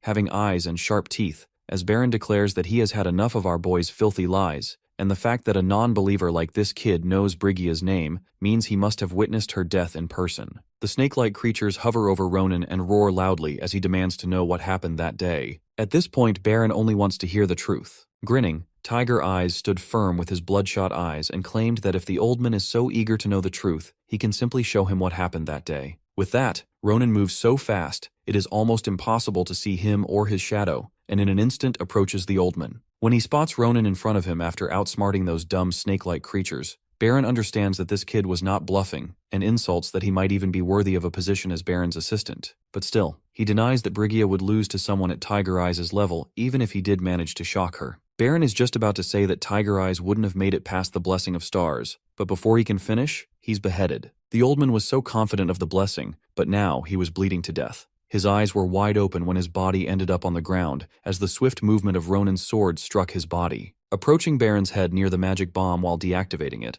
Ronan mockingly remembers aloud how that crazy Brigia used to yap like him, but both of them ended up the same way. Glaring at his head on the ground, Tiger Eyes looks into Baron's eyes and asks if that was enough to satisfy his curiosity. Baron's head could still think, and he still finds it impossible that a young child's blade could pierce through the blessing of stars and cut him in half. Baron is aware now that this kid's power seems to transcend all laws of nature. It almost reminds him of their leader. He wonders who Ronan is, but not giving him any chance. Tiger Eyes slices his head crosswise before he could process his thoughts. Stepping forward, Zypha asks Ronan if he killed that old jerk. Without hesitating, Tiger Eyes explains that he didn't want to leave any loose ends. He is aware of what the ordinary believers have done, and he can't even imagine what sort of catastrophe one of their leaders could create. Now that they are starting to act more, they will have to watch out for them for a while. Zypha finds it a very wise judgment, as they should not be blinded by the desire to achieve their goal. It does frustrate him that he missed the chance to properly fight the blessing of the stars. He assumes that he might have found a clue if he fought him just one more time. But Ronan doesn't agree because the warrior would have likely blown up his entire homeland in the process. He points out the disaster Zypha did to the forest with his sword aura alone.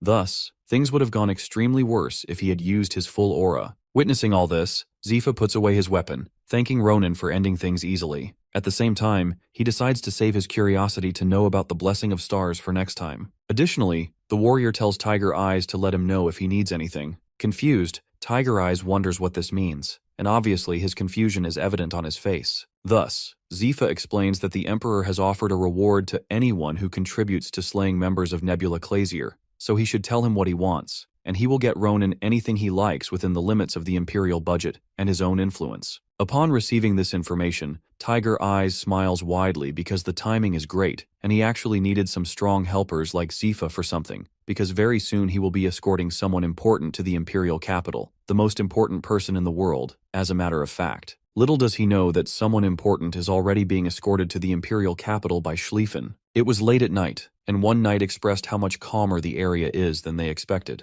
However, the other knight informs them of the reason. It is because the young master Schlieffen prepared for the journey, and the knights thought they were embarking on some sort of punitive monster expedition. They wonder who the lady in the carriage might be, because only a high-ranking noblewoman would require a personal escort from the Grancia family's knight. They are not sure who she is, but one thing is sure. Whoever she is clearly matters a great deal to Schlieffen. Schlieffen is on the horse, riding it beside the carriage's window, his cheeks growing red. Clearing his throat, he tells Iriel to let him know if she feels uncomfortable in the carriage, so he will find another way right away. But Iriel assures him that she is totally okay, and the carriage is even more comfortable than her home. She expresses that she is more worried about Schlieffen, because he must be tired from riding on horseback all day. She offers him to ride in the carriage with her. The moment Schlieffen hears this, his eyes widen with shock, and he chuckles nervously, being all happy, but his demeanor changes, stating he can't do that as he is currently carrying out an important mission. He is pretty happy that Iriel is facing no problem and assures her to let him know if she needs a break or something. However, their moment was cut off as horses felt something, panicking and being out of control. Schlieffen gets on high alert, being aware that there is something alarming approaching him. He can sense something coming their way, and it is bringing a massive wave of energy with it. Having the feeling of threat, Schlieffen orders everyone to prepare for battle, commanding them to not let anything happen to Iriel, since she is their first priority. All the knights draw their weapons while Schlieffen is scared to death for the safety of Iriel, being aware it is not a threat on the level of a wyvern to possess such an overwhelming force. It feels like a tidal wave of energy is rushing towards them. This makes Schlieffen wonder what this creature is. Even knowing danger can kill him, Schlieffen lunges forward with his sword, but the creature in front of him launches an attack, and the force is so massive that it shatters the ground beneath them. But still Schlieffen blocks the attack with his power. Whoever the creature is spills how today is full of surprises since the creature heard rumors about Schlieffen, but not even they do him justice. The creature is none other than Zifa. He smirks, remarking how excellent the defense of Schlieffen is. He declares if the next generation swordmaster ends up being human, then it will definitely be Schlieffen or Ronan. Schlieffen recognizes that it is Zifa. Even though Schlieffen is blocking the sword, he tells him that he doesn't need to be nervous, as he is just greeting Schlieffen. It is his way, very typical of Shifa since he is a warrior, and he can understand that sometimes a brief duel can tell them more about someone than 1,000 words. A voice pulls their attention, scolding the warrior to shut up and saving this kind of greeting for the north, where his people are from. It is Ronan on Zifa's back. Hearing the familiar voice, Schlieffen is taken aback. Tiger Eyes gets off Zifa's back and greets Schlieffen, praising him for his good work and assuring him that he is here to back him up. With that, Tiger Eyes points to the company arriving, assuring him not to be upset as they have such incredible support on the way. It is Zifa's entire team, instantly recognizable to the knights. Schlieffen stood there, dumbstruck. Yet Ronan questions him if he escorted his sister safely. The next day, at the imperial capital, Valon, they arrived at a beautiful white house. Iriel couldn't believe her eyes, finding it unreal that they would be living in such an ethereal place. Ronan makes it clear that it is their home, and Filion is just down the street so they can see each other. Schlieffen shares that the interior design and furniture were commissioned from manager craftsmen who often do business with his family. Schlieffen asked them not to spare any expense in preparing her living quarters, but he is not sure if it will be to her liking. Overwhelmed, Iriel clasped Schlieffen's hands and expressed how much she liked it. She is too energetic, planning to not let such a day pass without celebrating, so she declares to cook a meal for them and insists on staying for some time. While Ronan is happy to join her for the meal, Schlieffen is in disbelief about having a meal with Iriel. However, just then, a pull draws their attention. A voice from the front yard sounds scary and demanding, directed towards Zifa. The voice calls him a two-legged beast and wants to know what he is doing there. Both Ronan and Schlieffen turn back, not believing it is really who they think it is. Turning back, seeing from the balcony, both the boys witness Miss Navarros standing face to face with Zifa. Navarros and Zifa stood in front of each other. The warrior greets Navarros and comments that her fire-like temperament is the same as ever. He questions if she will be able to teach students properly if she is like that. Seeing him with her deadly eyes, Navarros challenges if he is questioning her teaching style. She mocks him, calling him a two-legged beast again, and suggests him to get lost, as he has no trouble since he has no business being here. Scoffing, the warrior remarks on how sharp her tongue is as her sword. All Zifa questions is whether she's ready to deal with what her words might bring and challenges her, asking if she even had enough time to reflect on her defeat. He reminds Navarros of the day she lost the Swordmaster title to him. The silence was unnerving. Touching her sword, she is ready to draw her sword, and tells him if he is so eager that she will gladly show him herself. Everyone was surprised, and the werebeast couldn't move their bodies. As some weird kind of energy surrounds them, they can't even move a muscle. It is like their whole body is paralyzed, making them all stunned and scared. They all wondered if this is the thing they think it is. Navarros looks ferocious as she uses the Serpent Strike skill. As soon as the snake was summoned, its scary eyes looked at everyone. In Zifa's head, he noticed how Navarros is not using her full power yet, but his body is already becoming stiff. In the meantime, he senses that she has gotten stronger than before. Gripping the sword, Zifa comments on how this snake woman always amuses him, and if it is a fight she wants, he's happy to oblige. Just then, he exudes an intimidating aura, and a powerful beam of light strikes the center. But that is when Ronan stands at the rail of the balcony, yelling at the two of them, demanding to know what they are doing in his front yard. At this point, Ronan is ready to charge at them, but his sister holds him back. Screaming like a madman, he demands if they have any idea whose house they are in, and warns them that if even a single strand of his sister's hair is harmed, they're as good as dead. Pressing forward, things have calmed down and stand before them. The way he taps his foot on the ground shows his annoyance. His disgusted face lectures the two of them, telling them that the two swordmasters are no different from a couple of kids. He questions them if they have a little idea what could have happened because of their little fight just now. Coldly, he asks if shame meant nothing to them. After a moment of silence, Zifa admits that he got a little carried away, and acknowledges that he did behave like a fool just from the provocations of a mere snake woman. Right then, he apologizes for his behavior while Navarros gives him disgusted looks. Then, Zifa brings up the topic that since her sister is finally saved at her home, it is time for him and his unit to leave. He is looking to see how much more strength and power he will get the next time they meet. Before Zifa and his teammate disappear, he says goodbye. The moment they leave, Ronan takes a sigh of relief, being relieved that he can finally breathe again because he doesn't want to ever mess around with a swordmaster. As it happened, Ronan's attention shifts to Navarros behind him, so he asks her what brings her here so early in the morning. Instantly, Navarros releases an extreme aura, being enraged, demanding to know from Tiger Eyes what is going on here. Seeing her angry behavior, sweat trickles down his face. He knows he is doomed. Pressing forward at the dining table, Navarros now knows everything. She understands that as a reward for his exploits in Romera, that beast helped escort his sister to the capital. Navarros is aware that the giant beasts actually liked Ronan because it is extremely rare for him to do a favor like that for a human. However, she still advises him to stay away from him from now on since he is dangerous. This confuses Ronan, and he wants to know what it means. Thus, Navarros explains that 10 years ago there was a massive werebeast attack that practically destroyed the whole northern area, the Night of Fangs. Zifa was the leader of the werebeast at the time. Even though following the negotiations and circumstances the war ended, the werebeasts were assimilated into the Imperial Army, and Zifa now fights on behalf of the Empire, but Navarros still doesn't trust him. Back then, Zifa resisted the Empire to the very end and offered himself as a bargaining chip in the negotiations. He declared that he and the werebeast warriors would pledge their allegiance to the Empire, provided the North was left untouched. Impressed by Zifa's strength and power, the Emperor accepted his offer on the condition that he enter into a blood covenant. Most people in the Empire were excited to have someone so powerful, but when it comes to Navarros, she thinks that Zifa is hiding his claws for the time being in order to protect his own species. If the warrior ever decides to break the blood covenant, he might prove to be an even greater threat than Nebula Clazier, and this is the sort of person that Zifa Torgon is. Ronan surely didn't expect that and is lost in thoughts. He remembers he didn't see him during the war with Ahayute. Like the Empire's other elite warriors, it is possible that he was already eliminated by Nebula Clazier, yet Ronan can't rule out other possibilities as well. Changing the subject, Navarros informs Tiger Eyes how this was not the reason she came here, and she came here to confirm if he actually learned to activate his aura whenever he likes. Smirking, Ronan confirms that it is true. Navarros looks proud and can't help but praise Jaredon for doing something good after all. Standing up, she tells him to follow her since they have to begin with the lessons right away. In front of the dummy knights, Navarros orders him to show her how much he has grown in the meantime. Removing the sheath from his sword, Ronan takes an attacking stance. Meanwhile, Schlieffen is busy eating the food Iriel prepared for Tiger Eyes and him. Back to Navarros and Ronan, Navarros explains that the method to confirm his growth is easy. All he needs to do is show her his sword aura, but he cannot really rely on physical force to perform the attack. Thus, the sword aura must consist primarily of mana itself. As Ronan lets Navarros know that he is already aware, a red aura envelops the hero's body and sword. Taking an attacking stance, he swings his sword and targets the dummies. It is like his sword released an air blade. Instantly, the sword approached the dummies but didn't cut them at all. Startled, Ronan stood there frozen, not understanding where that blade power disappeared.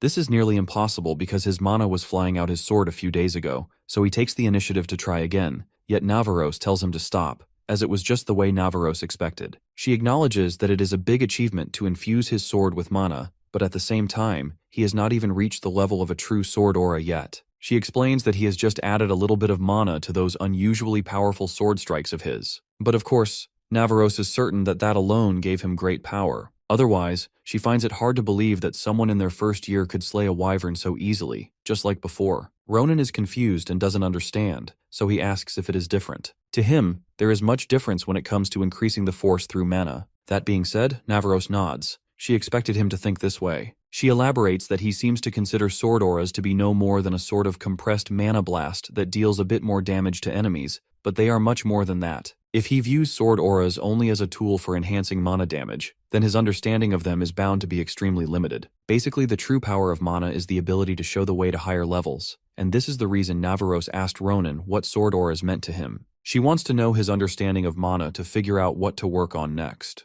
She is aware that what she is about to say is not going to make sense right now, but luck is not always on their side, and there will come a day when his ability to understand the difference may save his life. Ronan flinches at Navaros's words. He is aware that those he had fought recently are all stronger than him. However, Navaros pats him on his shoulder, assuring him that he has a long way ahead, so he will pick up what he needs to learn along the way, and that is what she is here to help him with. As she passes by him, she grabs the La Mancha, explaining to him that it is important to focus on mastering the basics. Turning to her, Ronan notices that she took his La Mancha and asks her the reason. Her hand and the weapon glow, making it difficult for the hero to keep his eyes open. Ignoring all this, Navaros commands Ronan to watch carefully the true potential of his sword. Seeing all this, Ronan is taken aback. He notices how the La Mancha is glowing with red wavy stuff, and this is how it is supposed to glow while attacking. Navaros teaches him how she activated some of the weapon's hidden power by infusing it with her mana. She elaborates further that weapons like her Ursa or Duke Grancia's Palarod, which are created by master craftsmen, keep their power hidden, and when a weapon reveals that power, it becomes unimaginably strong and deadlier. Swinging the sword, she shows this is how deadly it becomes. It was evident from the damage the swing caused. For once, she thought maybe Duram was exaggerating when he called this sword his masterpiece, but after using it, Navaros understood that he was right and truthful. Ronan stands frozen in disbelief to see the impact of his sword on the training ground. It is nearly destroyed even after it was reinforced with mana. He groans in frustration because the sword didn't even do shit when he tried to run his mana through it. Handing the weapon back to Ronan, Navaros explains that it was only because his mana level is too low for La Mancha to resonate with it. She adds that the sword knows best of its master's limitations. The hero pouts, expressing that it feels more like an insult, but thanks to that because he now knows what his next goal is. Stepping forward, he asks his master from where to begin because he wants to show this scumbag who his master really is. The way he is being right now makes Navaros smile, and she was waiting for this behavior because she likes this kind of spirit. With that, they start training to maintain his mana since it is his weakest spot. Standing with his sword, Ronan was shivering after 48 seconds and couldn't endure any longer. Just like that, mana endurance on day 3 of training gets to 1 minute and 32 seconds, but the hero was still struggling.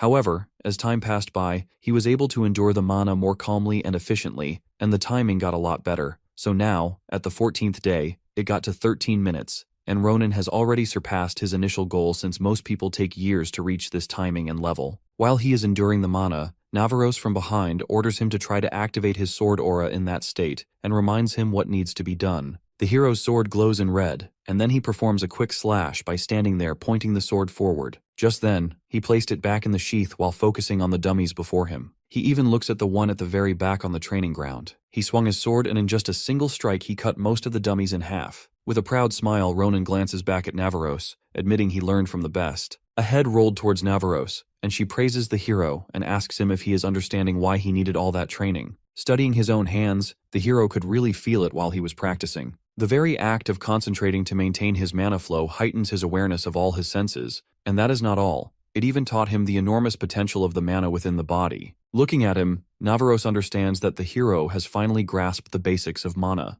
Just then, a voice breaks in, praising Navaros for not losing her zeal and still tormenting students after school hours. It is Jaredin. Stepping forward, Joradin apologizes for interrupting them, but he has something important to inform her. It is about that dear student of Navarros. The hero was surprised. He wondered what Professor Jaredon was doing here. When he notices him, he realizes that Top G looks better than he has ever seen him before. Navarros approaches Jaredon and confirms if this is about her student's mana. Top G explains that due to the hero's highly unusual constitution, he needs to be checked regularly. Navarros looks at him, thinking it was just Top G's excuse to use the hero unfairly and extort him. In an instant, she starts grabbing her weapon, but Top G steps back, nervous but yet assures her that it is not what he means, and they are not mercenaries anymore, so she should not just come at him with his sword, and he is simply here to keep his promise. He explains further that because of Ronan, Sunya, who experienced no improvements in a long time, is starting to show hope. At those words, Navarros immediately asks if Sunya is awake, but Jaredon reveals that there is still a long way to go, but he would appreciate it if she stopped by to see her sometime since she has already loved hearing tales of Navarros' adventures. However, Jaredon tells her that what is important is not Ronan but Navarros' teaching assistant. He means Adashan. Top G explains that at the hero's request, he has been studying Adashan recently, and it is too soon to come to any conclusion, but if her theory is correct, she could be in deadly danger since she has powers too great even for herself to handle. Top G guesses that maybe Navarros has noticed the danger of power. That is probably why she has been keeping her near her. Jaredon tries to explain how everyone could be in danger because of that girl. Hearing all this, Navarros clenches her fists, warning Top G to hold his tongue because her teaching assistant is not as weak as he thinks. He warns Top G to not even dare to decide her future without even knowing her. Hearing all the warnings, Jaredon turns pale, being speechless, and leaving it up to her to decide the matter. A few minutes later, the dummies' heads have been cut off while Ronan and Top G watch Navarros, realizing how angry she looks. Just then, the hero brings up the topic about mercenaries from earlier and asks Jaredon if the two of them used to be mercenaries. Sighing, Top G admits that just a dozen or more years ago, he'd wagered there was not a single person in the South who had not heard of them. The situation was not pretty pleasant, but that is when Navarros and Top G first met. Basically, both Jaredon and Navarros were enemies who were hired to kill each other. Top G can still remember the day as if it was yesterday. Navarros was truly an incarnation of death. The way she towered over him made him feel the fear that cannot be put into words. Though now he is thankful that he is more of a human. Scoffing, Ronan can't believe that this is Navarros' improved state. Ignoring the comment, Jaredon shares how he ended up being defeated by Navarros and was so close to death. If Sunya didn't happen to live in the area, he wouldn't be standing before Ronan today. Sunya saw him, rescued and nursed him back to health, and in time they fell in love and tied the knot. Of course, they both had a little bit of disagreement, which all the lovers had. Even Navarros ended up getting along with him, though this would not have been possible if it were not for Sunya's exceptionally bright and pure nature, and he admits that it is his fault that Navarros came to hate him so much. Navarros was disappointed and angry that Jaredon was not strong enough to protect Sunya and his stupidity for clinging to Sunya after there seemed to be no hope of saving her, and yet she never told this secret to anyone. And the major credit goes to Navarros that he is able to continue Sunya's treatment. This is why he has always believed if he can cure Sunya, then maybe Navarros will open up to him again someday because he is aware that she looks all tough, but she has a kind heart. The next day, in the Hall of Truth located in the Magic Department's main building, inside the Black Magic territory, there are specimens on the capsules. Seeing them, Ronan expresses how he never thought there would be a gloomier place than the professor's laboratory. He confirms with Jaredon if it is safe for them to be here. Top G tells him and Adashan to ignore the gloom because they need the high-power machine, and it can be used only here. The machine is called a mana extractor, a powerful magic item capable of extracting mana from living creatures. Looking at Adashan, he explains how most people would give up everything for a chance to use this. It is for the people who are struggling to understand their own mana. Pointing at the magic circle, he guides the Iron Lady to stand on it and face the truth of her hidden powers. Before doing anything, Jaredon confirms with her if she is aware of what is coming to her. Adashan is nervous, but she nods. The moment Top G gets the signal, he places his hand on the mana extractor, and Iron Rose panics because some kind of black energy is coming out of her body. The black energy travels to the lab's capsule, inside the species. The species inside start making low noises, leaving Ronan shocked because Iron Lady already has an influence. This makes the hero realize that it must be what turned Grand Marshal Adashan into the Iron Lady in his previous life and made her unstoppable on the battlefield, the most terrifying yet the strongest in the history of the Empire. Jaredon inquired about this lady's mana, and even she is confused about the color of it. However, Top G has realized that this is shadow mana. Adashan is taken aback and explains to Top G how Ronan mentioned it as well once. though Jaredon understands her confusion because shadow mana is guarded with secrecy, so very few people have heard or found out about it. Concerned, Jaredon turns to the hero, wanting to know how he is aware of this mana, but the hero changes the topic. Thus, Top G elaborates that shadow mana often lies dormant within the body for anywhere from a few years to several centuries, and once the mana's full power is activated, many people die as a result. Jaredon is aware that Adashan can herself feel the difference. It grants the power of a swordmaster even to those without the ability to control mana and can make the wildest and unreal stuff true, while defying the law of nature. However, the biggest advantage is that this power can suddenly activate and can make the person go berserk, making it impossible to control or predict when it happens, and obviously it ends up causing destruction. At the end, once the mana has exhausted itself, it consumes even the body containing it. Explaining all of it, Jaredon wants to know from Adashan if she really wants this power, and if yes, then he can put a restriction on the mana to prevent it from being activated, or he can find some way to remove the shadow mana itself from her. Hence now she needs to choose wisely because this power is a blessing and a curse at the same time. Yet whether or not someone ever learned to control their powers, things didn't end well for them. With a very serious expression, Jaredon demands to know if this Iron Lady is prepared to accept the double-edged sword of shadow mana and face its consequences. The question leaves Adashan puzzled and scared. Jaredon advises Adashan to think about it and then come to a decision carefully. Adashan is puzzled, but at the same time, she recalls the moments with the people who supported her. She recalls how she wants to be the Grand Marshal. She admits to Top G that she is scared, but she also remembers some words of encouragement that someone told her. She is indirectly talking about Ronan and how he told her not to worry and give her best shot. Thus, now is not the time to shy away from danger, and she gladly accepts the consequences of this power. Proudly, Jaredon praises Iron Rose, stating how he wouldn't expect anything less from Navaros's teaching assistant. Since she had come to a decision, Top G announces that they will start right away, holding the mana extractor machine and placing his palm on it. Blue streams envelop the ball and Adashan's body glows red. A ball of energy in the structure of reddish light is formed now. Worried, she turned to the professor, asking about this familiar energy. Jaredon explains that it is the mana being extracted by him that she has accumulated so far. Before giving his explanation, he attempts to guess her experience, asking if she had no talent for mana. No matter how hard she tried, she never made any progress. Hearing this, the Iron Lady is surprised, wondering aloud how Jaredon is aware of all this. But for Jaredon, it is evident. Like he said earlier, shadow mana breaks the law of nature, and power like that cannot stay hidden inside someone for long. There is a constant battle between shadow mana and the mana she had gathered within her, and that is what is holding her back. But the fact that she has still collected that much mana, Jaredon finds it truly shocking. He acknowledges her efforts, but at the same time, he advises her to part ways with her old self. His words left her puzzled, yet Jaredon explains that the solution is simple. If the battle between the two types of mana is the issue, she needs to get rid of the unnecessary mana, and that way, only shadow mana will be left in her body. Looking at Ronan,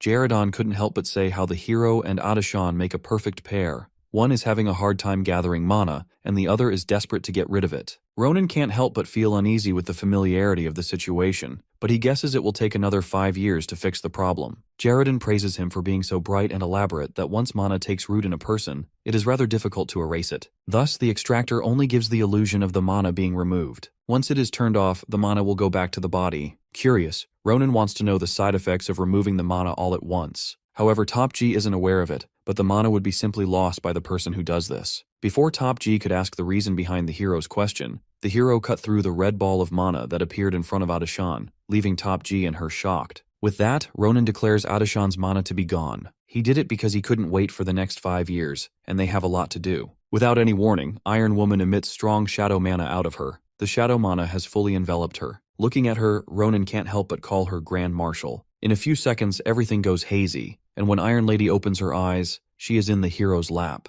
Confused, Adashan wakes up, but the test subjects in the capsule catch her attention because they are roaring and growling loudly. A soft smile appears on Ronan's face as he tells the Iron Rose that it is her doing. Recognizing the uncertainty in her eyes, Jaredon takes the initiative to explain. When her original mana was gone, there was a short but intense burst of shadow mana inside her as the restraint holding it back was broken. It was the result of that sudden spike in mana activity. Congratulating her, the hero expresses playfully how he never expected her to unlock shadow mana, but it is what it is. That said, a new type of energy has planted itself in her heart, a core of pure shadow mana, and that is power she will have to work on to master. Staying on the ground, Adashan explains how she can feel it as if there is a cold lump in her heart, but Jaredin assures her that it is only the side effect of removing her old mana and the overactivation of shadow mana. However, pretty soon it will be squeezed to the size of a handful of sand. Top G promises to look into what new abilities she has gained, but first he decides to silence these test subjects. Stopping him, Ronan suggests Adishan do it. He glances at Iron Lady, guiding her to tell the test subjects to be quiet. She is confused and hesitantly orders them to be quiet,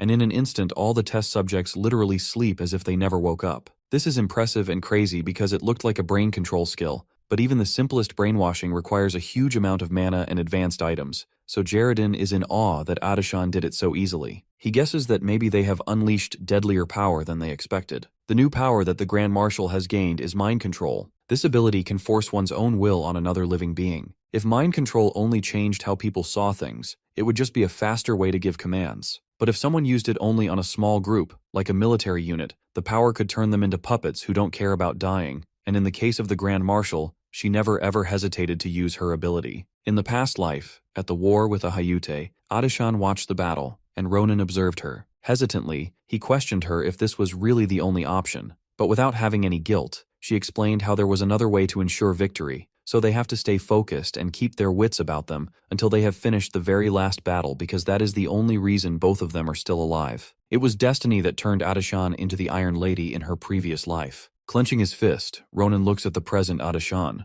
A thought worries him. If they ever face the same situation again, how will he protect her? And more important than that, what choice will the Grand Marshal make when that moment comes? After getting out of the laboratory, Adishan and Ronan are walking. Without looking at her, the hero moves ahead, being happy because not only did she unlock a whole new type of power, but Jaredin even offered her to practice using it. When the Iron Lady doesn't reply, Ronan turns back to look at her to ask how she feels about being one step closer to becoming the Grand Marshal someday. But she looks more than worried right now as this Shadow Mana's black energy keeps coming out of her hand uncontrollably, and it seems like this is just getting stronger. Adishan is worried about affecting other people with it, and she even asks Ronan if it is a good idea for her to use something this dangerous. At first, Adishan was excited to have new powers and felt like she was getting closer to chasing her dream, but after seeing the dark powers, she is just scared. Her dream of helping people blinded her to the dangers that came with it. She wonders aloud if she will become the kind of person to sacrifice innocent people without hesitating and manipulate them like puppets. She is scared of death and of turning into a monster who will do anything to win. Hearing her words, Ronan has realized that the Iron Rose is well aware of the double-edged nature of her power. In his previous life, the plans made by Grand Marshal Adishan were flawless, and she saved countless lives by perfect analysis and became the light that guided them to better times. But her heroic deeds had a darker side as well, and it can never be ignored that many soldiers sacrificed their lives because of mind control of hers. The hero's thoughts are interrupted when Adishan requests him to stop her if she ever becomes like that. Smiling, she declares how she will be able to get through stuff if he will be by her side.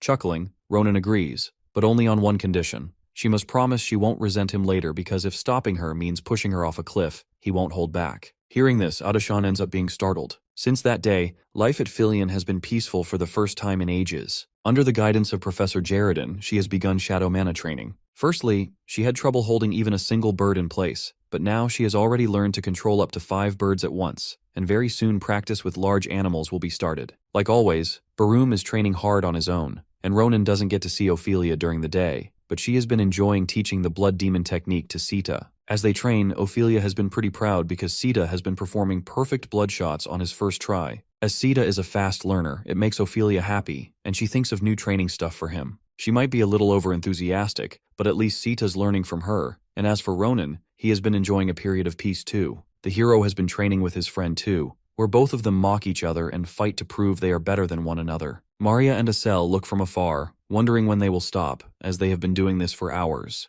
Senpai is upset, wanting them to go and fight monsters at this point. However, Senpai enjoys seeing Ronan's charm. Turning back to Pretty Boy, she calls him a cutie and asks if she is right, and Asel can't help but blush and agree. Seeing him uneasy, Maria grabs him by the shoulder, assuring him that he will always be her favorite, and then they leave for their training, Senpai declaring she will kick Ronan's butt the next time they spar with him. Later on, Professor Baron Panachir, supervisor of the Extra Special Adventure Club, called the hero to his office. Confused, Ronan sits at the office as he holds a tea, knowing his prediction was right. Even from the scent, it feels like his senses are opening.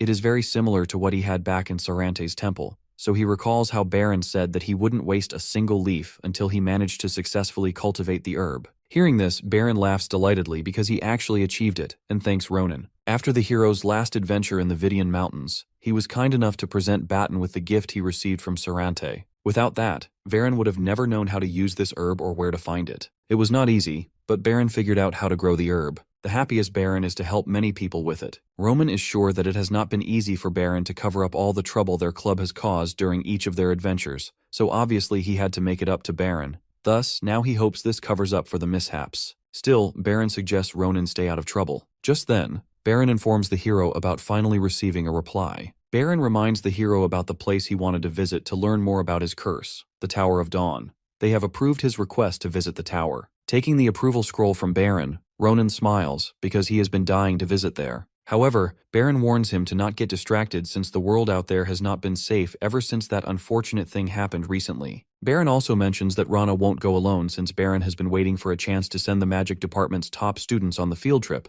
and this seems to be a good opportunity. He informs us that one of Ronan's classmates in the same year will be joining him as well. Meanwhile, in a dark room, a girl is writing her and Adashan's name in her notebook, with a heart in the center, chuckling, zoned out in her own world. After some time, the flying ship is bound for the Tower of Dawn, called West Wing. Irisabet, also known as Eerie, the same girl writing her and Adashan's name in the notebook, is having her tea. That is when Ronan approaches her and greets her. The hero is pleased to meet Elizabeth after so long, and playfully asks if he can call her Eerie, but she gets annoyed, stating that only Adashan is allowed to use that nickname. Now, angrily, she demands to know the reason behind the hero being there. The hero found this question pretty dumb because everyone aboard the flying ship is heading for the same destination. He informs her that he has some business to take care of at the Tower of Dawn. Being nosy, Eli wants to know what business he has at the tower and is confused because he is from the martial arts department. It would make a lot more sense if his friend Asel were here. Ronan is aware that the princess knows about this bit of a situation on his hands. He was hoping to bring Asel with him too, but Femboy said no, as he would like to focus on training with Maria for now. With that, seeing Elizabeth sitting by herself, Ronan wonders where the other first years are. Professor Barron did say some magic department students would be on board too. With a scoff, Eli snaps back, asking why he's even asking. Everyone knows the Tower of Dawn is wrapped in magical fire, and among the students taking the applied fire magic, only the top 10 were given a chance to visit the tower. Yet she is an unusual case, being the highest-ranking student in the department and all. At first she couldn't even dream of such an opportunity, so she was just enjoying a quiet moment to herself. It was pretty evident that Rai has no friends,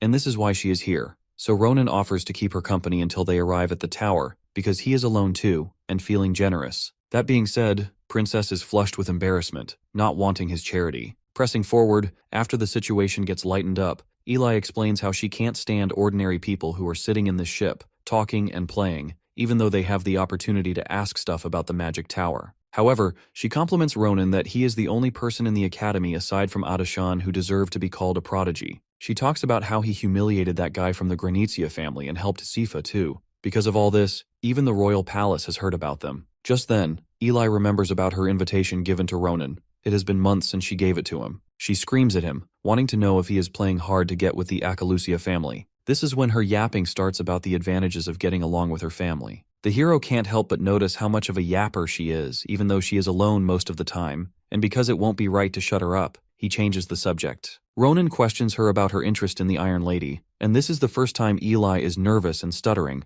and she doesn't understand why he is asking. So the hero explains that he is just curious, since Iron Rose's potential is finally showing, though Eli never saw her as exceptional before. Still, the trust she now places in the Iron Rose makes the hero wonder if she had seen something in her all along. For a moment, Princess stays quiet, but then she lowers her gaze and admits that for as long as she has known Adashan, she has been very different from other people. Princess first met this lady shortly after she entered the Filian Academy. She was trying to find the library but got lost on the way, and was just roaming the hall, and this woman was the first person who came up to her and told her where to go. While she led her on the way, she even complimented Eli for her fighting skills. At that time, Princess was annoyed because she has always gotten these kinds of compliments, and people make it sound like she got it naturally, but then Adashan complimented her. In addition to that, acknowledged that she must have put in so much effort, and that she is sure of the sacrifices and hardships Princess must have gone through. Her words opened Erie's eyes. The Iron Lady kept making her feel comfortable, offering to come up to her talk if she ever needed it, and that is the first impression she made on Eli that day, which can't be forgotten by her. She can't help but squeal when she calls Adashan beautiful in front of the hero. She yaps about her features, hair, and everything, revealing how much she missed her. All of this is just making the hero uneasy. He wonders what is wrong with all these geniuses. At first it was Schlieffen being a simp, and now Eerie. However, the hero ignores it because he is aware that Eli is going to be a big help to Adeshan one day, and that is all that matters. In an instant, Ronan's eyes widen with panic, and he slams his hand on the table. With that, he immediately orders the princess to stop talking and take out her staff. This confuses Eerie, but the hero yells, saying that there is no time to explain because something is coming the ship's way. Carrying Eli outside, she can't help but complain since he is carrying her as if she is a sack of flour or something. Cutting her off, Ronan asks the princess if her telekinesis is strong enough to lift him. However, the hero announces that it is just coming their way. Confusion is spread all over Eerie's face because she can see nothing. In a few seconds, a massive fireball comes their way. It leaves the princess shocked because this spell was only used in battles to intercept airstrikes. Not paying much attention to her words, he reminds the princess what needs to be done. Right then, he grips his weapon tightly, leaping higher into the air, and declares that he is counting on Eerie. As he leaps high into the air, Eli supports him from behind with her invisible hand skill so that he doesn't fall. Without hesitating, Ronan approaches the fireball and slashes across the fire several times until it slowly puts out the fire. But still there are so many shards of the attack in the air, and they will hit the ship if not stopped. Shards of the fireball come in the ship's way, and Ronan panics, not understanding what to do, but they are wiped out in an instant, and Prince Charm looks with surprise as it was done by Eerie, but Eli reminds him that she is Erzsébet Akalusia, and cleaning up a mess like this is a piece of cake for her. Eli formed fire into the shape of an arrow, and the debris burned away before it could even reach the airship. Ronan praises her, realizing that Akalusians surely don't mess around in battle. It is funny how he is leaping into the air and keeps calling her Eerie, which she hates. Upon landing on the airship, Ronan is relieved that managed to survive somehow while she's quietly cursing him out, using every foul word in her vocabulary. In the meantime, Prince Charm's not sure if that was supposed to be a welcome, because it sure felt like things got out of hand. Just then, they see the dawn of the magic tower, and they communicate with the people in the airship. They announce that they have just confirmed that a spell was just fired at their flying ship from the magic tower. Ronan notices how they used a wide area of communication magic. The Mage Tower of Dawn informs them that it was not their intention to attack, and it was just as much of a surprise to them. They have taken the necessary safety precautions to ensure it doesn't happen again.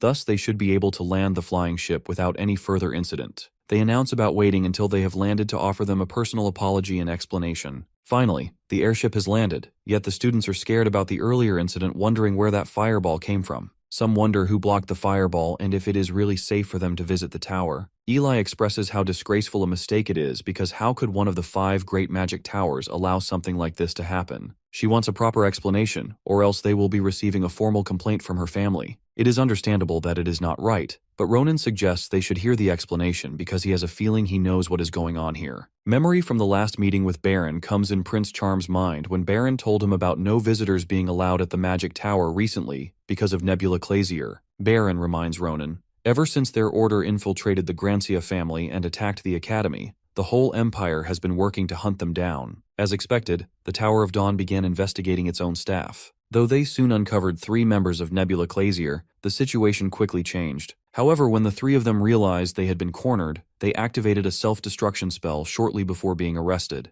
But the quick reflexes of the mages helped at that time and no one was hurt by the blast. However, almost a fifth of the land around the magic tower was destroyed. Baron warned Ronan to be on his guard because Nebula Clazier might try again because they wanted something, and they didn't get it. Now in the present, Ronan is not sure, but he is doubtful that those jerks are behind this attack because there is no way that attack happened by mistake. He has decided to strike first without hesitation if he senses anything out of place. Immediately, Aun Pilar, Deputy Tower Master of the Tower of the Dawn, rushes toward the students apologizing for everything that has happened. Aun explains that the Tower Master is away at the moment, so he is the temporary Tower Master. Seeing Aun Pilar in front of him makes Prince Charm startled. In Ronan's past life, Aon was renowned as one of the greatest fire mages in the entire empire. People even called him a firebird. Prince Charm was not aware that Aon worked here, and it is surprising and suspicious at the same time. Being nervous, Aon explains that he is aware he needs to explain whatever happened, but they have not discovered the cause. However, in the room containing the launcher, they detected traces of mana waves, so they believe that they are linked to the one who caused it. Currently, the mana traces are being compared to those of all personnel in the tower, so they will be arrested soon. Bowing down a little, showing an act of respect and apology, he assures them that the security is being strengthened. Thus, he assures them that they all should feel relaxed because nothing like this will ever happen again during their visit. The others, including Eerie, think that Aon's apology is sincere, and the apology coming from Aon is a big thing, so they let it go, and even Ronan trusts him completely, because in the war against Ahayute, Aoun practically threw himself into the battle to buy them all time, and he was literally one of the first people to jump into the fray to stop Ahayute. Aoun set himself on fire many times to save the lives of his fellow comrades, and even when his body was reduced to ashes, this guy showed no hesitation. So Ronan is very well aware that there is no way he belongs to Nebula Clazier. Just as Prince Charm is thinking all that, Aoun notices Ronan and Eerie. Knowing they saved the airship, he states how the Tower of Dawn owes them a big debt of gratitude since they reacted to the danger with a maturity and confidence well beyond their years. Additionally, he addressed them with their names and thanked them for what they did. The moment Aoun says his name, Ronan freezes, shocked, and demands to know how he knows him. He is aware that Eerie is a member of the Akalusia family, so he is not surprised that Aoun is familiar with her, but him knowing Prince Charm's name is surprising. Chuckling, Aoun explains that it is not a mystery, as the Filian Academy has already informed Aoun about Ronan's previous activities. Immediately after that, Aoun suggests they follow him for the reward of their act of bravery. He also mentions discussing something with them in private. Both Eli and Prince Charm follow Aoun, and Aoun reveals that they are right at the very heart of the Tower of Dawn, where the bulk of their magic research is done. He welcomes them both to the main magic research department. The mages at the magic department are running around performing their magic and stuff, and it is definitely a little chaotic. Though Eli notices how most of the people are at least 4th circle mages or higher, and this is really why the Tower of Dawn is considered one of the 5 greatest magic towers in the world. Even Ronan notices the same thing as Eli, but he also notices how these mages don't seem very happy to see them. Prince Charm could hear mages whispering among themselves. They're questioning whether it's wise to allow outsiders into the tower, especially since they're still recovering from a recent disappearance. Though they instantly stop talking about that disappearance, fearing the consequences if news of it leaks. Hearing all this, Ronan understands that something very suspicious is going on here, and wonders if he will ever be able to lift this curse. On the flip side, someone is hiding behind a pillar with a stuffed toy, muttering a reply to a master who doesn't even seem to exist. The hidden mage speaks as if she's talking to herself. She assures her so-called master that she will carry out the command, and gladly makes the way for him, by killing the Akalusian. At Aoun's office, Ronan acknowledges that there is some confusion within the tower at the moment, and based on what Aoun has told them, Prince Charm has realized that it was an accident, but mentions that there is something he doesn't understand. Instantly, Renan demands to know from Aoun why he did not do anything to stop that fireball attack. Because Prince Charm is sure someone as capable as Aoun could have easily dodged the fireball before it reached the airship. Hearing the questions makes Aoun nervous, but he agrees with what Ronan is saying and adds that any mages in the Tower of Dawn, including him, could have stopped the attack as soon as they saw it, but that is if they had seen it. Upon hearing this, Prince Charm and Eli flinch because they understand what Aoun is saying. The tower was not aware of the fireball, and no one had noticed until it had already reached the flying ship. This seems pretty impossible to the princess because how can no one detect such a power strike? Turning to Ronan, the princess states to him that if this is true, then the problem could be far more serious than they thought, since the only way someone could have concealed a fireball like that from everyone here is by using the massive perception interference spell. It is obvious because Aoun is a 7th circle mage, and not even he was aware of this attack. Thus, it would take someone like Lorhan to cast such a spell, and he is the only 9th circle archmage in the Empire. Ronan recalls that Lorhan is the one who sealed away one of the 3 giants during the Great War. He was loyal to Ronan's side till the very end, so the hero doubts he is the culprit behind this attack. Though he is sure whoever is behind this is very strong, at least as powerful as Lorhan. Seeing them tense, Aoun tells them both to calm down, because they don't have any evidence yet, so they cannot assume stuff. At the same time, Aoun promises if any other threats to the tower are found, he will incinerate them to oblivion himself, so he assures them that they are safe now. Changing the subject, Aoun now wants to reward them, as he was informed about their impressive accomplishments, so he prepared something for their arrival. Firstly, as a special reward for being the top student in her class, the princess will be rewarded by personally instructing her in the art of fire magic. He will be teaching her spells so hard that no one in Filian knows. This makes Eli excited. As for Ronan, since his club goes on adventures, Aoun has prepared something more practical for him. Right then, Aoun hands him a scroll, which is enchanted with a high circle fire spell. It will help them a lot in terms of emergencies. Seeing the item, Ronan is very delighted and expresses his gratitude, as he was actually looking for such an item. With that, Aoun mentions something that he has been told about. The reason the hero came here, in the hope of finding books that may help him lift a certain curse. Thus, Aoun informs him about the Tower of Dawn having the largest library in the whole empire. Obviously, it would be hard for the hero to find what he is looking for on his own, so he has asked the library to help the hero in every possible way. He assures the hero that the librarian will be more than happy to assist him. Upon arriving at the library, Ronan stops fidgeting with the ring. He is finally going to meet the librarian, wondering what this person is like. Although he is aware that Sarante would not have recommended that he seek them out for no reason, so it must be someone he really trusts. At the same time, Ronan hopes that it is not some old and grumpy man, but then again, it could be an elf, since it is someone Sarante knows. Now he looks around, wondering where the librarian is because Aeon told him that the librarian would be found just here. Before he could find the librarian, a voice came from behind, flying in the air. Firstly, she apologizes for bothering him, but then confirms if he is the hero since she is the Tower of Dawn's librarian and will be showing him around today. With a warm smile, she informs the hero that she is Aerie. As Aerie floats in the air, Ronan smirks, looking up at her, because these elves never fail to surprise him. Later on, the hero asks if there are any elves or a mage hanging by a thread working here by any chance. Thinking for some time, Aerie reveals that she doesn't remember, as she has been the only librarian here at the Tower of Dawn. The question confuses Aerie, and she wants to know the reason behind Ronan's curiosity. Opening his palm, the hero shows Aerie the ring in his hand, telling her to recognize it if she can because it belonged to a friend of his, and they told Ronan the librarian here would recognize it instantly. Studying the ring, Aerie rushes towards the hero, immediately recognizing Sarante's ring. She is awestruck because it has been so long since she last saw anything of his. The way she is behaving makes Ronan realize that she knows the ring since she is so happy to see it. But then Aerie looks at the hero with suspicion because what is he doing with this ring? Scratching his cheek, Ronan sighs, revealing it is a long story. Yet Aerie's expressions have darkened. She is aware that this ring was Sarante's most prized possession, and he would never give it to someone without a very good reason. Suddenly, Aerie summons a giant wolf and demands to know the truth. Confused, Ronan takes out his weapon for defense, not understanding where the giant wolf came from. However, Aerie threatens that the hero will be paying a very heavy price if Aerie finds out that he harmed Sarante and stole that ring from him. Throwing the weapon on the ground, Ronan surrenders. Right now, it is hard for him to tell how exactly this girl knew the priest,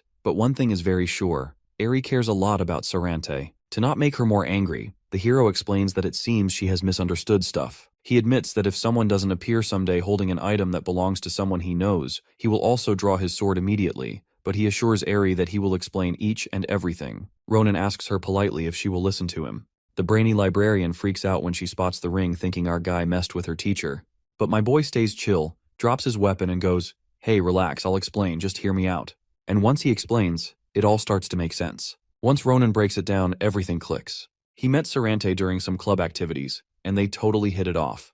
They fought side by side, and even managed to take down a rogue executive from the Order, which caused a real stir in their mage tower. Air finally gets it. It makes sense why Sarante trusted him with something so important.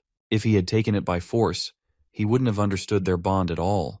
Our guy chimes in, mentioning that even though Sarante looks all sweet, he's actually a pretty brutal elf. Air agrees and owns up to her mistakes, apologizing to Ronan. She knows she hasn't been super respectful toward him. Ronan reassures her that it's no big deal. Then, our hero asks how she knows Sarante since their bond feels pretty unique. He picks up on her mana, saying it feels wolf-like, and wonders if she's a spirit. She nods and explains that her link with Sarante is like that of a teacher and a student. She met him a few hundred years back when she was all wrapped up in her emotions and mad at the whole world, just causing trouble everywhere she went. She used to wander into human territories to stir up chaos or take over their land. Air thought she was being mature about it, thinking no one could stop her since she was so powerful. That all changed when Sarante showed up after hearing about her antics, and that was the day everything shifted for her. She stepped up to him and told him to buzz off. Sarante let out a wave of power and, while politely apologizing, told her to just follow him quietly because he really didn't want to turn her into a pancake. He held out his hand like a gentleman. Her wolf nearly pooped its fur from the sheer pressure in the air. Then Sarante calmly asked if she was not going to cooperate seriously. In the end, she takes his hand, and that's how she ends up following Sarante to the Mage Tower of Dawn, where he's the top mage. Ronan's shocked to find out that Sarante earned that title without using fire magic, which Air is super proud of, saying that it really makes him stand out. Back then, she didn't care about his power at all. All she wanted was a way out. But Sarante never gave up on her. Instead of forcing her to change, he patiently guided her. He taught her that if you rely only on strength, someone stronger will eventually take you down. And to really live well, you have to understand the world and have a kind heart. She owes her transformation to him. Now, she follows his teachings and is the librarian guarding the place. She figures Sarante must be busy since Ronan's the only one she hears about him from. My guy hesitates to spill the truth, He remembers how Sarante used to be and knows he wouldn't want anyone close feeling down. So, he lies and says Sarante is now devoted to a god named Sentinel and won't be able to contact her for a bit. She doesn't question it, knowing that sounds just like him. With a gentle smile, she says she's not sad. Just knowing he still remembers her is enough. As our hero watches, a ring starts to glow and slowly shifts shape. He asks her what that means. Neither of them notices, but a book on the shelf with a single eye is quietly keeping an eye on everything going down. 3 days pass, and the Mage Tower stays as busy as ever. Nothing unusual happens, so our hero gets a chance to study his curse in peace. But after digging through mountains of books, his brain feels like it's been boiled, fried, and served on a plate. Air wants to know if he's gotten anywhere with the curse. Ronan replies that he hasn't found much about the curse itself yet, but he's picked up on some related ideas. He credits Air for that since she's been drilling curse attributes into his head non-stop for 3 days. But the more he learns, the worse it gets, and at this point, a part of him just wants to pack up and disappear. Air totally gets that curses can feel like a heavy weight. She offers to help if he has any questions about his reading since she's got some free time. Then, our hero brings up something that caught his eye earlier. He flips through the book and points to a topic about a forbidden book called Bajura. He sees her expression shift as she suddenly turns serious and asks how he even knows that name. She seems to suspect he might have snuck into the forbidden section. Ronan's confused because he had no idea that place even existed. He explains that he kept seeing the name in the books she's been giving him, which is why he asked. But something feels off. She quickly scans the books with her magic, firmly believing none of them should mention that name. She checks them one by one, and just as she thought, not a single one brings it up. Ronan starts to feel uneasy. He insists he saw it, right on the page he was reading. He flips back to show her, only to find the name has completely vanished. She says Sarante wouldn't have sent him just because she's the librarian, and there has to be more to it. The Mage Tower of Dawn is famous for having the biggest collection of curse-related books, and is known for its deep knowledge on the subject. But even in a place like this, no one mentions Bajura lightly. It's the most dangerous of forbidden books, rumored to be written by a demon. It looks like the one with a single eye he saw earlier. Anyone who touches it gets crazy powerful, but also feels a wild urge to destroy everything. Ages ago, during a time of peace, it was responsible for taking down an entire kingdom. That cursed artifact is known as the Bajura of Destruction. Awun glares at the chained-up old man in front of him and says, "The decision is in the hands of the dawn of tomorrow." He assumes the old man knows what that means. The man in chains is none other than the Tower Master himself, Larden. Back with Ronan, the books are floating around as Air explains that the forbidden section of the Dawn's library is there to keep Bajura and other dangerous texts under wraps. Sarante picked her to be the librarian because a spirit can guard it better than a human who might get tempted by the power in those books. When our hero mentions Bajura, Air is taken aback and disappointed. It's the most dangerous forbidden book out there, and she starts making connections to the disappearances that started after Nebula collapsed. Ronan asks if the disappearances happened after the terror attack, and Air nods since that event was impossible to forget. Everyone who went missing had been helping her in the library, and when they vanished, she searched the whole Mage Tower but didn't find a single clue. It felt like they disappeared into thin air. Ronan wonders if it's even possible for people to vanish without a trace. He starts to think there's a pattern, as it seems like things disappear right after that big incident, almost like something's waiting for that moment. He begins to suspect that the whole event might have been a trap to fool everyone. Later that night, smoke fills the room where a bunch of magic circles are glowing on the floor. Elizabeth is standing in the center, lost in thought. She realizes that Awen's flame magic relies on bold ideas and methods that most mages wouldn't dare to try. It's on a whole different level. Even just applying his theory a bit, her mana waste drops significantly. She's blown away that someone could come up with such a refined magic formula. She wishes she could bring him to Akalusia, but knows it won't be easy since Awen has put everything on the line for his magic path. Determined to soak up as much as she could for the rest of the field trip, Elizabeth suddenly felt something off. Without thinking, she reached out with her magic and wrapped it around whoever was spying on her.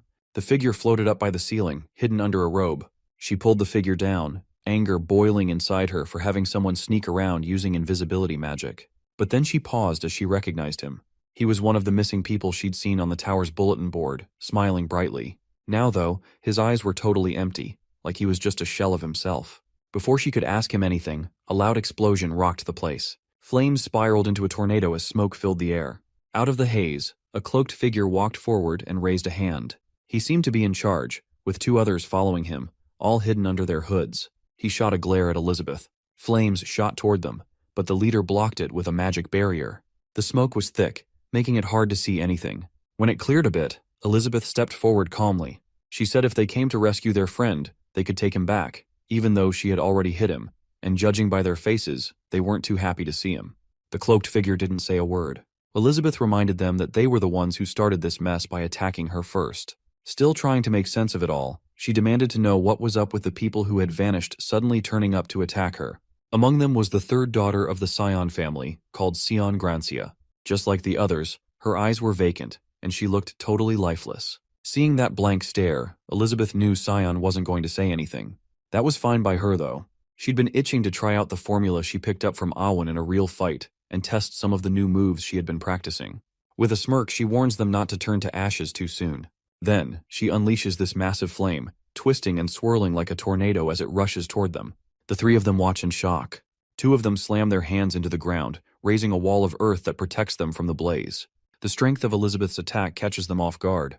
They realize her claim of becoming a new pillar of Akalusia isn't just hot air. Her power goes way beyond what a fourth circle mage should have, and they know they won't last long if they don't act fast. They turn to Sion, asking if she's ready and telling her to take down Elizabeth. Sion creates a flaming arrow, locking on to Elizabeth's position. She fires and the spear zooms forward with intense heat. But Elizabeth doesn't flinch. The flame charges toward her and stops just inches from her face. She watches it coolly and mocks it, calling it a weak little fire toothpick. Sion's caught off guard by this. Elizabeth bursts out laughing, making fun of her for using such a mediocre spell. Then she sends the spear back and follows up with multiple spears, making them large to show what it really means to stand against someone from Akalusia. Elizabeth isn't holding back at all. She unleashes a crazy barrage of fire needles aimed right at Sion. The enemy quickly throws up a fire shield, causing the needles to scatter on impact. But Elizabeth doesn't let up. She keeps firing needle after needle. The enemies realize that just playing defense won't cut it. If they stick around like that, they'll be overwhelmed. One of them decides to charge forward while the other hangs back to protect Sion, reminding themselves that she's crucial to their master's plan. She's the one meant to take down Akalusia. Out of nowhere, Elizabeth fires a bigger, faster needle that catches them off guard. They don't even have a chance to react, and one of them yells out in pain as the needle pierces right through a fourth circle magic firewall. Elizabeth keeps the pressure on, showering them with endless needles, and one by one, her enemies start to drop. The mage watching can hardly believe how ridiculous Elizabeth's skills are, but he spots an opening. She's so focused on attacking that he figures she won't bother with defense. He shouts to Akalusia, questioning whether Elizabeth even thinks her opponent might try to dodge. Smart or not, being so full of herself in a life-or-death situation shows she's still just a kid. He grips his flaming sword and swings it toward her, warning her that her careless attitude will come back to haunt her. But Elizabeth is way ahead of him. Spikes shoot up from the ground and hit him before he even has a chance to strike back. He yelps in pain, completely stopped in his tracks. Elizabeth laughs, finding it hilarious that he thought he could take advantage of the opening she left. She calls him a moth drawn to a flame. The stunned mage demands to know how she pulled that off, convinced she didn't have enough time to cast a new spell. Elizabeth smirks and asks why she'd need to cast something new. She explains that she just redirected a spell that was already underway. Then she strikes from behind, sending a bunch of needles flying at him, piercing his body. With her telekinesis, she makes the spikes grow and push deeper. The mage screams in agony. He finally realizes she can use two types of magic at once, and it's absolutely mind-blowing. Elizabeth sets him straight, saying she can actually manage three kinds. But for someone like him, she finds it's just not worth the effort. After all, he's just a simple moth. Then he gets caught in a whirlwind of flames, and once he's dealt with, Elizabeth turns back to Sion, who's glaring at her. The mages are badly burned, but Elizabeth reassures them they won't kick the bucket that easily. Fire mages are tough and can take the heat, but that doesn't mean it doesn't hurt like hell. She advises Sion to speak up now while she's still being merciful. It doesn't matter how young she is. She should realize that if the Akalusias and Sions go to war, it'll drag the whole empire into chaos. In the end, no matter who wins, both sides will end up in ruins. Elizabeth doesn't buy this lame plan as something Sion came up with all on her own. She wonders if their leader is in on it, but quickly brushes the thought aside. Someone with that much to lose wouldn't start something as reckless as a war. Plus, when it comes to assassination attempts, this one is just way too messy. As much as it pains her to say it, Elizabeth knows the Sion family isn't silly enough to treat this like a real strategy. If this is all they can pull off, they never had a shot at being Akalusia's equal. Piecing everything together, Elizabeth comes to the only conclusion that makes sense. Sion is being played by someone hiding in the shadows. Someone dangerous enough to kick off a war between the families. She keeps a close eye on Sion, who's staring back at her with empty eyes. Elizabeth asks who's really inside her. Sion smiles and a different voice pipes up saying it was smart of Elizabeth to catch on. The atmosphere in the room shifts as a dark vibe fills the air. The voice continues, lamenting how it's a shame to take someone like her out just for kicks. Elizabeth is caught off guard as an overwhelming pressure hits her, dropping her to her knees. A strange energy envelops her like a thick fog, paralyzing her with fear. She's stuck, unable to move. As this shadow creeps closer to her hand on the ground, Elizabeth desperately tries to figure out who she's dealing with. The aura expands even further, and a hand reaches out from the darkness. The voice calls her a lamb intoxicated by power and tells her to lift her head. Frozen in terror, Elizabeth watches as the figure tells her to etch his message deep into her mind. Dark, menacing wings stretch wide behind him as he declares the name of the one meant to rule the world, Bajura. Alwyn asks our hero if what Air said is true, and they start chatting about Bajura. He wants to know if Ronan really spotted that cursed name in a regular book. Our boy says he did, or else he wouldn't even know the name of the forbidden book. Alwyn is on board with that, but still finds it hard to wrap his head around it. They start worrying that the seal might be weakening. Air suggests they check it out right away, but Awen stops her. He mentions he checked the seal just yesterday and everything was all right. Still, he looks pretty shaken up and unsure. Air, getting frustrated, slams the table and demands to know if he went into the forbidden section alone. She reminds him that nobody is allowed in there without her or the Tower Master. Not even Awen is safe if those books try to tempt him. Her brows furrow as she yells that she's not letting this slide and will tell everything to the Tower Master when he gets back. Awen quietly says he's sorry. He admits he shouldn't have kept it from her. Pain crosses his face as he spills the truth. Tower Master Larden is already down there, sealed up with Bajura. He explains what actually went down a year ago. On the day they said the Tower Master left for training, he never really left the Mage Tower. Instead, he went down into its darkest depths and broke the seal on Bajura, the worst of the forbidden books, to dig up the ancient knowledge hidden inside. Air then asks if that's why nobody has heard from the Tower Master. She screams in frustration, unable to understand why Larden would mess with a forbidden book when he already mastered fire and phantom magic. Alwyn figures this is why the Tower Master thought he could handle Bajura. Larden saw those forbidden books as wasted potential and blamed the disasters on those who misused them. He thought that even dangerous power could actually do some good if it was in the right hands. To him, Bajura could have been a huge gift for everyone. Ronan quietly mentions that he already knows how this story wraps up. Looks like the Tower Master didn't make it either. Alwyn chimes in, admitting they totally misread what that power really was. It's a kind of evil that no one can truly control. Even Larden could only hold it off for a bit. It's not just about knowledge. It's pure evil. When Larden realizes he's losing himself to become Bajura's host, he grabs an emergency summoning scroll to pull Alwyn into the forbidden area. Once there, Larden comes clean about breaking the seal on Bajura. He apologizes to Alwyn for dragging him into this mess and begs him to seal him away while he still has some control. If he doesn't, chaos will unfold. Alwyn is shaken. He knows that sealing the Tower Master means losing him for good, but Larden insists there's no time to worry about him. If this is the cost of his pride, then dying is better than letting dawn be swallowed by darkness. He pleads with Alwyn to do it. Alwyn hesitates for a moment, but eventually agrees, convincing himself it's for the sake of tomorrow's dawn. So Alwyn casts the most powerful sealing spell he knows, one that can take on anything. He traps both Bajura and the Tower Master together. Alwyn admits this is the truth he's been hiding. He knows he should say something, but he just can't. He respects the quest for knowledge and believes Larden acted for the greater good of the world. He can't bring himself to tarnish the Tower Master's name. Ronan stands there, speechless. Everything has turned out darker than he expected. What happened to the Tower Master is pretty tragic, but now isn't the time to dwell on it. The facts are clear. Bajura's seal is already broken. Even if Alwyn saw it intact with his own eyes, that doesn't change anything. This power can mess with perceptions all throughout the Mage Tower. It would be a piece of cake to fool someone like Awan. With only Larden and the host's phantom magic in play, what Ronan really wants to know is why Bajura, who did everything to stay out of sight, is suddenly showing himself. As all these thoughts race through his head, Ronan suddenly picks up on something weird. He's surprised to sense Nebula Glacier's mana. He double-checks. It isn't coming from Awen or Air. The mana is coming from nowhere nearby, yet it's powerful enough to fill the whole space. Even Briggia doesn't have starlight mana this intense. Ronan is totally confused, unable to figure things out. What he doesn't realize is that the mana belongs to the devilish being who's already on the scene. Elizabeth stands in front of Bajura, mulling over the name she just heard. She knows it's linked to a forbidden book packed with so much dangerous info that even the Akalusias need the Patriarch's go-ahead to study it. She wonders why he's even here. But more than that, she's puzzled. She recognizes his face. It looks a bit different, but she's certain it's Tower Master Larden. Bajura catches her staring and realizes she's figured out whose body he's using. Since she kept him entertained, he decides to reward her by confirming her guess. The body is Larden's, the master of the Mage Tower of Dawn, and a top elder close to being the best of humanity.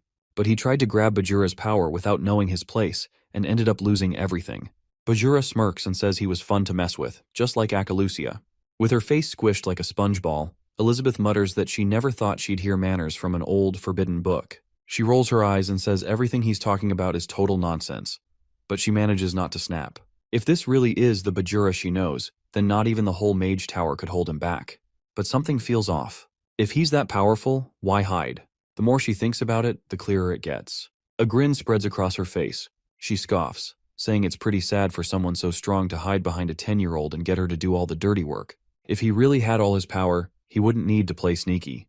It's obvious he's still too weak to show himself without falling apart. Bajura bursts out laughing, saying she's only half right. In that moment, a dark, heavy vibe hits Elizabeth, making it hard for her to breathe. Just like she figured, he still needs more time. Bajura explains that the old man's mind is still fighting back, and merging their bodies has been a real challenge. Every time he tries, Lardon fights back from the inside. Bajura shrugs it off, calling it pointless, but he claims it won't matter soon. A way better vessel than Lardon has just shown up, walking in on his own. Elizabeth narrows her eyes and asks what he means. Bajura just drops one name, Ronan. Her eyes go wide in shock as Bajura coolly states that Ronan is both his true starting point and his ultimate form. Bajura lifts Elizabeth's chin with his finger, but she doesn't flinch. Instead, she demands to know what he means by calling our boy both his start and his finish. Bajura says Lardon's mind is too tough and exhausting to keep down, but it'll fade eventually. What really gets to him is being stuck in this old, weak body. Then he explains how things shifted. One day while messing around and trying to wipe Lardon's mind out of boredom, he fired a flare at an aircraft, and by pure luck discovered our hero a massive, untapped source of potential that made Lardon look ancient. At first, Bajura couldn't believe his eyes. He hadn't seen anyone like Ronan in ages, but after a few days of watching him, he was convinced. This kid could be his next vessel. The family feud means nothing to him. It's just a stepping stone to something much bigger. When he glances at Elizabeth, he senses something else. Another potential vessel, one that's definitely worth keeping around. With a smug grin, he tells her she's too valuable to just kill for kicks. Suddenly, rotting hands burst from the ground and crawled over her, grabbing her tight. With a wicked smile, he gives her a choice. Pledge loyalty and serve him, or die by Sion's blade and watch the Empire go up in flames. He tells her to decide. Elizabeth trembles. Her teeth clench so hard that blood stains her lips. But she throws back a mocking comment, saying anyone that is old is boring if he thinks she'd hesitate. With cold fury, she spits at him and tells him to cut the talk and just kill her. If she was scared of death, she wouldn't be worthy of the Akalusia name. Bajura sighs and calls her a boring bitch. He tells her to suit herself, sure nothing will go her way.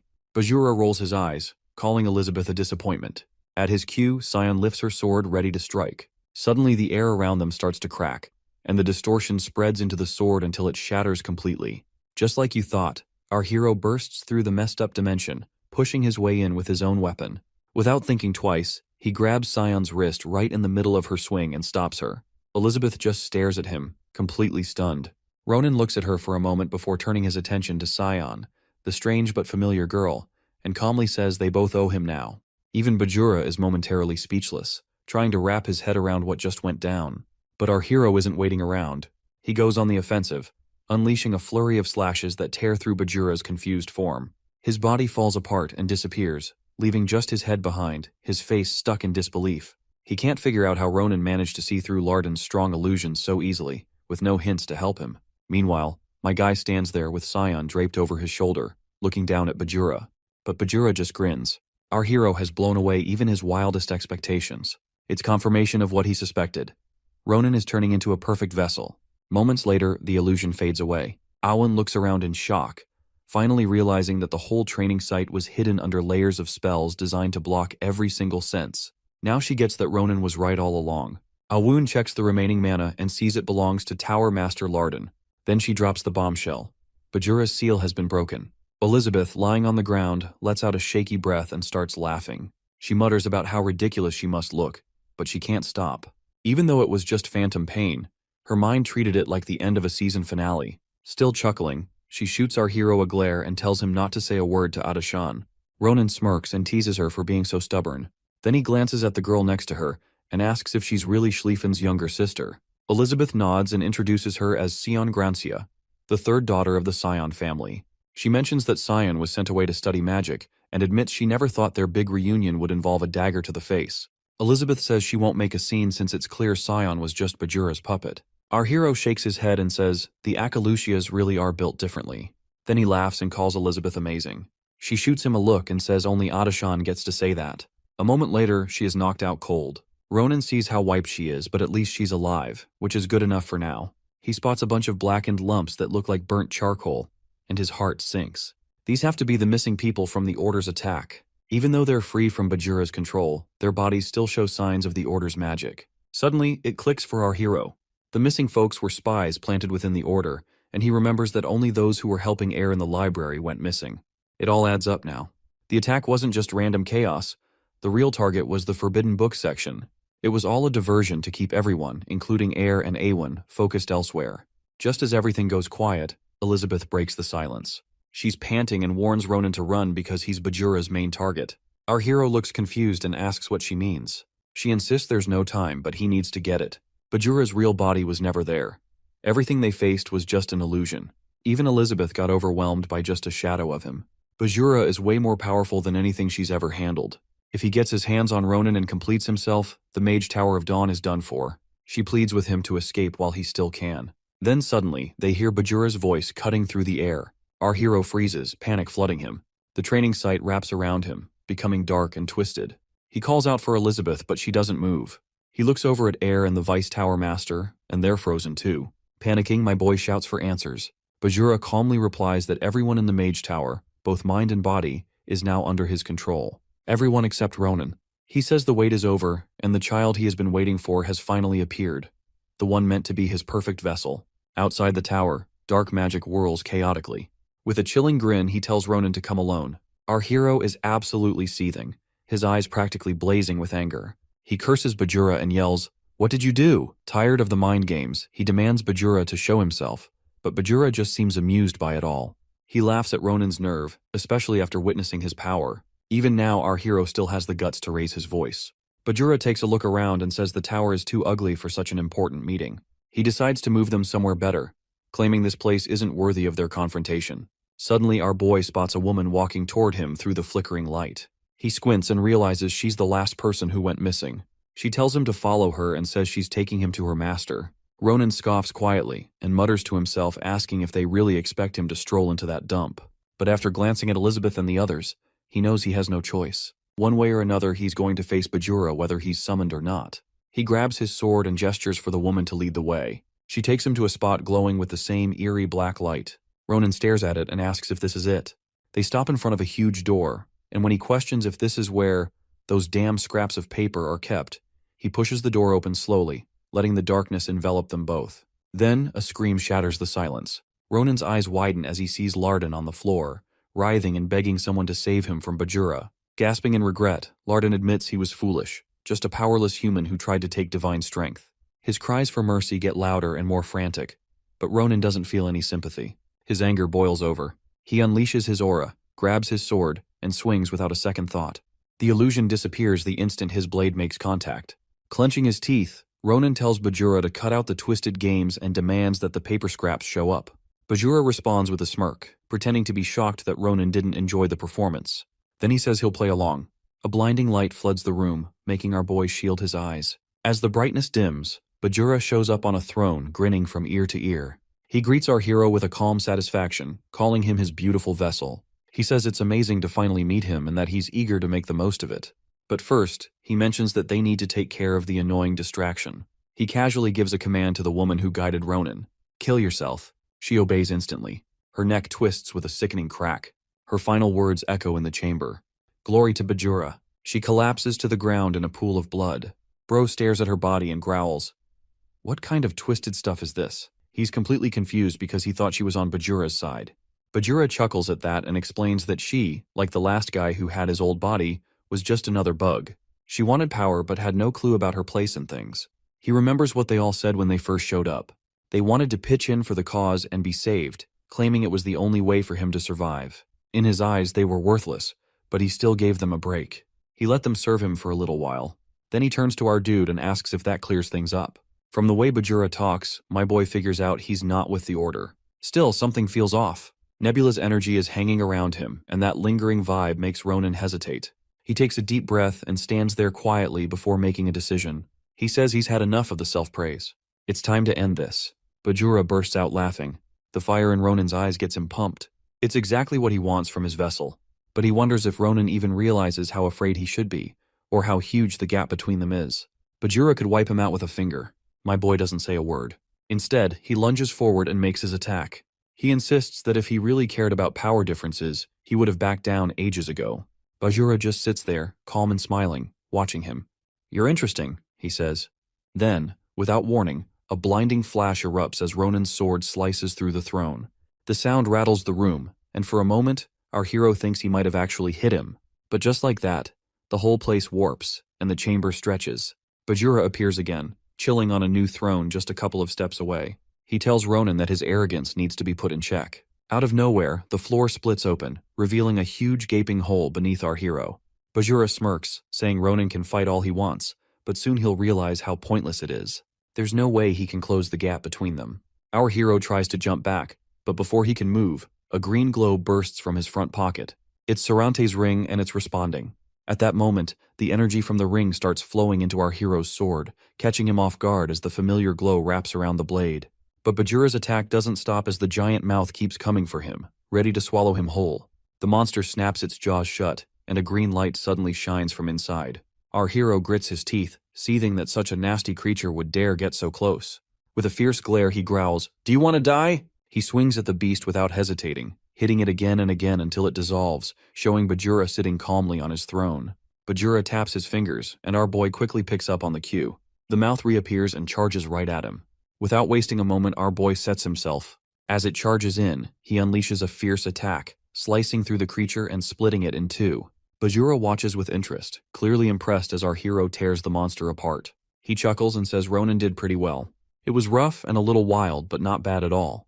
But Bajura isn't finished yet. From the split remains of the monster, arms suddenly sprout out and grab onto our hero. More twisted creatures emerge, piling on top of him.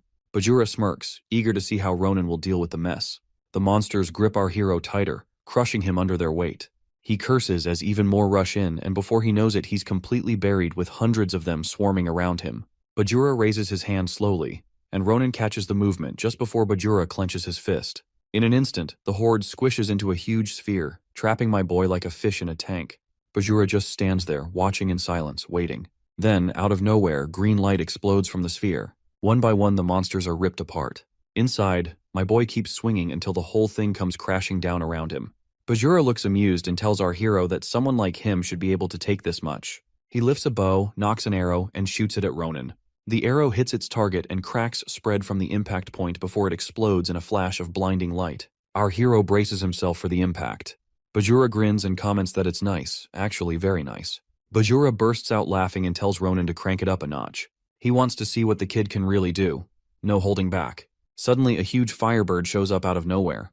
Bajura looks a bit puzzled. It's the Vice Tower Master's signature spell, the Fire Fowl. He's surprised that a kid can pull off such a powerful trick, but he reminds himself that the old man behind the magic is a top-tier pro when it comes to fire spells. So to him, a stunt like that doesn't really mean much. With just a flick of his finger, the firebird goes poof. Bajura shrugs and says it's a shame. He really thought that was Ronan's trump card, but it crumbled far too easily. Still, he can't overlook my boy's sharp instincts. As the flames disappear, he realizes Ronan has vanished.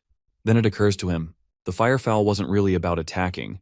It was just a trick to cover up Ronan's presence by flooding the area with mana. A perfect distraction. Our hero disappears from view, and in a flash he shows up right behind Bajura. As he swings his sword toward his neck, he says in a calm and steady voice, "Die." Suddenly, blood bursts out from the damn curse. Our hero glances back at Bajura to make sure his powerful strike actually lands. Blood pours from Bajura's neck, staining the floor beneath him. Even with a nasty wound, he keeps his footing and manages to spit out some words. He mutters that even with his messed up timing, our hero still managed to land a hit. The cut gets worse, stretching the flesh even more, while Ronan watches closely, ready for whatever's coming next. Bajura lets out a low chuckle, clearly amused. Portals start popping open around him, and huge worm-like creatures with big, toothy mouths start slithering out. He tells our boy to go all out, to show what he's really made of. The creatures charge at him, and Bro braces himself. He dodges as best as he can, taking down as many as he can reach. He thinks he hit Bajura's essence, but it feels pointless. The wound just isn't deep enough. He considers using the forbidden book that controls Tower Master Larden, but the thought ticks him off. With a growl, he tightens his grip and tears through the monsters like a wild animal. My boy knows he can't take Bajura head-on, especially since the scrolls that Awun gave him are useless now. Larden is as strong as Instructor Navaros, and the only reason this fight is dragging on is that Bajura wants to keep the body intact for his plans. If not, it would have been over by now. As Bajura gathers energy in his hand, it forms into a huge, sharp weapon. With a quick flick, he sends it flying at Ronan with crazy speed.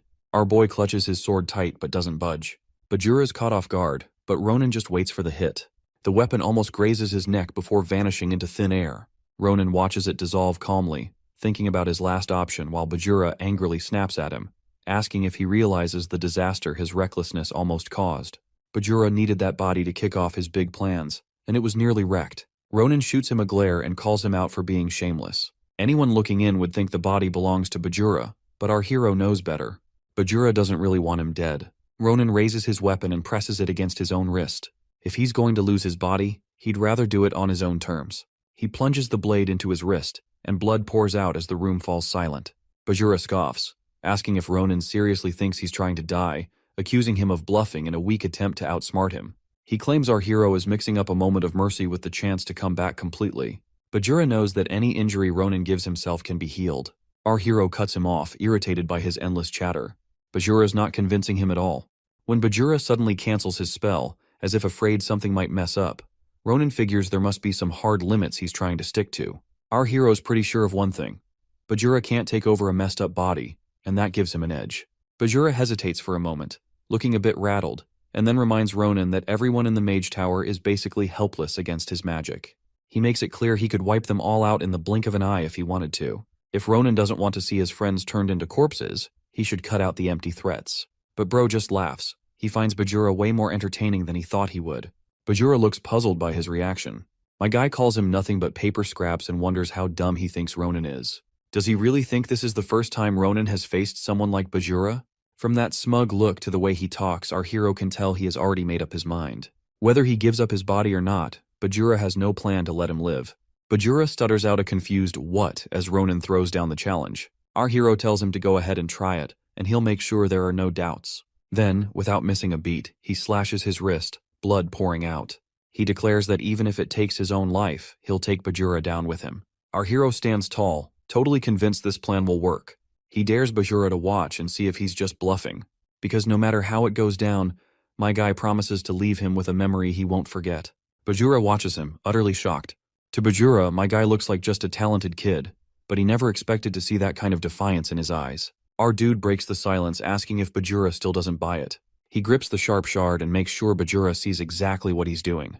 Without any hesitation, he drives it into his own neck, blood spraying everywhere. Bajura freezes in shock and grabs Ronan's arm to stop him, but bro just grins back. Bajura demands to know what Ronan is trying to achieve with this death threat.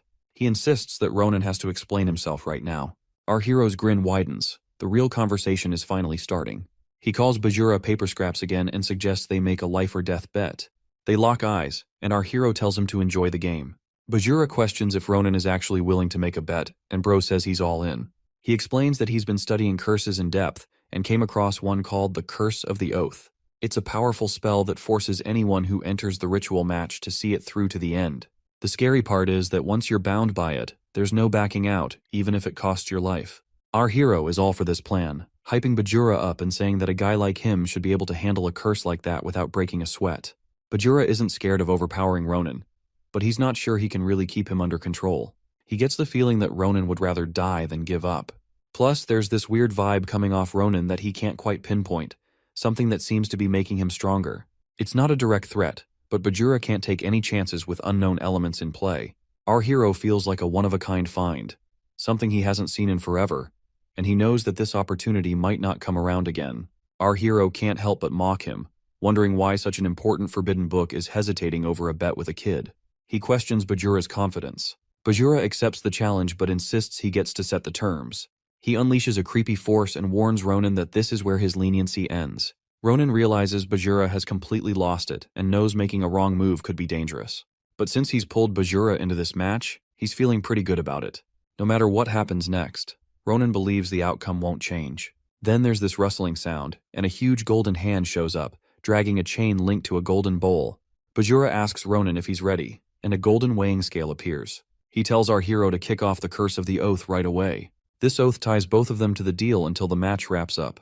If Ronan loses, he has to let Bajura take over his body. If Bajura loses, he'll be sealed away forever after freeing the hostages. Bajura makes it clear that the oath's terms are exactly how our hero sees them. The match will basically hinge on our hero staying strong while dealing with a single illusion spell that Bajura is going to cast. He asks if Ronan's cool with that. My boy thinks it's a dumb question, telling him to hurry up since they're wasting time. Bajura wraps it up, and a blue mist starts rising on one side of the scale while a red mist appears on the other. The oath is officially locked in. Bajura then tells Ronan to enjoy his dream because these will be his last memories. My boy responds with sarcasm, saying Bajura's a riot and suggests he get some fresh air, warning that once this bet's over, he'll regret ever meeting him. Suddenly, a blinding light and a whirlwind take over, and everything shifts to a bright, sunny day. A guy confidently claims they'll catch one and live it up. He goes on about how valuable fantasy creatures like dream birds and sea fairies are. Another dude laughs at him, pointing out he couldn't even catch a bear. The first guy snaps back, fed up with smart Alex who act tough after wasting their lives in some tiny village. The second guy gets annoyed. Then our dude jumps in, telling them to shut it and asks if they really think this is a joke. One dude realizes he's awake and wonders how he managed to sleep so deeply. They call him Captain Ronan, vice captain of the punitive squad, and Corporal Ronan. Our guy just brushes it off, telling them to check their gear since it's just a silly dream.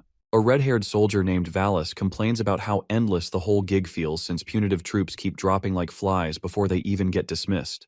He cracks a joke about bailing during the next fight and thinks they could make a killing with some poaching. Our hero quickly cuts him off, warning him he'll hack his limbs off if he ever brings it up again. Valis stands his ground, though. Our boy insists on silence and reminds everyone that the general said they'd get their freedom in a few months. He's all about holding on for a brighter future instead of turning into criminals. Martin places a hand on our boy's shoulder, reassuring him they won't bite the dust as long as they stick together. Ronan shoots back that everyone's got to look out for themselves. He yells that his life comes first, and if things go badly, he won't think twice about ditching them. He tells them to focus on surviving. Our hero keeps quiet so morale doesn't tank, but he's totally aware of just how risky the mission is. The general promised pardons if they pull this off. Our hero is hell-bent on making it back to Nymerton, where his sister is waiting. Out of nowhere, a magic circle pops up in the sky and a bright light crashes down, obliterating everything around them. The troops start to freak out, looking to Ronan for orders. Our hero gets frozen in place, hit by this chilling sense of danger. A shadowy figure steps out, speaking in a commanding tone, saying they have to accept the fate that's been laid out for them. This celestial being is the dreaded Ayute. Ayute calls out and grabs everyone's attention. People start freaking out and ask what's going on. One guy points at the sky. Out of nowhere, magic circles show up and shoot lasers. It looks like the whole sky's blowing up with crazy power. Everyone starts panicking. The light gets brighter, and chunks of debris come crashing down. People get launched like bugs. Most can't even react in time. Screams are everywhere as the blasts rip through them. There's blood chaos and people begging for help. Even Ronan just stands there frozen. He has no clue what's going on. Horns are blaring from these priest-like figures, and when Ronan's crew hears it, they're furious. Even with a monster lurking ahead, they're being told to push forward. They can't believe it and shout that everyone's lost their minds. Our hero dives in, blocking a spell as lasers and debris rain down on them. His guys are stunned by his bold move, so he yells at them, calling them idiots and telling them to get it together. This isn't the time to freeze up and whine. If they want to make it out alive, they need to either fight or haul ass. But they've got to keep moving. Then, my guy spots a laser aimed right at his team, and a huge blast hits their spot. Blood splashes on Ronan's face. He's frozen, watching as the lasers keep coming. Someone runs over and pulls Ronan down to save him. They crash to the ground. The man urges Ronan to move now, but he's still frozen. The man tells him they can't fight that thing. They have to hold out for backup. Our hero looks around. Bodies are pierced with golden spikes. His heart breaks. He lets out a gut-wrenching scream. Everyone he cared about is gone. The attacks just keep raining down from above. Back in the real world, Bajura's illusion digs deep into Ronan's memories, dragging up every painful moment. It's like a trap, locking him inside his own mind. He's completely shattered, feeling crushed and torn apart until all he craves is an end to it all. But this endless suffering is something he has to go through to come out on top. Bajura thinks that nobody can really handle forever. He can't wrap his head around what Ronan was thinking when he made that bet. As soon as Ronan handed over the power to set the rules, Bajura figured he was guaranteed to win. Now he's curious to see just how far Ronan's despair goes. In Ronan's head, He's standing over the body of a friend, filled with grief. That friend just died. As he rides away on his horse, he glances back and sees another friend fall apart into ashes. Then he spots another body. The guy looks totally shocked. Our hero's thoughts spiral into a dark place, thinking everyone around him is gone. Breathing feels like a chore. He can't even begin to count how many have died just to keep him safe. It feels like there are too many to count. He wonders if this is it, if everything's come to an end. But deep down, he doubts this nightmare has any end in sight. He's got no real answers, just a desperate need for some peace, even if it's only for a moment. With Bajura nearby, Ronan mutters, "Just end this." He drops to his knees, pleading for it all to stop. He promises to hand over his body to Bajura if it means waking up from this nightmare. Bajura watches him quietly for a moment, then smirks, knowing he's won. The book floats up from the Tower Master's body, and Bajura is thrilled that it's finally happening. He says, "Ronan, you're mine." A purple mist surrounds our hero, and he stays still until a faint smile breaks through. Bajura steps into Ronan's body, feeling pumped by the incredible power coursing through it. Our hero's body is something else. Just before his consciousness completely fades away, Bajura can't help but throw in one last gift. Grabbing our hero's sword, he taps into its true power and unleashes this huge wave of purple light that shoots toward the upper wall. It's so powerful that the ground cracks where it hits, and when it slams into the wall, it explodes with a bang. Bajura declares that Ronan's power is now fully awakened, all thanks to his blessing. He's buzzing with excitement from the attack and wonders if Ronan feels that same rush. To start things off, he decides to take out a minor nuisance, Tower Master Larden, who had earlier wasted his time by acting tough. Larden's still conscious, writhing in pain, and every cough comes with a groan. Bajura finds it hilarious that the old guy can still move around, and he admits Larden has earned his title. He's curious about what's keeping him going, whether it's duty as the Tower Master of Dawn or guilt over how things turned out. Larden struggles to answer, but Bajura has no intention of waiting. He has no regard for Larden's feelings and plans to break him down slowly, drowning him in misery forever. Lifting the sword, he gets ready to strike. But then nothing happens. Larden is completely still, but Bajura's frozen in place. The blade is hanging just inches from his head, and his hand shakes, unable to move. Everything starts to blur around him, and before he knows it, the sword slips from his fingers. He drops to his knees, screaming in frustration, totally lost as to what's going on. Out of nowhere, black vines covered in eyes creep towards him and wrap around his body. Bajura stands stunned, unable to understand how someone like him could contain such overwhelming dark energy. Meanwhile, our hero stands firm with a confident grin, making it clear he's not just some ordinary fighter. He tells Bajura that a sick professor almost bit the dust just by touching the curse, while Bajura totally tackled it and tried to take a swing at it. Our hero admits he can't overlook Bajura's power, but that realization horrifies Bajura because Ronan's mind is still intact. Our hero says the illusion Bajura created was way too detailed, and because of it, he remembers every awful part of that day. He admits that if even a few things had gone wrong, whether because of Bajura's plan or plain bad luck, his mind would have completely shattered if not for Sarante's ring. Back then, the ring lit up out of nowhere and caught Ronan off guard. He was confused and had no idea what was going on. But now it makes sense. It only reveals its true form when it reacts to a specific type of mana. He fills air in on all this, making her realize that Sarante must have given him the ring on purpose, knowing Ronan was cursed. The ring is packed with strong anti-demonic energy and shines with pure light. Air hands the ring back to Ronan and tells him to keep it safe. She mentions that if he ever hits rock bottom again, the ring will come back to him, and that's exactly what happens during Bajura's illusion. As Ronan sinks into despair, the ring lights up again, cutting through the nightmare to reveal Sarante, who pulls him out. Air knows this ring is going to be a huge help for Ronan down the line. With Sarante's hand guiding him, Ronan looks up and quietly says he owes him one and thanks him. Now back in the moment, Ronan stands tall again and holds the ring tightly. He admits he never thought the curse in him would actually be useful, but that gamble he took was totally worth it. Meanwhile, Bajura still can't wrap his head around what's going on. He's stunned that this kind of power even exists. But Ronan isn't surprised at all since he's heard it too many times by now. He reminds Bajura of his own words, letting him know he's going to regret trying to take his body. The curse starts to take over Bajura, and he yells in denial as it wraps around him, but he still can't bring himself to believe it. He fights back, shouting that he's the forbidden book of destruction, that he is destruction itself, meant to rule the world. He refuses to accept that he'll just vanish. But then Ronan swings his weapon and chops off Bajura's arm. Blood spurts out, and the arm drops to the ground. Ronan tells him to stop being clingy and to quit whining. Looking at the squirming remains, he scoffs and tells the damn curse that if it's done playing their game, they can piss off already. The dark energy surrounding the tower breaks apart and crashes to the ground. Elizabeth, Air, and Awen regain their consciousness. The dust starts to settle slowly, and eventually, it shows our boy lying on the ground. Letting out a tired sigh, he mutters about how he was almost a goner. My guy wonders why he always has to deal with that cursed book and if it's finally over.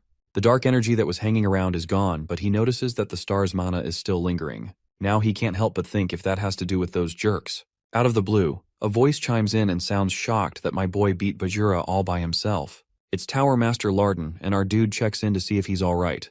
Larden apologizes and feels pretty embarrassed for putting our hero in such a dangerous spot. Even though they just met, he can tell how strong and determined my guy is, especially against Bajura. He's seen bro's solid willpower, even when he was about to pass out. It's a sight he's never seen before. Our hero gives a tired grin and admits it's been one tough ride. He then asks Larden if he's fine after losing his mana. Larden calmly replies that compared to how close Bajura was to wiping out Dawn and putting innocent lives at risk, losing his mana doesn't feel like a big deal. He adds that at least he got a chance to make things right, and that's something to be thankful for. Bro chuckles and says Tower Masters really are something else, with their crazy will to keep pushing through. Just then, Air and Awen come running up and ask if they're okay. Ronan tells them they fought not just for themselves but to protect what matters most to them. As Awen and Air rush over, Ronan's eyelids start to feel heavy. He whispers that he can finally get some rest and flops down onto the ground. It's been an incredibly long day, but at least they've managed to dodge another disaster. The next morning, Ronan wakes up in bed and next to him are Tower Master Larden and Awen. He asks how long he's been out, feeling like he's been lying there forever. Larden tells him he's been asleep for a whole day, but since he looked so peaceful, they figured it was best not to wake him. Bro glances over and says their presence probably means everything's under control now. Awen confirms it, saying it's all thanks to Ronan for taking down Bajura. The magic that had been messing with people seems to have disappeared along with Bajura. They've been keeping an eye on things, and thankfully, nobody seems to have any weird side effects or anything like that. Meanwhile, Elizabeth has finished her treatment and is diving right into helping fix the messed up mage tower. Even though everyone tells her to take it easy, she flat out refuses. She insists that as Akalucius priestess, she must guide people during chaos. Oddly enough, Cyan just woke up, but she's been acting kind of weird. From the moment she wakes up, she's been following Elizabeth around like a shadow. My guy is curious about how the two families are getting along despite some rising tensions. Just knowing they're managing brings him relief because it means he can go back without worries. Then he half jokes that they are planning a cheesy farewell party. Tower Master Larden and Awen look startled and quickly say, "No such thing is happening." But secretly, both stash away their farewell plans for later. Then Larden says they can't possibly send their savior off empty-handed. Even though their gift can't really compare to what Ronan did for them, he hopes Ronan will take it as a thank you. When they open the box, it reveals the first rank Mage Tower badge, since it will prove that Ronan's now a VIP of Dawn. With it, he gets full access to all the Mage Tower's facilities and perks that only high-ranking mages can enjoy. That includes entry to Harem Yen and the exclusive business exchange for mages. Along with the earlier scrolls, they've also written down a few useful spells and hope they'll come in handy down the road. These gifts are their way of declaring that the Mage Tower of Dawn will always be allied with Ronan. They bow their heads respectfully, thanking him again for bringing the light of dawn back to their tower. Feeling overwhelmed, Ronan tries to stop them and says he gets it and they don't need to bow. He insists he's fine, but before he can finish, Awen steps forward. He conjures fire and creates a barrier, impressing Ronan. They say it's time to talk about the forbidden book. Time goes by and Air is standing quietly by the ocean, looking pretty down. Ronan shows up and her face lights up when she sees him. She asks how he's doing and why he's already out and about when he should be resting. Ronan brushes it off, saying that Bajura took such good care of him that he didn't really get hurt. But he needs to get back to Filion soon and has something on his mind before he goes. He has a tough time bringing up Sarante, but unexpectedly, Air tells him he doesn't have to explain anything. He asks if she already knows what happened to Sarante and her face falls. Earlier, when she met Ronan, Sarante had shown up out of nowhere. In this mystical way, the old elf apologized for leaving so abruptly. He thanked her for keeping him in her heart as a nice memory. Air was taken aback by his sudden appearance. Still, before he vanished, Sarante wished her peaceful days ahead and called her his dear friend. Thinking back, Air realizes Sarante was definitely a bit odd, but he had a warmth about him. Her voice shakes as she talks about him, admitting he was strange but also caring in his own unique way. Tears stream down her face as she remembers him. With that last chat behind them, it's time for Ronan to head back to the academy. Back at Filion in the training area, Ronan is standing around trying to focus while gripping his sword. The wind swirls around him, but everything feels pretty normal. He's thinking about the mana flowing through him and the sword QI that's coming off his blade. But then he spots this weird sparkly thing and he just can't figure it out. No matter how hard he looks, he recognizes that it's the mana of the stars that those annoying cultists use. He can't help but curse Bajura under his breath. Inside him, there's a solid circle of mana, and he wonders what Bajura has done to him. A few days ago, it was sunny under the flame barrier created by Awan. Ronan asked the Tower Master and Awan if they were really serious about handing him the forbidden book, Bajura. He admits he's curious about the book, but questions if it's really a good idea to give it to him. He's worried something might go wrong if he takes it. Awan tells him not to sweat it. Awan explains that they've confirmed the demon in the book is totally gone, meaning it's just a treasure trove of knowledge now. If anyone found out, the magic tower might get slammed with criticism. Still, they've decided to give it to Ronan since he seems to carry some of Bajura's energy in him. My guy is left puzzled, and Larden mentions they think our dude's body actually absorbed Bajura instead of the other way around. He reassures Bro that if that wasn't true, they would have sensed bad energy from the book.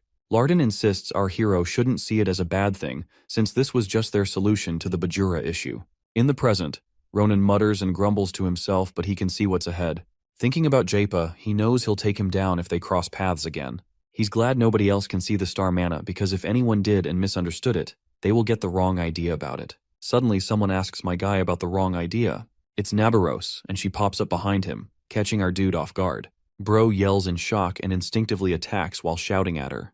Nabaros notices that my boy's sword game has stepped up and asks if he found some sort of enlightenment while they were apart. Finally realizing it's Nabaros who startled him, our hero steps back and hides his sword.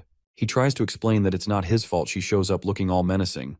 Nabaros walks closer, asking what went down at the Mage Tower of Dawn and how he managed to get a core. A bit confused, Ronan wonders if what's inside him is actually a core and not something worse like a tumor. Nabaros is pretty annoyed because Ronan compared a sacred core to a tumor. She thinks she already went over this in class. She asks if he dozed off and Ronan quickly apologizes. She lets out a sigh and explains that the core is earned by someone who puts in endless training with mana and has fought in tons of battles. It's like a special blessing for a true swordsman.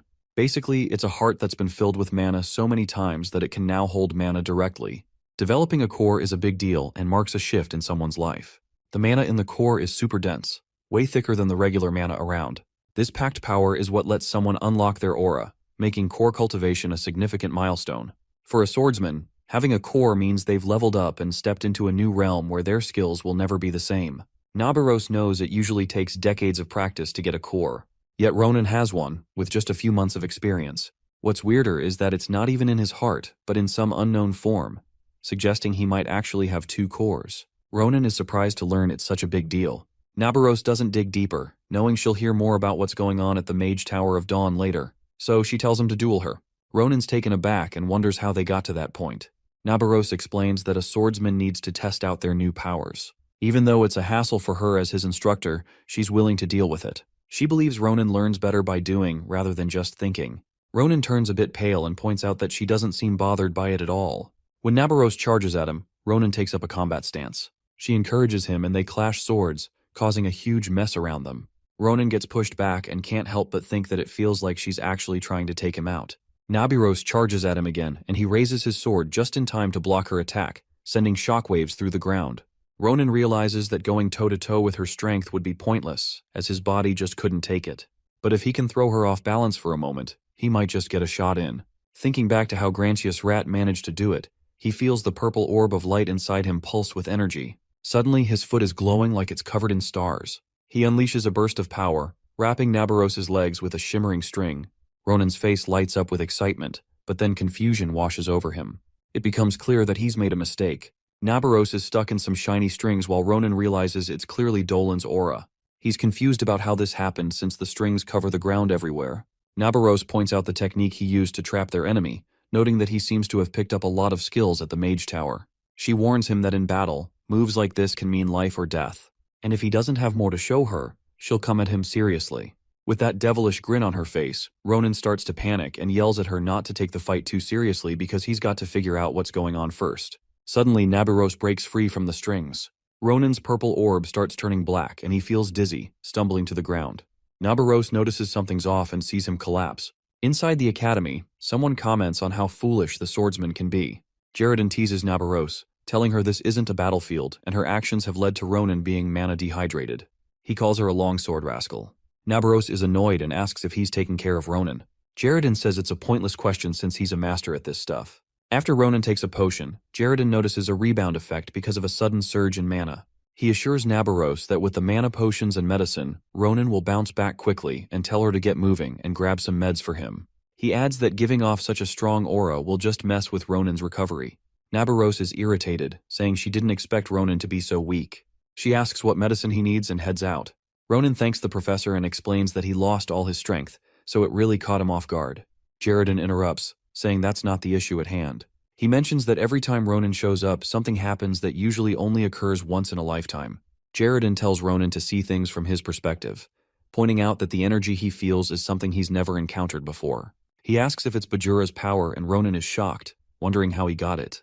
Jaredon says he used to talk a lot with Awan, who asked him to keep an eye on Ronan to make sure Bajura's power doesn't become dangerous. Ronan has a question, but Jaredon interrupts him, saying not to worry if he's going to ask whether it's risky. Jaredon notices that the energy coming off the Forbidden Book is stabilizing in a surprisingly solid way. If you don't know about Bajura, you might think it had to do with the core being in a weird spot. He mentions that they still need to dig deeper, but if all goes well, it might be possible to use it as a core that taps into the aura. The news hits Ronan hard and he jumps up. Aura is something totally personal that only one person can access it at a time. The secret to entering this world lies in the strongest emotion someone has ever felt, whether it's the pain of failing at something, a sudden burst of inspiration, or some deep-rooted regret. When that emotion connects with the mana built up in someone's core, it triggers a powerful force. That's what aura is all about. Ronan thinks this is incredible, that something he never thought could happen, but he can't shake off that feeling from earlier. The one he's sure was Dolan's aura playing out again. It feels impossible that someone's unique aura could be imitated, so he wonders if Bajura's core could be responsible for that. Jaredon then tells Ronan they still need to check in with Professor Secret. He casually mentions that Ronan is pretty lucky. Ronan is lost for a second. Jaredon is referring to Ronan's curse and shares that out of the 8 curses he had, 2 are now gone. Ronan is baffled by that. Jaredon can see that Ronan is taken aback and explains that he sensed Bajura merging with 2 of the curses. It's a weird situation since merging curses is basically unheard of. For that to happen, they would need to pinpoint the exact origin. Ronan realizes it has to do with the nebula classifier. There are so many things going on in his body that he can't wrap his head around. Jaredon stays upbeat and says that one day, Ronan will figure it all out. Under the bright sky, Ronan strolls down the street and clutches a book. He mutters to himself about how he thought Bajura was totally out of his mind, just based on that look in his eyes. But even after death, Bajura feels disgustingly soggy. He grumbles about the cursed book and what it's done to him. Ronan tells himself not to overthink it. Even with his doubts, at least 2 pesky curses are gone. That's got to count for something. He figures he shouldn't be picky about getting rid of those jerks from the Order, so he decides to take things slow while he investigates. Then he starts to hear someone crying and calling his name. It's Acel, while Ronan is stoked to see him, asking if he came all the way to find him since it's been forever. He's curious how he tracked him down. He keeps talking as Acel runs toward him. Suddenly there's an explosion and Acel looks terrified as he shouts for him to save him. Ronan is confused at first, but then he freezes when he sees that it's a huge, shredded-up lion hybrid growling and roaring. He just stares, wondering what kind of monster that is. The ground shakes under Ronan's feet, and he blinks, trying to figure out if he's seeing things. What on earth is happening while he's at the Mage Tower for something like this to pop up at school? As he scans the scene, his eyes land on the manticore. It's clear what the beast wants, and it's way too close to devouring Acel. Manticores are from the northwest. They're brutal monsters that love to feast on flesh, built like tanks with muscles of steel and scorpion tails packed with paralyzing venom. They're even considered more dangerous than wyverns. Our hero isn't too worried about the situation. It's a chance to see if Bajura's core really lets him tap into someone else's aura. He focuses on his heart and the core, pulling mana straight from Bajura instead of from himself. He fine-tunes his technique. When he fights Naviros, he loses control and passes out from too much mana. This time, he keeps that in mind. He pictures himself taking a single step. Everything feels different now. He stands his ground and a glowing light bursts out. Acel feels it too. That light turns into threads that wrap around the manticore, holding it in place. Ronan feels a rush of relief that it actually works, and his curiosity gets satisfied. But then, out of nowhere, the manticore breaks free, and they both go pale in shock. He hints that it might be possible, but the force feels weaker than he expects. Maybe it's not as powerful as the original. The manticore opens its mouth and charges at him, and he pulls out his sword. Out of the blue, a yellow beam of light shoots out, nailing the manticore and tearing into the ground. The beast stops dead in its tracks. Ronan and Acel are both just standing there, stunned, as the beam stretches up into the sky before fading away. Then someone shows up, asking if they're okay. Ronan can't believe that it's Professor Varen. Our boy just takes out a Manticore with one hit. Clearly, the instructors are still way stronger than him. Moments later, the place is a wreck, but they've managed to capture the Manticore, and the crowd is getting more worked up. Varen steps up, gently placing a hand on the creature's side, apologizing for the pain it's feeling. He knows that if the creature causes any more trouble, the Empire won't just overlook it. He tells everyone this is the best he can do. A soft golden glow starts to surround Varen. It's subtle but clearly powerful. Ronan squints and wonders if that's his aura, since it feels like some next-level body enhancement magic. Either way, he's seriously impressed that the professor takes down such a feared beast so easily. Varen seems like a pretty chill guy, but he definitely has a tough side too. The professor steps back from the Manticore, keeping a close eye on it. Turning to the boys, Varen admits he's not sure what to say. He doesn't expect the Manticore to actually break out of its stronghold. He bows his head, feeling responsible as the organizer of the 100 Beast Festival. Ronan shrugs it off, reassuring him that it's all good. If anything, he gets to see something really rare. Ronan then asks what the festival is all about.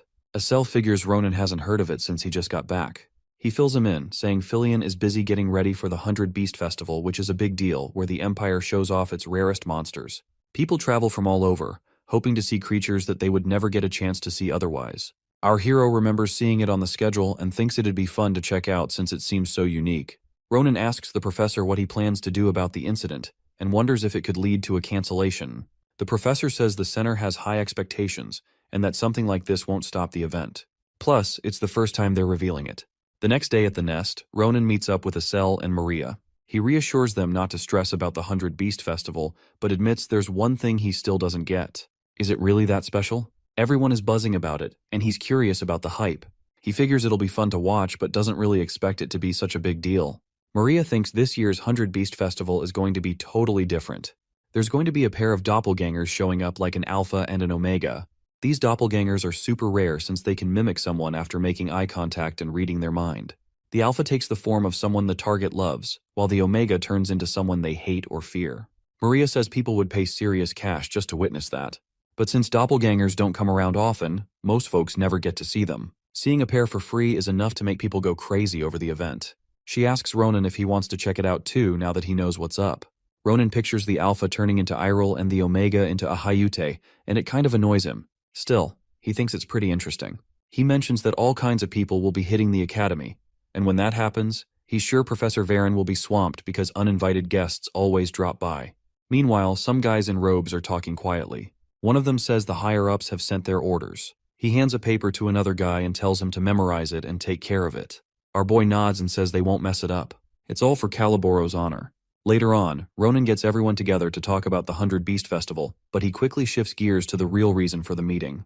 He tells them he has a special gift. He hands a book to Asel and mentions it's a valuable item acquired from the Mage Tower of Dawn. Our hero knows that reading this isn't going to be a walk in the park for Asel. From what he's heard, every single page is packed with magical seals or something like that. He figures it'll take her a whole day just to crack one page. He tells her to take it easy with it. Asel is pretty surprised. She doesn't think something like this would even exist. Ronan asks if she can figure it out. Asel replies that every page looks like a complicated maze, but she can make out some bits of the text. With growing excitement, she says that if she's patient, she'll eventually get through the whole thing. But honestly, really understanding it is another story. The stuff in there is so advanced and complex, it's basically groundbreaking. She compliments Ronan, calling him awesome, and asks how he gets his hands on such a crazy magic book. Remembering how tough it is, Ronan just says it's probably best if she doesn't know. Then, he turns to Maria and tells her to catch up with Professor Varen whenever she gets a chance. He mentions that there's an exciting opportunity where she could really hit the jackpot. Ronan shares that the professor has finally figured out how to cultivate Sarante's herbs perfectly and is gearing up to start making potions from them, which will be sent all over the Empire. He strongly suggests that Maria's Carabel merchandising should handle the distribution. Ronan thinks Maria probably knows how effective those herbs are, and with her business skills, it won't be long before she strikes it rich. Maria's eyes light up with excitement at the news. Then, Ronan gets up and says he wants to see how much they've both improved. It's been a while, and he admits he has some expectations. Maria grins and says she's all about that and she's got plenty to show him. Ronan encourages her to keep that energy going. He tells her to grab her weapon and follow him because they're about to have a duel. Asel gets up too, but Ronan tells her to stick to studying the magic book instead. He thinks it'll help Asel get stronger and be more effective than training right now. They say their goodbyes and Asel watches them head out. their chatter light and happy, especially with Maria's bright smile. A flicker of sadness passes over Eselle's face. For a moment, she feels like she's drifting away from her. 2 weeks later, at the Galelian building, two people are standing in the middle of the arena. Adashan announces that this is their 514th shot at it. She asks if they're ready. Braum steps into position, and his opponent is none other than our hero. Adashan starts the countdown. At 3, Braum pulls out his sword. By 2, he's already giving off some serious mana vibes. At 1, she blows the whistle. As soon as the signal rings out, Braum races forward, his sword shining with energy. Ronan just stands there, even though Braum is only inches away. Right as the blade gets close, he feels something stir inside him. Braum suddenly stops. His sword doesn't even touch Ronan. It's like some invisible strings are holding him and his weapon back. Braum comments that he can't move and calls it an awesome skill. Ronan lets out a sigh of relief and thanks him for trying. Adashan gives Ronan a high five, saying his mana output is just right, like speed and balance on point. She's really impressed that he hits that level in just 2 weeks. Ronan nods, saying it's all thanks to their help. They analyze his skills and pinpoint what he's missing. They also show him how to fix those little issues. He mentions that Braum uses his full strength, which really helps him concentrate and adds more force to his technique. He keeps quiet about the aura actually belonging to someone else, though. Braum jumps in, saying he learns a ton from Ronan. He's blown away that Ronan doesn't even bat an eye when a sword is right by his neck. That kind of bravery is what every swordsman should have, he says. He thanks Ronan for helping him set a new goal. With a grin, Braum declares Ronan the best club leader ever. Ronan chuckles, liking Braum's energy. Braum decides it's time to train solo for now and tells Ronan to hit him up any time if he wants someone to aim for his neck again. Once Braum leaves, Ronan reflects on all he's accomplished just by tapping into Dolan's aura. But there's still a nagging feeling that something's off. He thinks back to the golden aura of Professor Varen. No matter how hard he tries, he runs out of mana long before he can even come close to replicating it. He wonders if stronger auras are simply tougher to recreate. Maybe if he catches a glimpse of it a few more times, he could figure it out. But the professor's busy, and asking him to show his aura again might just be a hassle. He's at a loss for what to do. Right when he's deep in thought, someone shows up looking for him. It's Barry, the professor's assistant. Barry seems happy that Ronan remembers him. Ronan mentions he's seen him around before and asks what's up.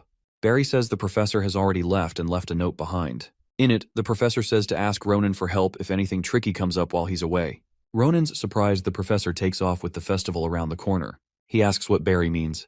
Barry explains that some creatures from Theo Hall have gone missing. Not just any creatures, these are the most important ones for the 100 Beast Festival. The doppelgangers. Ronan looks puzzled and asks what that's all about.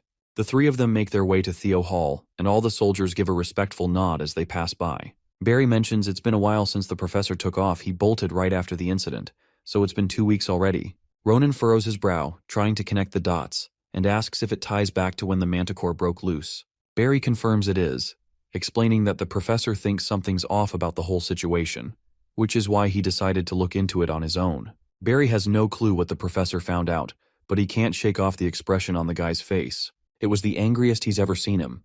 The next day, in the stillness of his office, the professor drops a letter on that table Barry mentioned earlier, and then walks out. In the letter, he tells Barry to reach out to Ronan if anything tough pops up. Ronan crosses his arms, letting out a frustrated sigh, saying it's tough after all. The valuable doppelgangers have escaped from their cages and disappeared. Not far off, Adashan is staring at the broken mirrors with a wary look. Ronan turns to her and asks if she's found anything.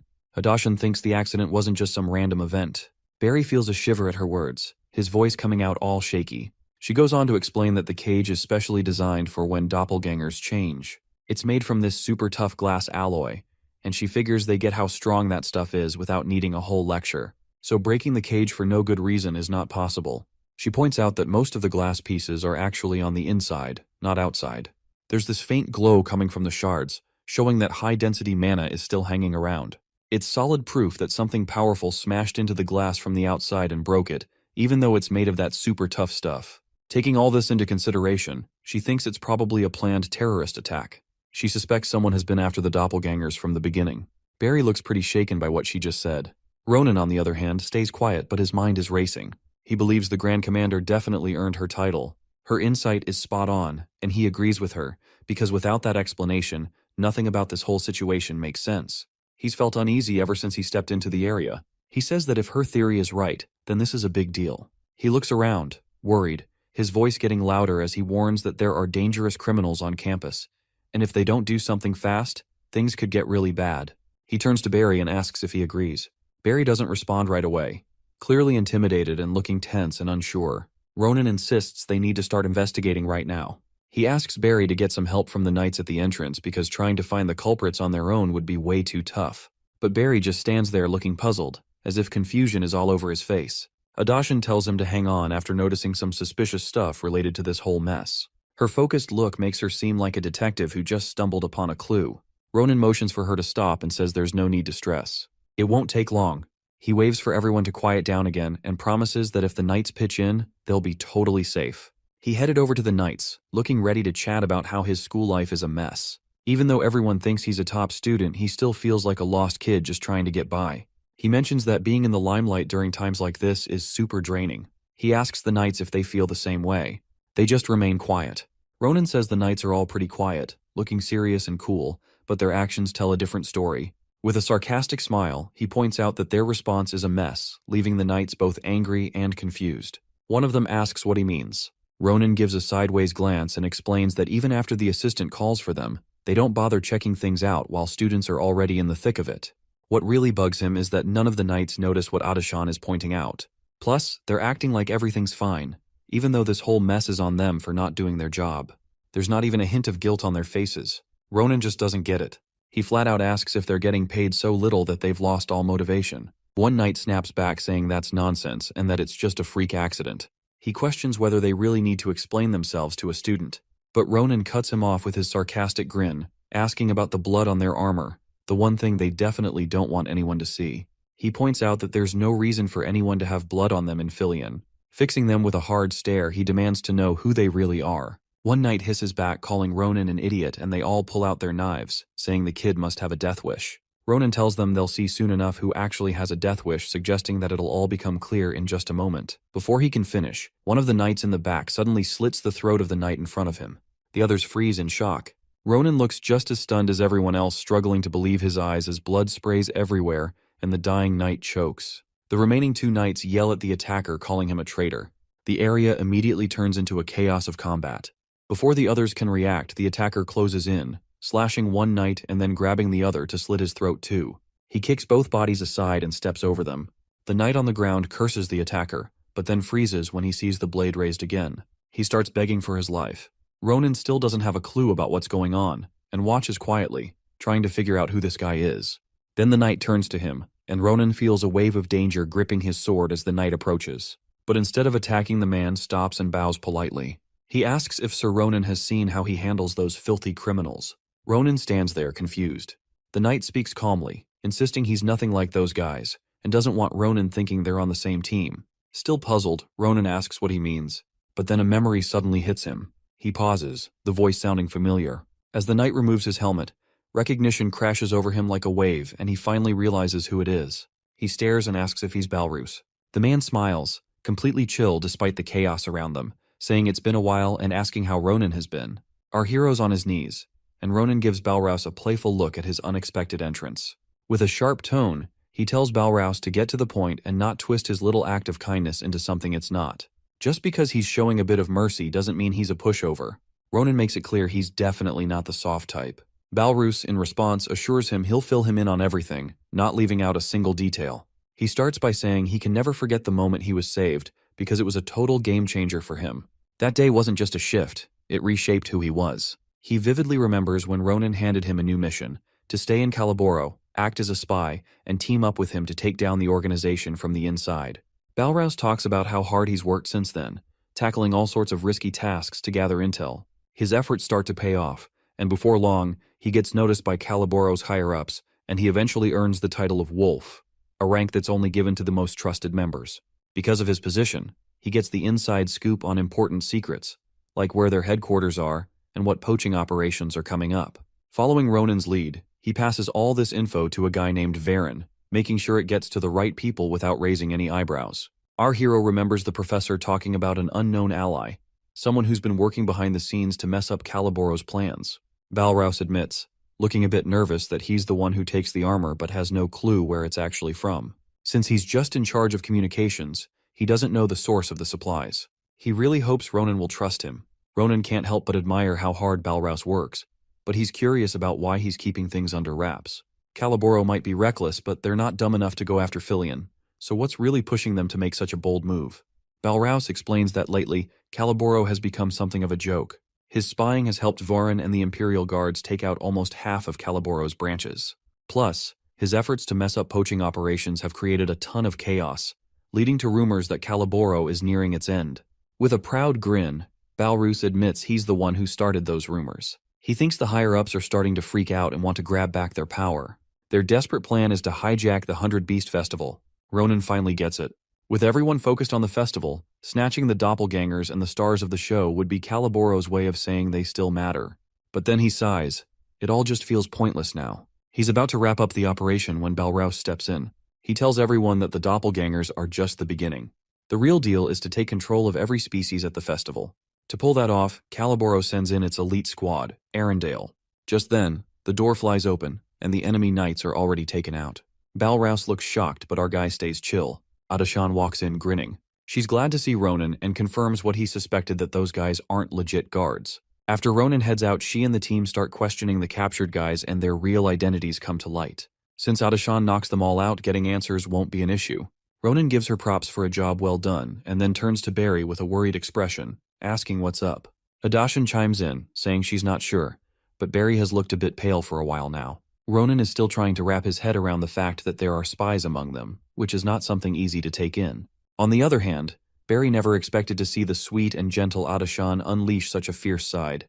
She tackles all the guards single-handedly like a warrior. Once the dust settles, Adashan spots the guy standing behind Ronan and asks who he is. Balraus introduces himself politely, claiming to be a former henchman of the corrupt Caliboro. He talks with a sort of bold energy, saying he's been given a new lease on life. Then he calls himself Ronan's Blessing and drops his name. Adashan looks a bit confused at the mention of blessing. Ronan tells her he'll fill her in later, but right now they've got bigger issues to tackle. Still shocked, Adashan asks if it's true that Caliboro didn't just put fake knights in one place, but has spread his influence all over. Balraus agrees and explains that the doppelgangers are just a distraction.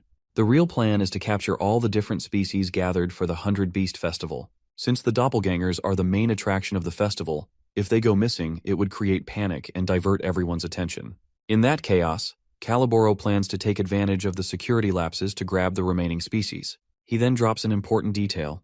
The whole operation kicks off once the full moon lines up with the top of Theo Hall's steeple, and that moment is now. He's pretty sure others are already in their spots. Ronan starts to think, now that they've got the plan down, taking out the enemy shouldn't be too tough. But rushing in isn't the way to go. It's smarter to let Caliboro think everything is going as planned. Let them get too comfy. The smaller threats don't stress him out. What he really can't ignore is Arendelle. Werewolves are part of a tough group of werehumans that's all about the fight. The Woolump tribe is particularly brutal and strong. 5 years back, Arendelle, the deadliest weapon from Caliboro, wiped out the entire Woolump tribe in one night. After that massacre, Caliboro went from being a small-time poaching gang to a seriously feared crime organization with some serious muscle. With Arendelle now in the mix, it's obvious that Caliboro is risking it all. Ronan notices this, and if they're all in, so is he. He tells Barry to quietly tip off the Imperial forces about what's going down. Without looking back, Ronan heads off, promising Barry they'll get the doppelgangers back, no matter what happens. Ronan thinks Arendelle is the kind who likes to show off but knows what he's doing. If he's grabbed the doppelgangers, he must be feeling pretty cocky. That means if they can locate the doppelgangers first, Arendelle will come running straight for them. Ronan is determined to seize that opportunity to finish this fight once and for all. As dusk falls, a guy sits there munching on meat like some wild beast. He has this primal vibe, like a predator just waiting to pounce. Once he finishes eating, he tosses the leftovers away and grumbles about being bored. He's getting annoyed waiting for the prey to bite. Every second feels like a test of his patience. He grumbles that the manticore and the doppelgangers are just distractions. What he really wants is for Varen to step out of the shadows so he can skin him alive. This time in the forest, 3 people are present and they all look familiar. Adashan captures the animals in the area. Balraus expects her to be great since she's able to deal with the Caliboro gang by herself. But seeing her in action makes him think she is truly extraordinary. He turns to Ronan and asks what he plans to do with the nails. Our hero answers calmly that he is going to use the animals to find the doppelgangers. Let them sense their presence, track their trail, and lead the way. Balraus is surprised to learn that it's even possible. Our hero is confident because the future commander, Adashan, is more than capable. While magic swirls around her hands, she thanks the animals as they listen to her, and the next moment they take off into the forest, guided by instinct and her power. Deep in another part of the forest, a fox is sprinting away, but this is not an ordinary fox, it's the doppelganger Omega Fox. Above it, a bird filled with Adashan's magic flies, silently watching its target. Just as it swoops down to strike, the fox suddenly senses the danger. Its eyes glimmer, and it changes shape. It looks like it's wrapped in a bubble of flesh, and when it comes out, a snake slithers out. The snake launches upward in an instant and attacks the bird. The bird sees it coming, but it is too late and is savagely eaten. That vision is related to Adashan. She quickly alerts our boy that she has found one and points in the direction. She tells them that it's a snake that the doppelganger transformed. Ronan nods and praises her good work, he says with a hint of pride in his voice. He says it has to be the Omega and moves to give the order, but before he can speak, Balraus suddenly dashes forward. "Leave it to me," he calls out. Ronan pauses, surprised by the sudden move. As he rushes toward the snake, Balraus says his past might be shameful, but he's still a wolf of Caliboro, and Ronan doesn't need to waste his time on it, because Balraus believes he's enough to deal with it. And in an instant, this dude really does the job. He manages to grab it. The Omega writhes and twists trying to escape, but it's no use. He holds its neck tightly and tells the snake to calm down since he's not planning to hurt it. Our hero gets annoyed and calls Balraus an idiot. Balraus happily reports that he has resolved one problem, but our boy scolds him for making eye contact with it. He just told him that Omegas transform based on the target's negative emotions, which means fears and terrors included. The realization hits Balraus, and instantly his smile fades with a creeping fear. The snake begins to change form. Realizing the part about fears and terrors, Balraus gets worried. The snake turns into Sita. Balraus freezes as the bird lets out a cute sound. He tears up, remembering the agony he endured because of the bird. Then the creature flies away. It heads toward Ronan and grabs his face and looks directly into his eyes. Ronan flinches, surprised by the contact, but before he can react, the creature flies off. Ronan knows this is bad because he just made eye contact with it. He's worried it might transform into someone like a Hayute, which will be annoying to deal with. He clenches his jaws as he needs to catch it before things spiral out of control. Ronan takes off running at full speed. Without looking back, he tells Adashan to take Balraus and track down the Alpha. He'll deal with the Omega himself. Ronan races ahead, already expecting the doppelganger to have transformed, but he doesn't see anyone who resembles a Hayute, and hiding should be impossible with its size. He also finds it strange that there are human footprints, but the mana traces are clearly those of a doppelganger. It makes him wonder who it transformed into. The closer Ronan gets, the stronger the killing intent he feels. He thinks of the guy who gave him the curses. He moves cautiously with one hand, ready to draw his sword at any moment.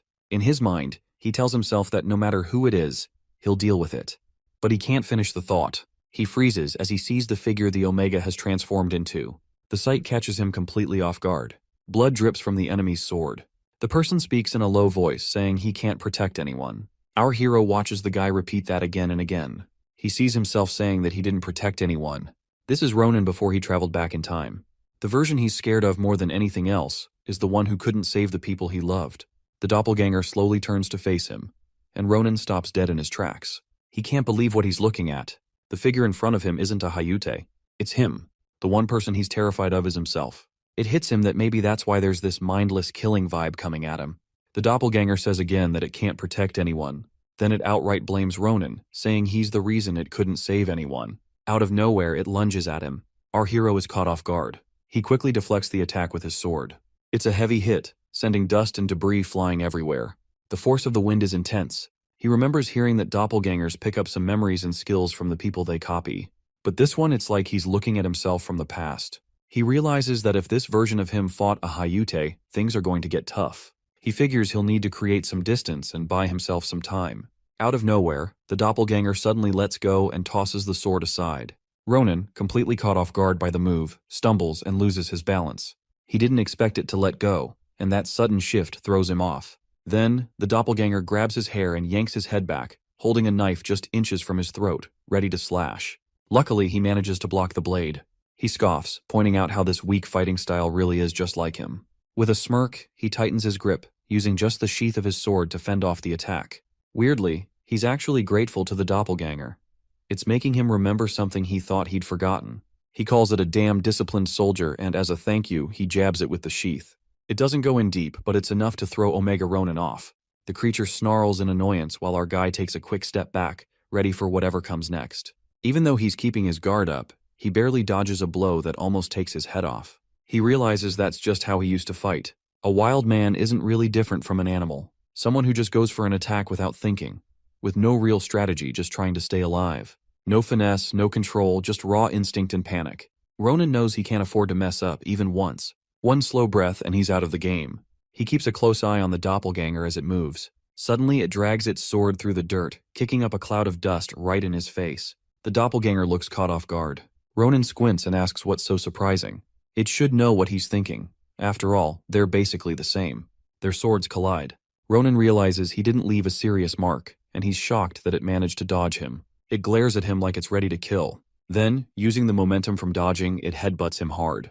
The impact is no joke as Ronan stumbles back, blood spilling from his mouth as he coughs like crazy. He curses that tough bastard, but before he can even get his bearings, a sudden kick slams into him. Totally caught off guard, he gets sent flying through the air. When he crashes back down, he's groaning in pain. This wasn't just a simple push, he got launched. While Ronan was soaring through the air, it hit him all of a sudden, as if this doppelganger is really him. It's not going to stop at just one kick. If he's right, that other version is already gearing up to finish him off. He crashes hard into a boulder, pain shooting through him, but he grits his teeth and prepares for what's coming next. A loud explosion rattles the forest, and smoke fills the air. A blade embeds itself in the stone next to him, barely missing him by inches. He can't help but stare at the blade and think about how close he just came to dying. Anger bubbles up inside him, realizing this Omega version of himself is just way too powerful. He starts to think about a risky move. Maybe if he can make eye contact with someone else, the doppelganger will switch again, and that version will be easier to deal with. But before he can act, someone else steps into view. The guy says their boy isn't the prey he was after. Ronan feels a surge of energy and hopes it's Varen, but he's let down to see it's just a kid causing chaos in his hunting grounds. The huge, intimidating guy turns to the kid and asks, "Who are you?" "This is Arendelle, the guy we talked about earlier." Our hero picks up on this strong smell of blood coming from him, along with this intense vibe that makes it feel like there's a wild beast right there. It hits him that Balros's description matches him perfectly. That's when he realizes this guy is Arendelle. Ronan doesn't see it coming at all. He always figured they'd run into each other someday, but not like this. The timing is just off. Arendelle asks if he's scared. When Ronan doesn't respond, Arendelle's smile starts to fade as he catches a whiff of something in the air. It's a scent that's faint but familiar, and he realizes he hadn't planned for this. Today was supposed to go perfectly, but now that he's picked up on it, he can't just let the kid walk away. He asks Ronan why he smells like the doppelganger Omega, and Ronan's heart drops. He mutters a curse under his breath. Without warning, Arendelle lunges at him, claiming everything is going just fine. Their blades clash, ringing out with a sharp sound. Arendelle boasts about catching the Alpha and now tracking down the Omega's scent. Ronan didn't see that coming. Arendelle steps closer, telling him he has the worst luck. Our hero manages to block the blow with his sword. He realizes that the buzz about Arendelle being Caliboro's toughest executive isn't just talk. Ronan can feel how hard his hits are. He knows that one solid blow could take him out, especially since he's in such rough shape. And there's still another issue. The Omega that was after him earlier, the one that should have finished him off, is now lurking around totally silent and hiding its intent to kill. That silence says it all. His past self is just waiting for the right moment to make a move, which means he's got to act fast. He needs to wrap this up now. In a flash, Ronan lunges forward as his blade catches Arendelle off guard, slicing a shallow cut across his neck. Arendelle winces and complains that it stings and oddly praises him. Out of nowhere, he throws a punch. Ronan quickly reacts, raising his sword just in time to parry the hit. Arendelle smirks and says that his intimidating vibe is so strong that just one look from him can suck the fight out of most people, so this is a good time. Ronan can't shake the feeling that his presence here is no accident. He is surprised that all the damage he managed to deal even with a clean hit. He questions, what kind of body can shrug off hits like it's nothing? He asks if it's because of the aura. Arendelle gives a nod, confirming his suspicion, and explains that his aura has seeped into his muscles, basically turning his body into a weapon. It's way beyond typical mana boosting that this is peak body enhancement. Arendelle's words come with a menacing edge as he tells Ronan he's earned the title of a worthy opponent. From now on, he sees him as his prey. He lays it out that hunting is all about the strong going after the weak, and until Arendelle gets his fill, Ronan is going to be in for a rough time. With that, Arendelle strikes, sending Ronan flying back and dragging his sword along the ground to keep his balance. He barely manages to recover when another punch is already heading his way. He dodges just in the nick of time, narrowing his eyes and shifting into high gear. With fierce determination, he swings at Arendelle multiple times. Eventually, Arendelle blocks the blade with his arm. Ronan's sword digs in deep but doesn't pierce flesh. They both take a step back. Seizing the moment, Arendelle grabs a nearby boulder and flings it at Ronan. Bracing for impact, our hero quickly slashes the boulder into pieces. In that brief moment, Arendelle charges in, throwing a punch toward Ronan's guard. He thinks he's got our hero trapped, but the tables turn as our hero is already ready to counter. My guy shoots back that he's the one who's got Arendelle. With his sword glowing with energy and a battle cry, he swings hard, challenging Arendelle to take the hit. Arendelle raises his arms to block, but the hit lands with a massive thud, and he groans in response. Suddenly, something changes in him. He shouts that it's awesome. Ronan's expression darkens as he lets out a frustrated curse. Ronan watches as Arendelle starts to grow, his body swelling with power. With a sharp look in his eyes, Arendelle mentions it's been a while since he's hunted with all his senses firing. He gives Ronan props, saying he's incredibly totally worth going all out against. As energy starts to crackle in his hands, he gears up for his biggest attack, the power building with deadly intent. But before he can finish saying it, he gets hit. Blood sprays into the air. And the worst part, it's the doppelganger that did it. Even scarier is the fact that the jerk still has his eyes closed.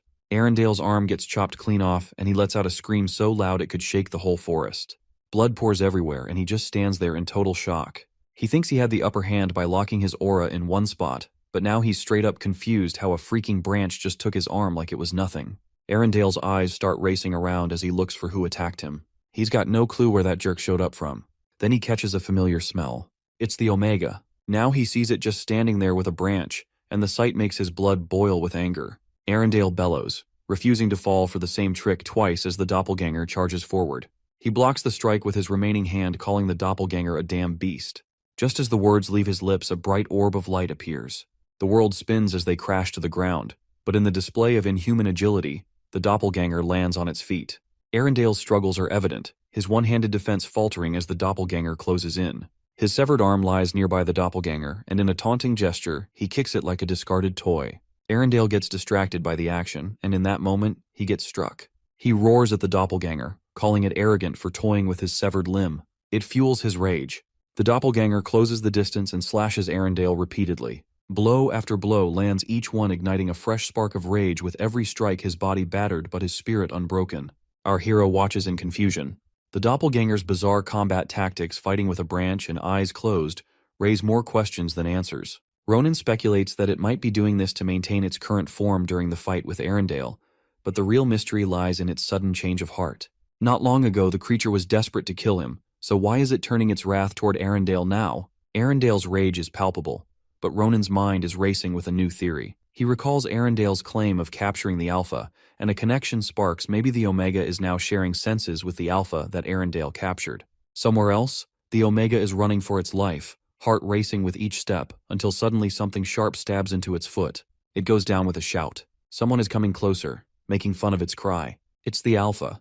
Arendelle grabs it and says it's time to head back. Just thinking about that sends the Omega's nerves into overdrive. It lashes out at Arendelle again.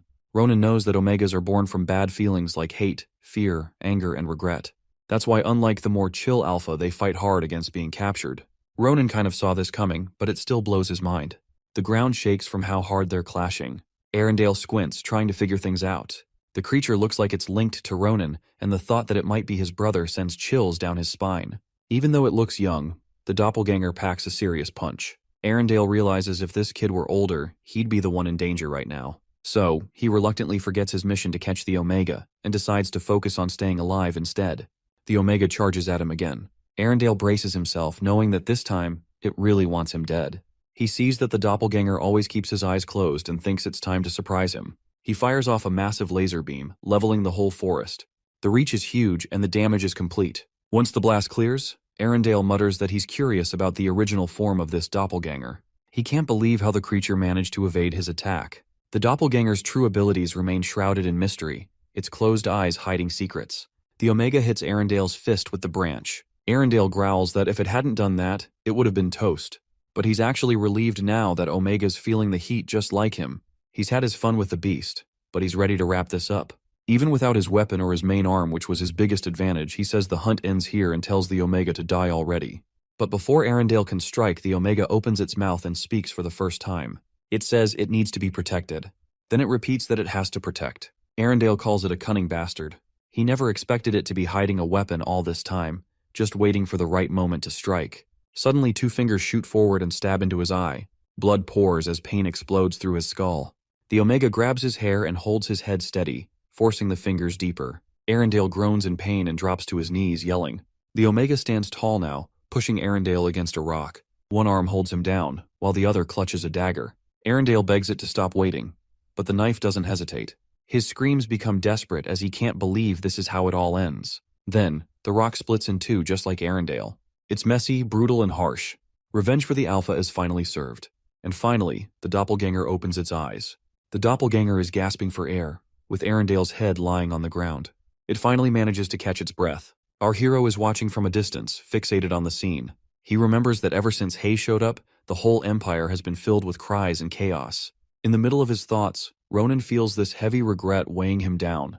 Like his past mistakes are just crushing him. He can't help but think about each moment and wonders what it would have been like if he hadn't lived such a wasted life. If only he had listened to his sister, who always said it's good to learn a little bit about everything. Maybe then he could have saved at least one more person. That thought just fills him with self-blame, and his eyes reflect the sadness woven into the maze of his regrets. The doppelganger keeps mumbling, "I need to protect," over and over like a broken record. Then out of nowhere a string appears and freaks it out. Ronan narrows his eyes, taking in the scene and realizing the whole place is tangled with strings. One of them wraps around the doppelganger's leg, pinning it down. Ronan tells everyone to pay close attention. He grabs his sword and says, "This is me now." He unleashes a powerful slash wave aimed straight at the doppelganger, but it just splits the beam in two. That thing gives him a fierce glare. Ronan doesn't hold back. He keeps hitting it, making sure it stays stuck with the strings. They go at it hard. Even though it can't move its legs, the doppelganger is holding its own. Eventually, it manages to slice through the strings and break free. The doppelganger's senses kick in, and it catches on to Ronan coming at it from above. His eyes light up in a bright yellow. Although Arendelle's vibes seemed off at first glance, when they came face to face, he felt the real deal. It was definitely the same power as the professor's. Everything starts to click, and Ronan's understanding gets way clearer. The pieces finally fall into place, showing him a bigger picture. Now he's got his sights set on the sword. The doppelganger braces for what's coming. Ronan's sword makes contact with the doppelganger's blade and it forces the creature to its knees. It's trying hard to hold up against the pressure. Ronan remembers how he used to think that anything you could swing around was a weapon before he got to the academy.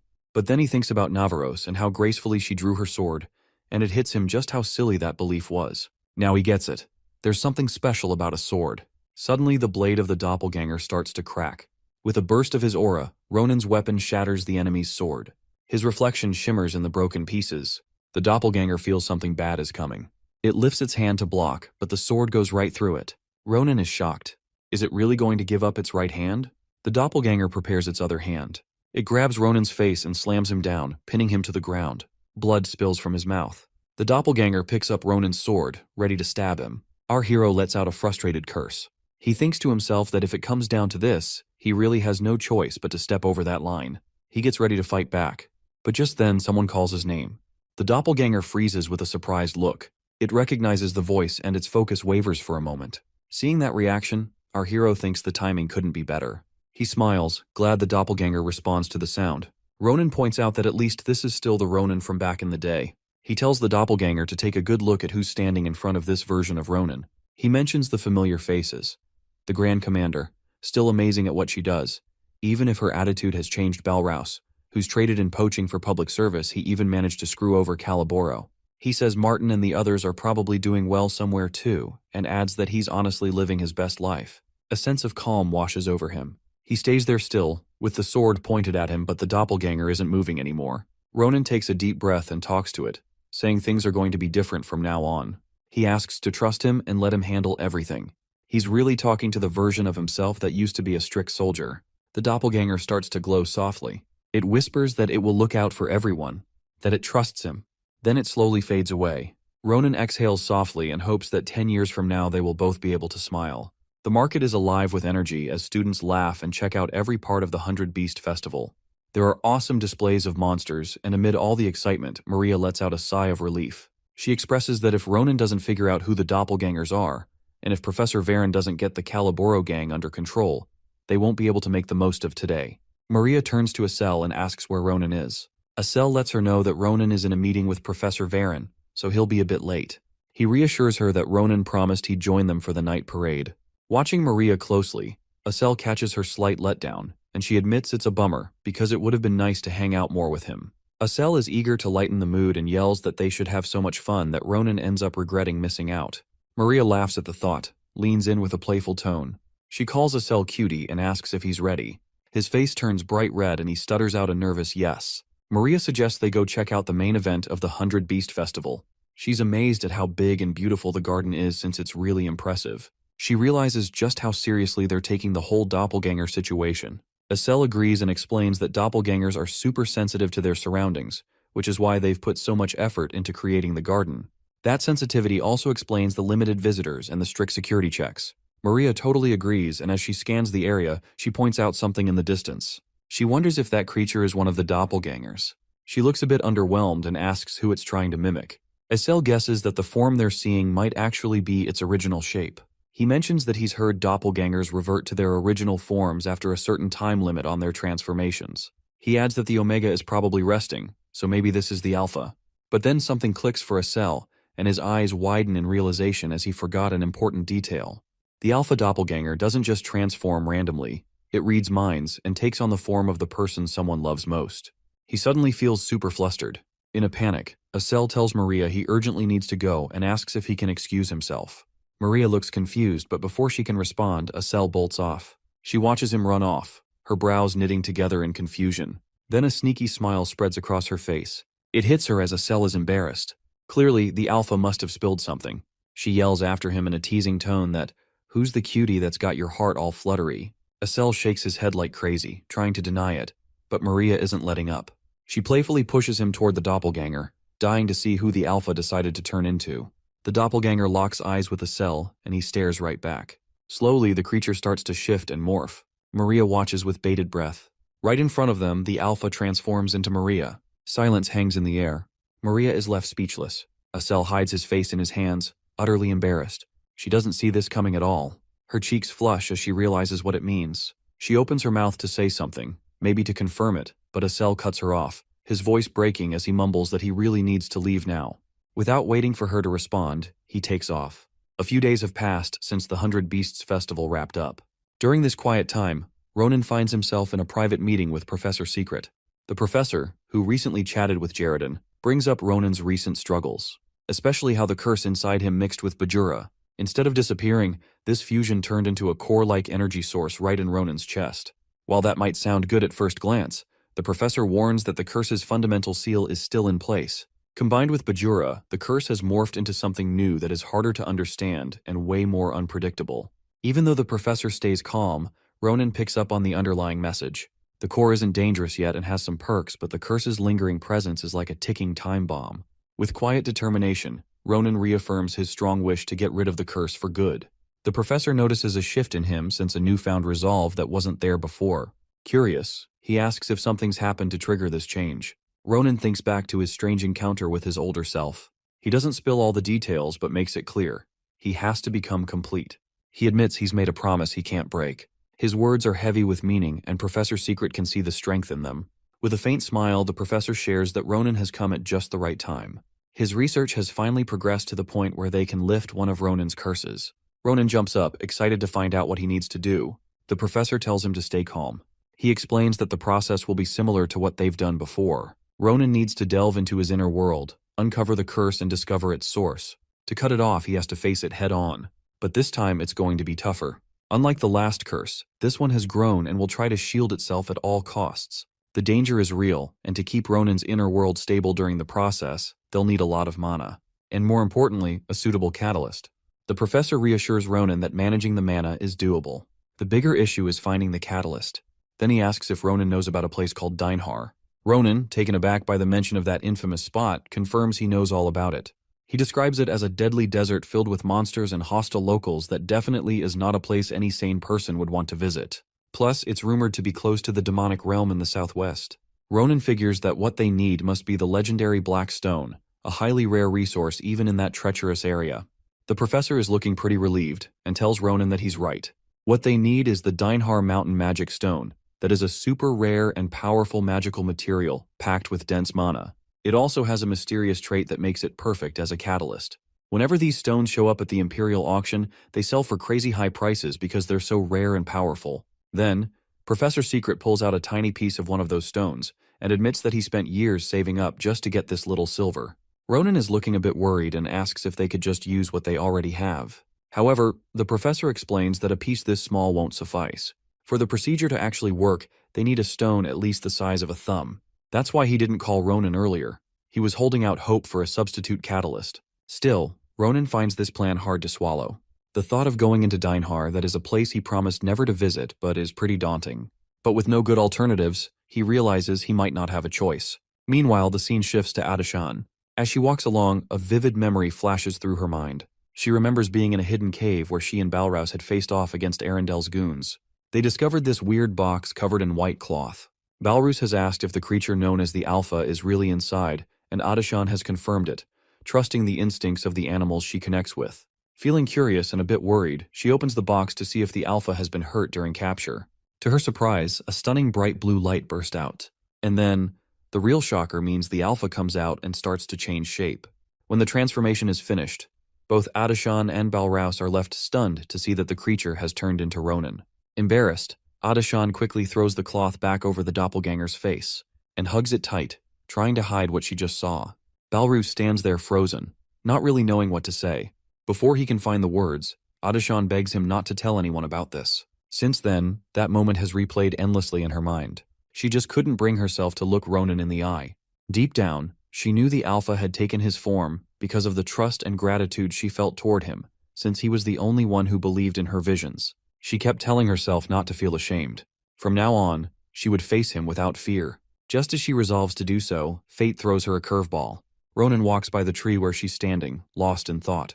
Panic hits her and she ducks behind it, hoping he won't see her. Ronan hears a noise and stops to investigate. With her heart racing, Adishan tries to calm down and step forward. But before she can move, Ronan spots her and asks what she's up to. Startled, Adishan lets out a scream. Ronan is equally taken aback and chuckles awkwardly and asks if she saw something she shouldn't have. She quickly shakes her head, her voice shaking. Grabbing her hand, Ronan tells her she's arrived at just the right time.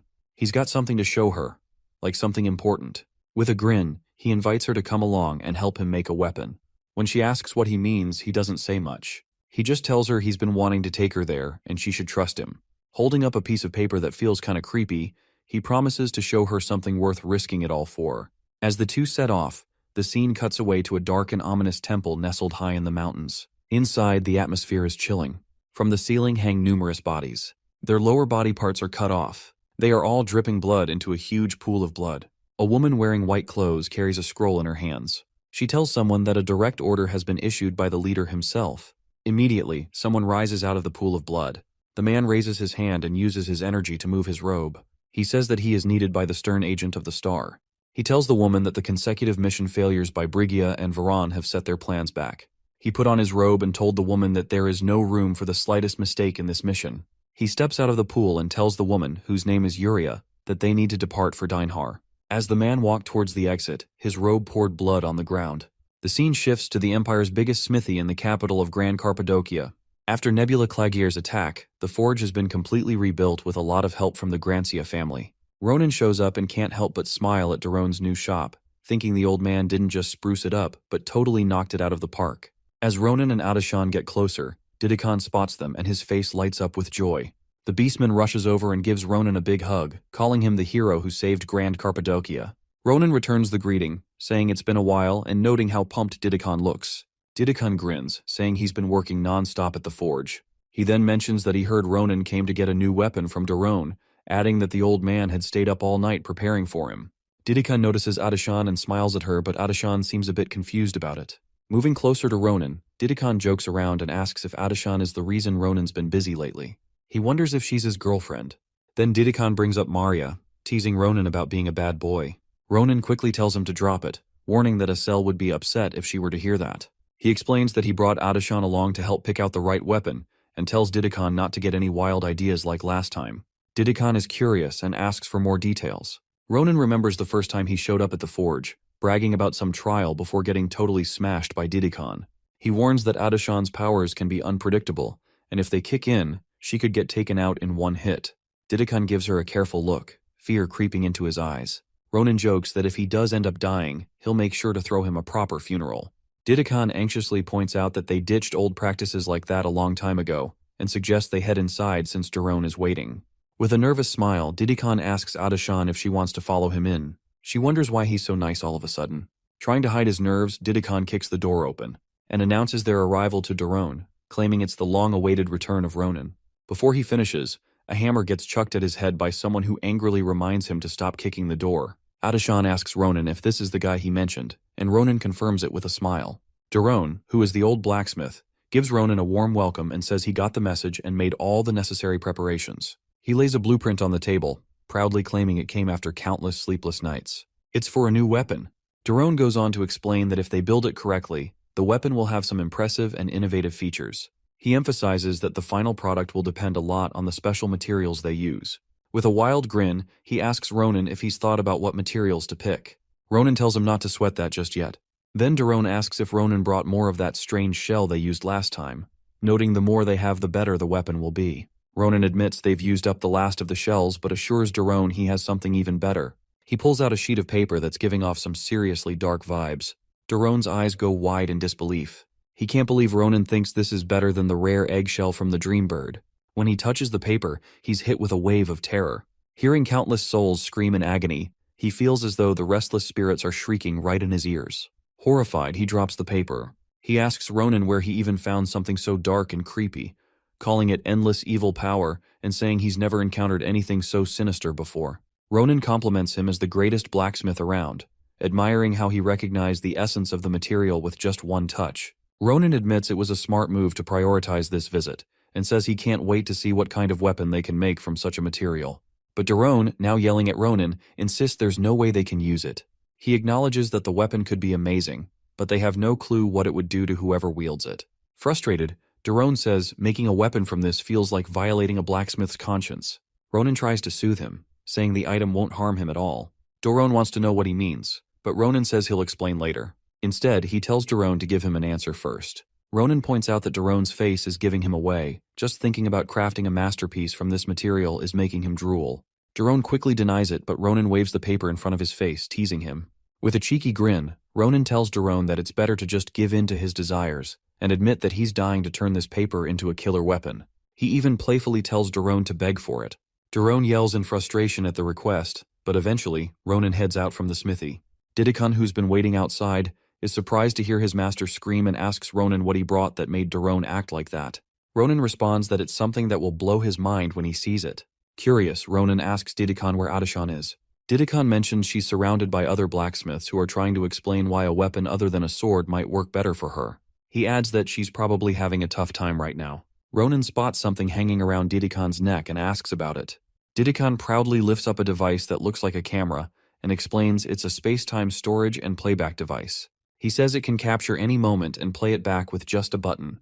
He calls it a masterpiece and asks Ronan what he thinks, even offering to let him try it out. Ronan asks if it actually works, and when Didikon assures him it does, he grins and asks to borrow the device for a bit, mentioning it would be perfect for luring someone to Dinehar. Later that night, Schlieffen is walking somewhere when a figure pops out of the woods and asks if he's planning to train at this hour. Schlieffen wonders if something's up and then recognizes Ronan, teasing that he must be on a mission to catch up on all the sparring he missed. Ronan tells Schlieffen it's good to see him, but he's not there to spar. Instead, he raises his hand and asks if Schlieffen will team up with him, explaining he's heading somewhere pretty dangerous and he can only take Schlieffen with him.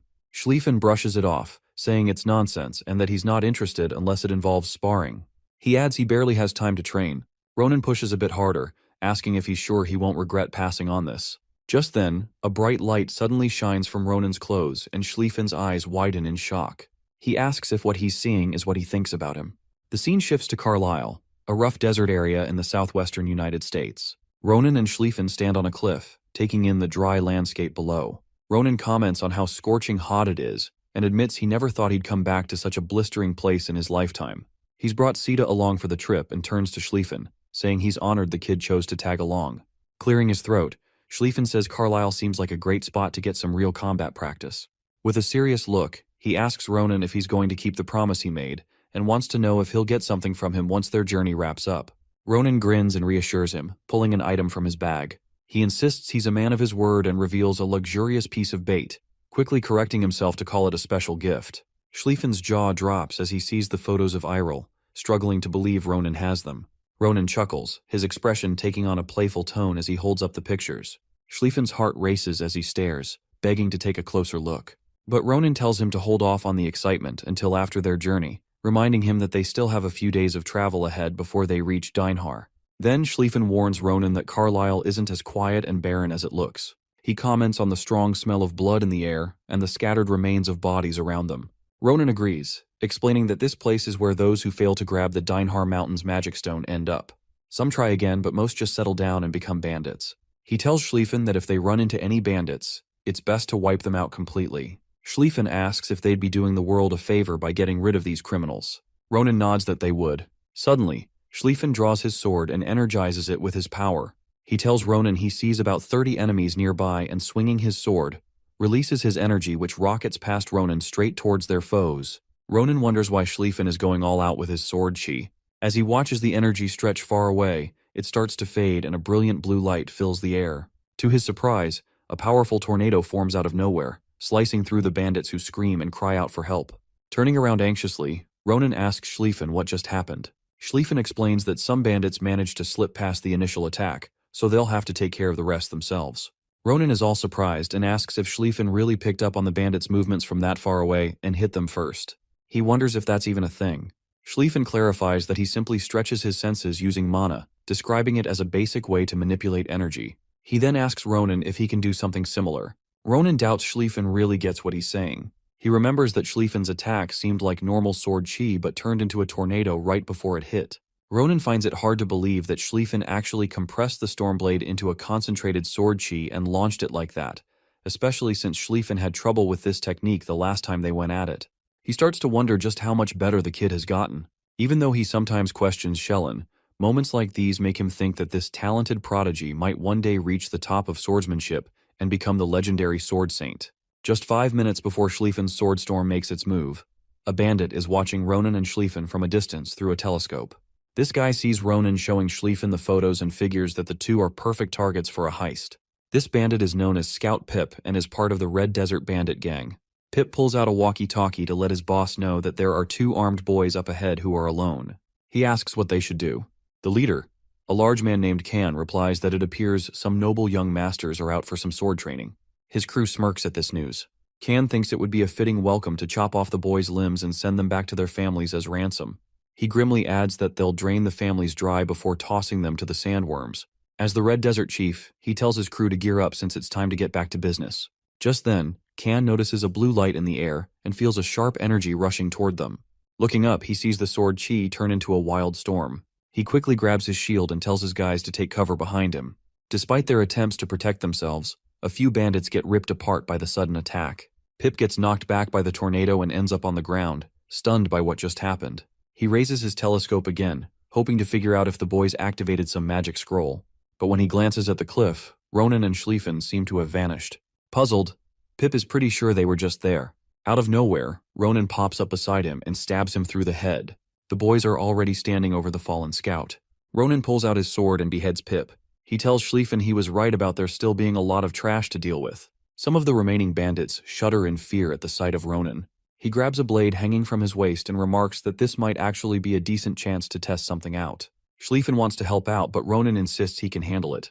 He figures the guys they're up against are the perfect test subjects for his new weapon. Schlieffen mentions he's been feeling something off for a while, asking Ronan if it's coming from his new gear. Ronan thinks Daron must have really outdone himself this time. He's excited to see how it performs and jumps around, saying Schlieffen is lucky to be his first audience. He smashes the ground during his landing, kicking up a massive cloud of dust. One of the bandits can't believe Ronan is actually approaching them despite their numbers. He yells that they need to take him down quickly. Just as he says that, Ronan swings his blade and the man suddenly has a hole in his chest. His buddies are frozen in shock. Before they can even react, Ronan launches his blade again. It severs someone's arm and pierces another guy right in the chest, crashing into a boulder afterwards. The guy who lost his arm hits the dirt, screaming in agony, while the others start trembling at the sight. While they're frozen in fear, Ronan strolls over to the boulder and comments on how great his first showing is. Pulling out his blade, he's surprised at how brutally effective it is. A quality weapon really makes all the difference, he notes. He lifts the sword, named Ymir, and says he'll be relying on it. It emanates a creepy energy as he speaks. As he swings it around, he wonders why it feels so heavy, as maybe it's made from some unique materials. He figures it'll take him a bit to really get used to it. Turning back to the bandits, he dares them to come at him. One of them rallies the others to try to take Ronan down. They charge at him, but Ronan zips past the bald guy who's calling for the attack. With one clean slice, he rips the guy apart and feels totally pleased with how sharp his blade is. He exclaims that the thing's a beast. Just then, a bunch of men close in and swing their swords at him, but Ronan vanishes right in front of them. They're stunned when he reappears behind them, taking their heads off in an instant. One of the survivors shouts for everyone to pull themselves together, warning that they'll be toast if they lose focus. He urges the group to hold their ground and support one another nearby, claiming Ronan can't go on a rampage if they do that. But right after those words, Ronan shows up behind him to grab his hair and compliments his wise judgment. Ronan can tell this guy is no rookie at plundering. Scared out of his wits, the man stammers that who he is. Ronan just beheads the guy and his blood goes everywhere. The bandits are freaking out, can't believe their vice captain just got taken down like that. Ronan disappears, and then suddenly they're all losing their heads. Ronan's taking down bandits left and right, but then he senses something's off and dodges the leader's attack. The guy's got a huge shield and is clearly not happy about Ronan's presence. Ronan asks if he is the leader. Kan's all like that, which makes him think he can take on the Red Desert of Carlisle. He glares at Ronan and says he has messed with the wrong guy. He taps his shield and growls that people who step out of line get smashed into meatballs by his shield of blood. Ronan just shrugs it off and tells Kan to bring it on. And Kan's shield doesn't exactly hold up well. It shatters into pieces and Kan's left standing there looking stunned. Ronan asks if he's okay without his shield, and Kan's still trying to wrap his head around what just happened. He trails off how he can even do this. Kan yells for his men to retreat and they take off. Ronan's a bit surprised Kan made the smart call to bail, but he knows they'll just go back to causing trouble if he lets them live. So he's all like it's time to clean up the trash for good. He's got one more trick up his sleeve that is Ymir's ability. As Kan's running, he starts thinking about Ronan's origins and decides to gather more men for a full-on attack. But before he can get far, Ymir lands in front of them. Kan's certain it's Ronan's dagger and wonders if it was an accident. Suddenly the dagger's aura kicks in called as the spiderweb and it immobilizes the bandits. They're stuck, unsure what's happening. Ronan strolls up, saying Daron's the best man. The bandits see this creepy spider image and Ronan gets ready to finish them off. Kan tries to beg for mercy, but Ronan's not having it. He takes them down, no questions asked. After the battle ends and the bandits are all taken down, Schlieffen asks Ronan about his weapon Ymir and comments on how impressive its features seem. Ronan accepts the compliment and explains that Ymir is capable of channeling different mana techniques for long-range attacks, which helps add unpredictability in battle. As he looks at the fallen enemies, Schlieffen wonders aloud if a weapon like that needs some rare materials to function. Ronan remains tight-lipped, mentioning that it's a top trade secret he can't share, though he hints that the weapon holds several fascinating components.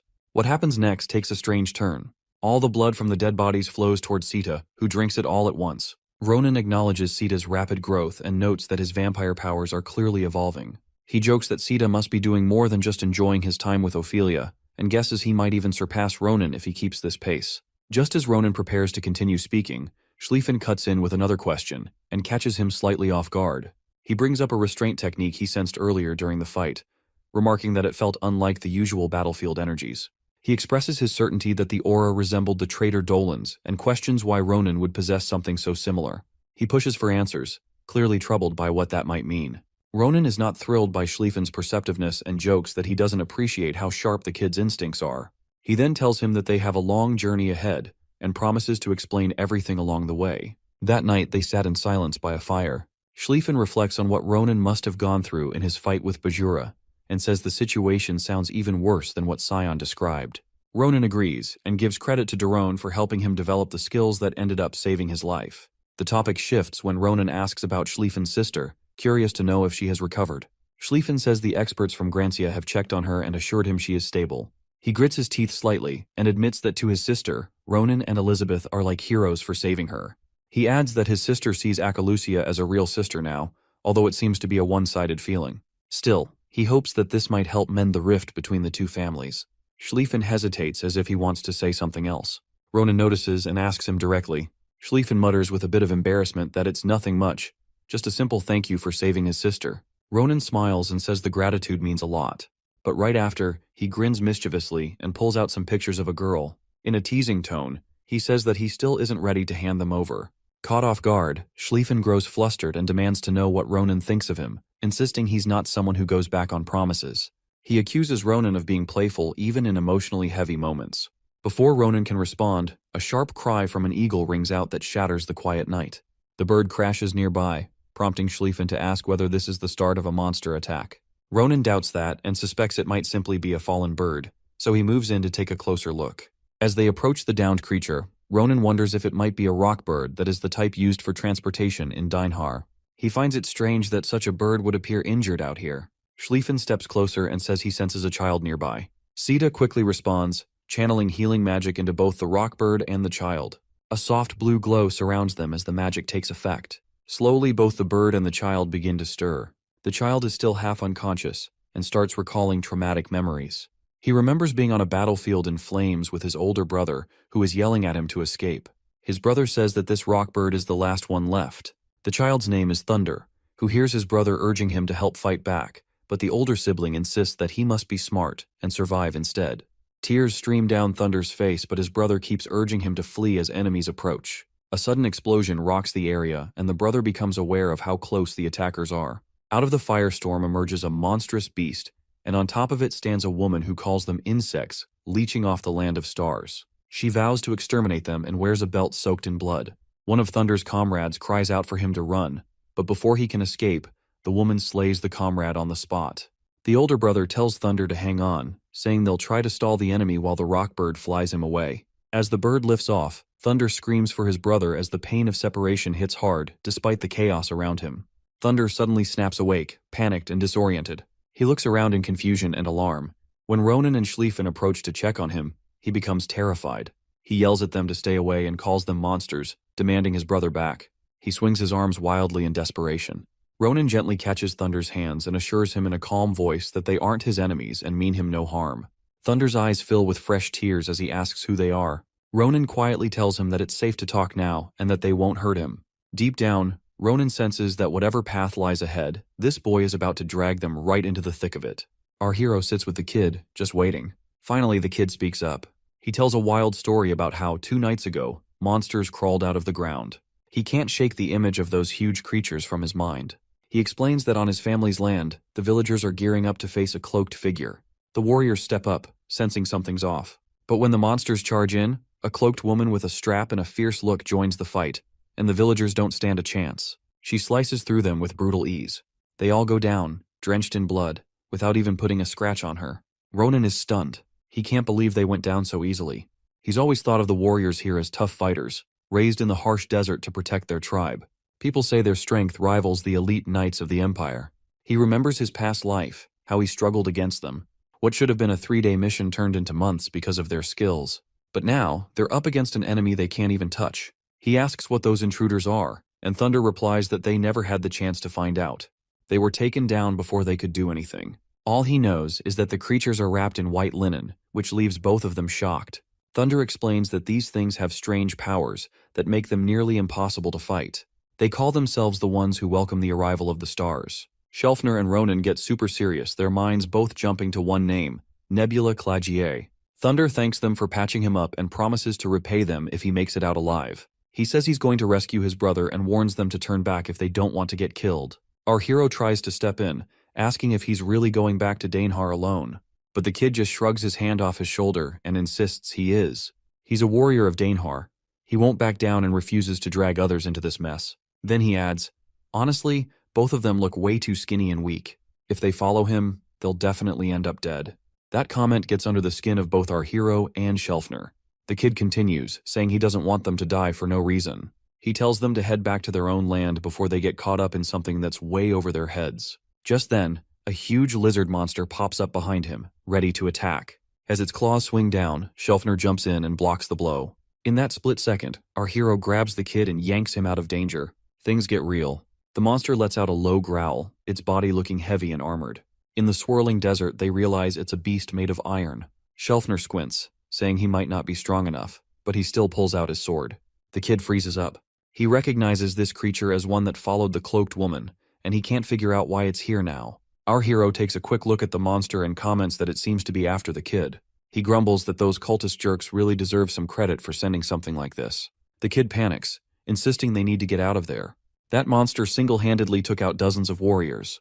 Then suddenly the beast disappears. It starts zipping around at crazy speed, leaving behind blinding streaks of light. Our hero watches closely and realizes the monster definitely isn't going to let them off the hook that easily. The kid feels bad, knowing he got them into this mess. Shelfner keeps an eye on the monster's moves and casually comments that its footwork is pretty basic but really strong. It reminds him of Ronan during the midterms. Ronan stays quiet, noticing the serious look on Shelfner's face. Shelfner admits that back then he didn't really know what he was doing. He couldn't figure out how to handle that kind of footwork and ended up going for the worst option, taking them both out. Then the monster makes its final turn and charges right at Shelfner with full force. But Shelfner is ready for it. He says that might have been true before, but not anymore. He slams his sword into the ground and a huge wave of energy blasts out, buzzing through the air. The monster stumbles, caught off guard by the sudden pressure. It gets sucked right into a swirling tornado of mana that Shelfner unleashes. The monster lets out a roar that gets louder as the tornado slams into it harder. Thunder watches in shock as the creature's iron shell starts cracking like old chips and its body begins to fall apart. Just when it looks like it's done for, the monster opens its mouth and shows off a hidden weapon. It fires without realizing our hero is already above it.